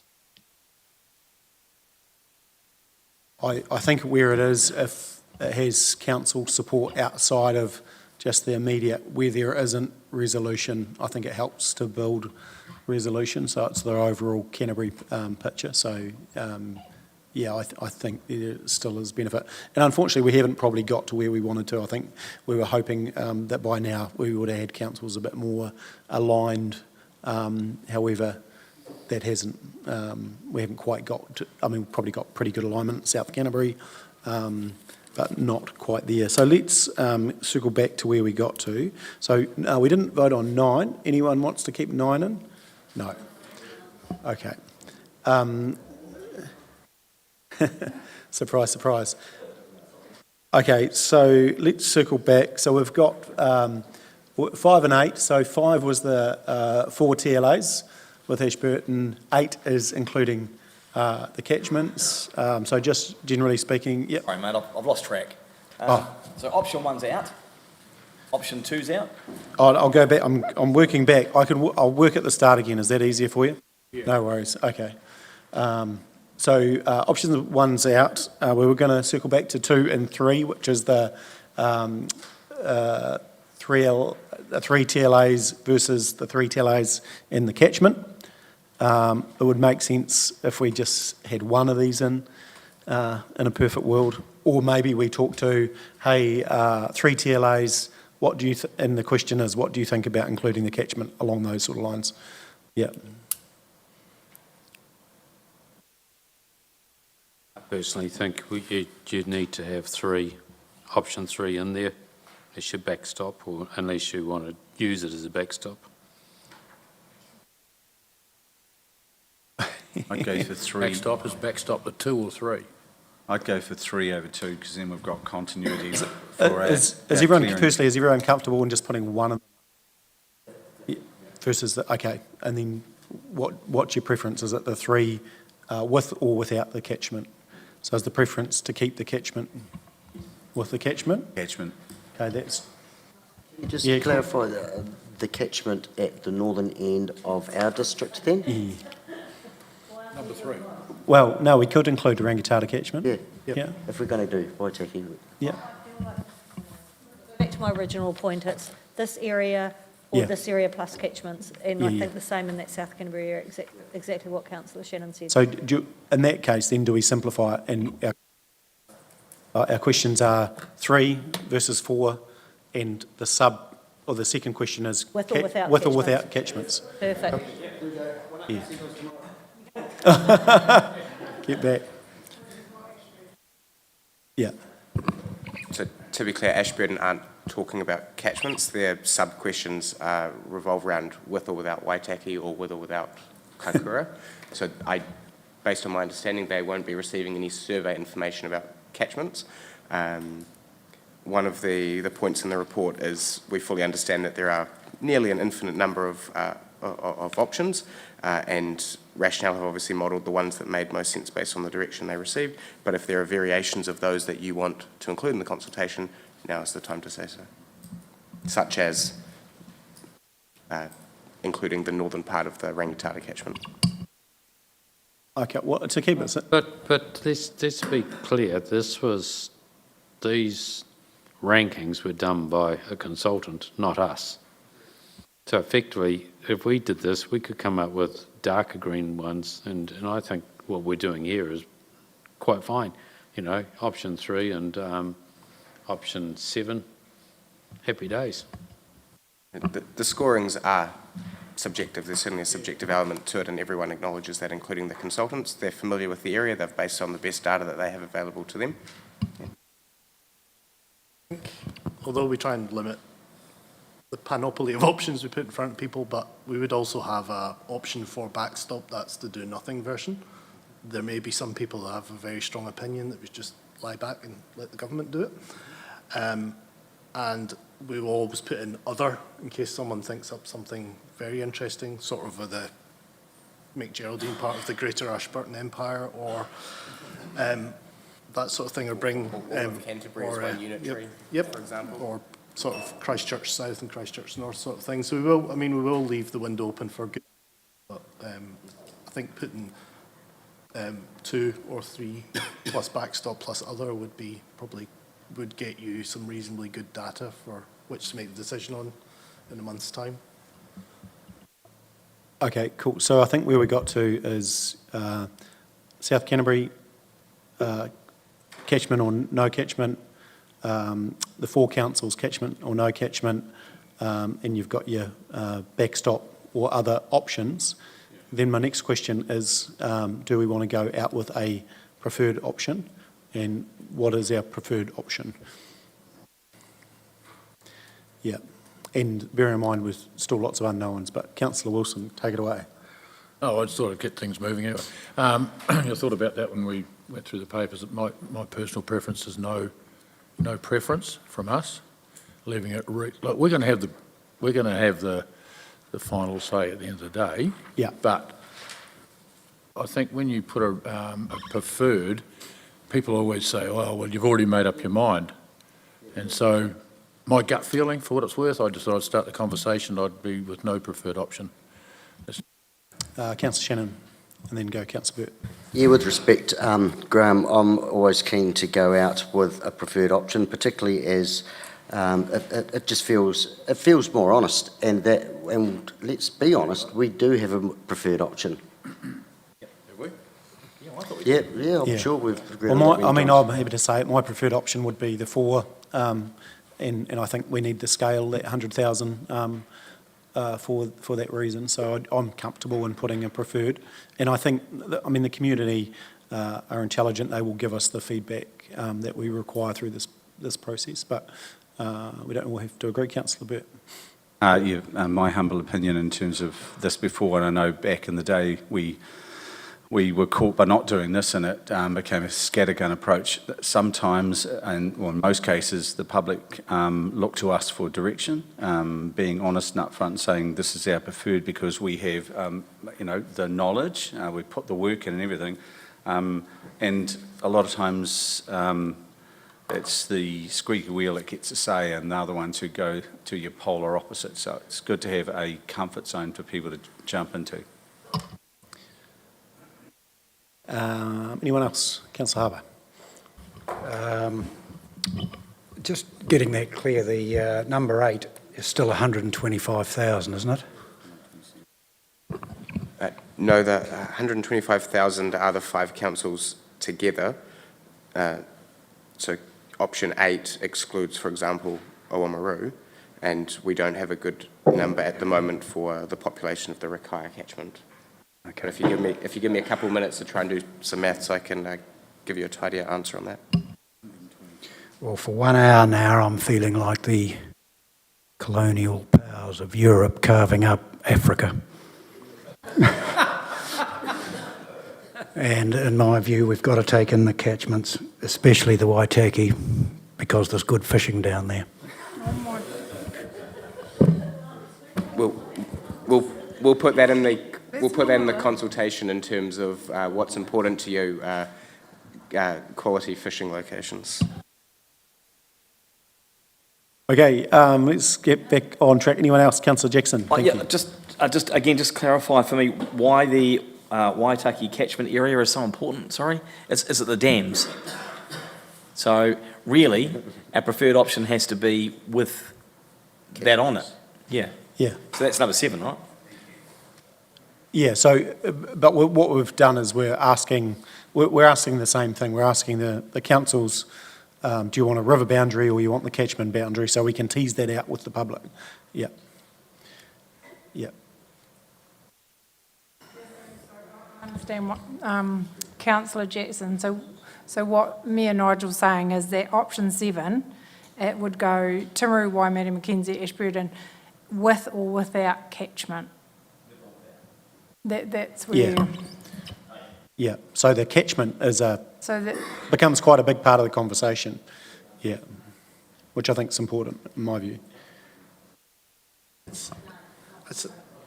Aside from the dams themselves, it is about that regional council functions that we will have to do in the future. Not we, but the new organisation will have to do. So it's putting river management into a single organisation rather than splitting it across several organisations. So was there a preferred option? And if there is a preferred option, is that with or without catchments, or that's a sub-question that's outside any potential preferred option? Thanks for bringing us back. I got lost in the good fishing conditions and the Waitek. I can't make s- cabinet reading our proposal and go. So again, I think we were leaning, but not definitively, towards the four council model. Is that where I know there was different, is that Councillor Piddington, are you comfortable with that? That's the four council? Yep. Yep. Mike, jump on the mic. Oh. I was just going to say, if that is our preferred option, and then we go catchments or no catchments, maybe to keep it simple, the other option that is not our preferred is just how it is on the map. Because I'm thinking you guys will have to go draw a map and decide where the boundary line to the Rangitata catchment is if we go with that option. Yep. Because we will tease out the value of the catchments with the preferred option, won't we? So you're just saying do the TLA boundaries and then ask the question around the catchment? No, Is it I'm saying option 5 or option 8, which is Yeah. TLA boundaries catchments. Yeah. And one of those is our preferred option. I'm not sure which one yet. Yeah. The other option 3 in South Canterbury that we've just got the Waitaki, and I challenged why don't we have the Rangitata? Yeah. That feedback around catchments will come out of the discussion anyway, so I don't feel like we need to draw another map, No. complicate All- things with that, which I think like- would provide great relief to the officers. All our maps will have a big asterisk on them saying these are indicative only and not subject to. Because like with the southern boundary is quite straightforward because there's an existing ECAN one, but the northern ones are quite hard to parse. And what happens with the Rangitata, and the discussion we had about Rangitata huts today might not be a problem 2 years from now, or it could be a problem on both sides of the river. So it's a lot of discussion to have at some point. At the moment, we're going on maps that have been produced by our GIS team. They advise me that they've got the various layers for where the at least official catchments are, but we have noted through conversations in previous days, e.g. the 5 CEs yesterday, that there are nuances to that don't necessarily make catchments as straightforward as they might appear at first glance. So, but at least from drawing a map perspective, I believe we understand where the official catchments are based. So that South Canterbury one, sorry, just for my clarity, it was 3 TLAs plus catchments moving into the Rangitata catchment and the Waitaki catchment. Yeah. Okay, and so our preferred model is the 4. Comfortable with that? I know there was some conversation around that, but that's so. Right, what else do we need to take us forward? Saying 4 with catchments, we're just saying 4 Yeah. and asking the community. I think so. catchments. We just want to simplify Happy with that, it. because I don't really have a. Yeah. We'll work it out. Yeah, but I think you know at the high level what we're trying to achieve. Because effectively then we've only got really 2 proper options, with or without. My thought is that if we did a single map and then had the hashed out areas of the Waitaki catchment and the Rakaia, Rangitata, whatever catchment, Yeah. we could then have an option with the hashed out blue bit as well. Yeah. That's probably the best way of making people understand what there's, because to be honest, most people don't care between a territorial and the regional authority boundary, so actually it might actually be a useful way of showing what the difference is. Yes, Councillor Shannon. Just on the catchment point though, if it could be made really, really clear what the catchment thing is all about, because I would suggest that most people I bump into in town think it's a fishing spot. That includes probably the people at this table, to be honest. I mean, the definition will change no matter who you ask for it, but it is more thinking of it in that regional management function. So you are looking after things like flood defences and environment. Yep. And in terms of what it means to us in terms of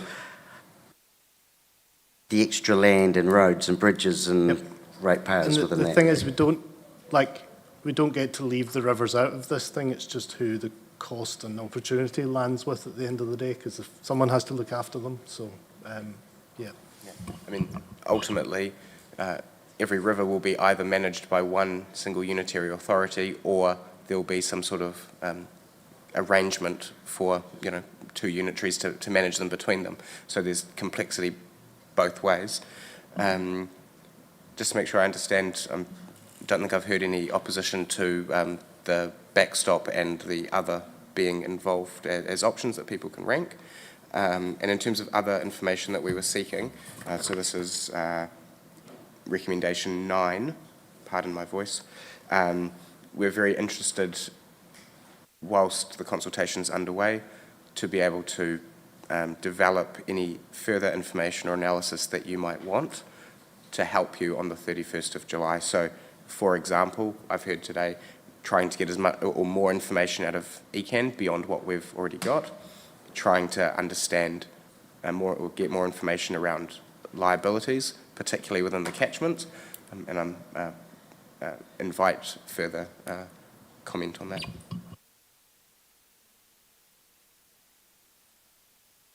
Yeah. And also, if you go away and you think of, hey, I would really like this for the 31st of July, can you please work on that, then please email us. Yeah. But ultimately, we want to give you the information that you want to facilitate your decision making. For example, at the moment, you know, obviously the options were scored against the Head Start criteria by rationale with equal weighting. You might want to throw additional criteria into the mix. You might say, how might the options that we've progressed to consultation, how might they score in different ways or the like? Or what if we weighted different criteria differently based on what you thought was appropriate? Councillor Piddington. Yeah, just in the recommendations, point 8, I'm not that comfortable about cutting people out. Wouldn't we be better to squeeze the time down and give them 5 minutes instead of 10? Because how do you decide which individuals you select? I just think it's pretty shaky. Yeah, I personally don't think it's going to be an issue. Do you? Yeah. I can make a comment, I suppose. I suppose the reason why that's included is simply to reflect the fact that there is that compressed time frame as a bit of a backstop, no pun intended. To your point, Councillor Piddington, if we're only marginally oversubscribed, then yes, there might absolutely be that option to compress the timeframes. Perhaps it could be rewritten to simply say that delegates authority to the mayor and deputy mayor to manage the hearing as deemed necessary or the like. In the report, there is a comment whereby if people or organisations were not selected to present, if we were oversubscribed, that they'd still be invited to make a video submission or the like, and that would be provided to you separately. So they would be making a hearing submission in effect, just without being here in person and without the opportunity for Q&A and discussion. How this has been framed up is a little bit similar to how the Treaty Principles Bill was managed, because they were obviously oversubscribed. That select committee split into two to double the time. You may wish to do that. I would suspect the answer to that is probably no. You can give us advice on that. Look, I don't actually think it's going to be an issue, so we can. I'm happy to take it out, and we can deal with it as we need to.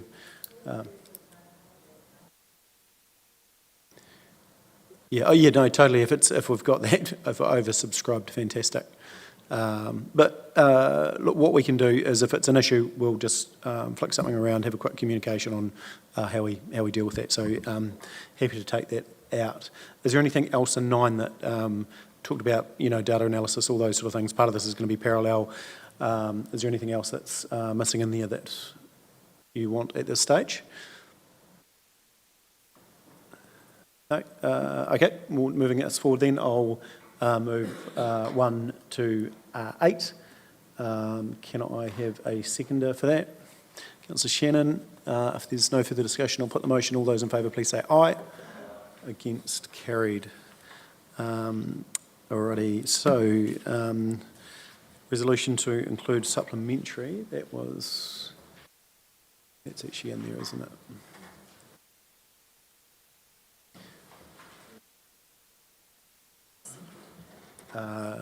Councillor Shannon. already. So 8.16, resolutions on the screen. The PX report option for utility works coordination be received and considered at the council meeting. Councillor Shannon, Councillor Jackson, put the motion. All those in favour, please say aye. Against, the urgent business is into PX, isn't it, the funding request? No. Oh, it's public, sorry. Perfect, we'll do that now. Then the Taotara Kihi one, thank you.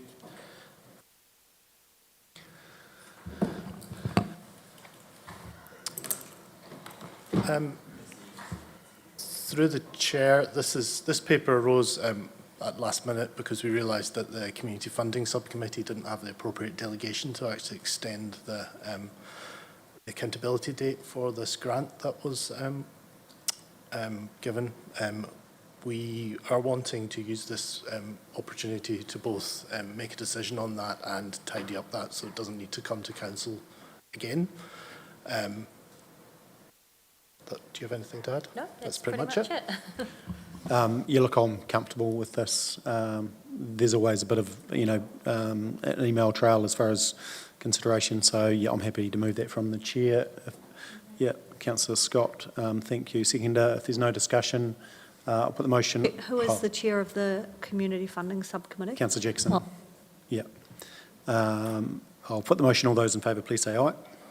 Against, carried. Brilliant. So that's that one done. Thank you, Naomi. That was tough. Urgent business done. No more in nature. Public forum, we've considered that through their process. We'll move now to exclusion of public. I'm happy to move that from the chair. I can have a seconder for that. Councillor Wilson, thank you. I'll put the motion. All those in favour, please say aye. Against, carried. Thank you, Rachel and Kathy. Really appreciate you being with us today. That was a long one to sit through, so thank you for your patience.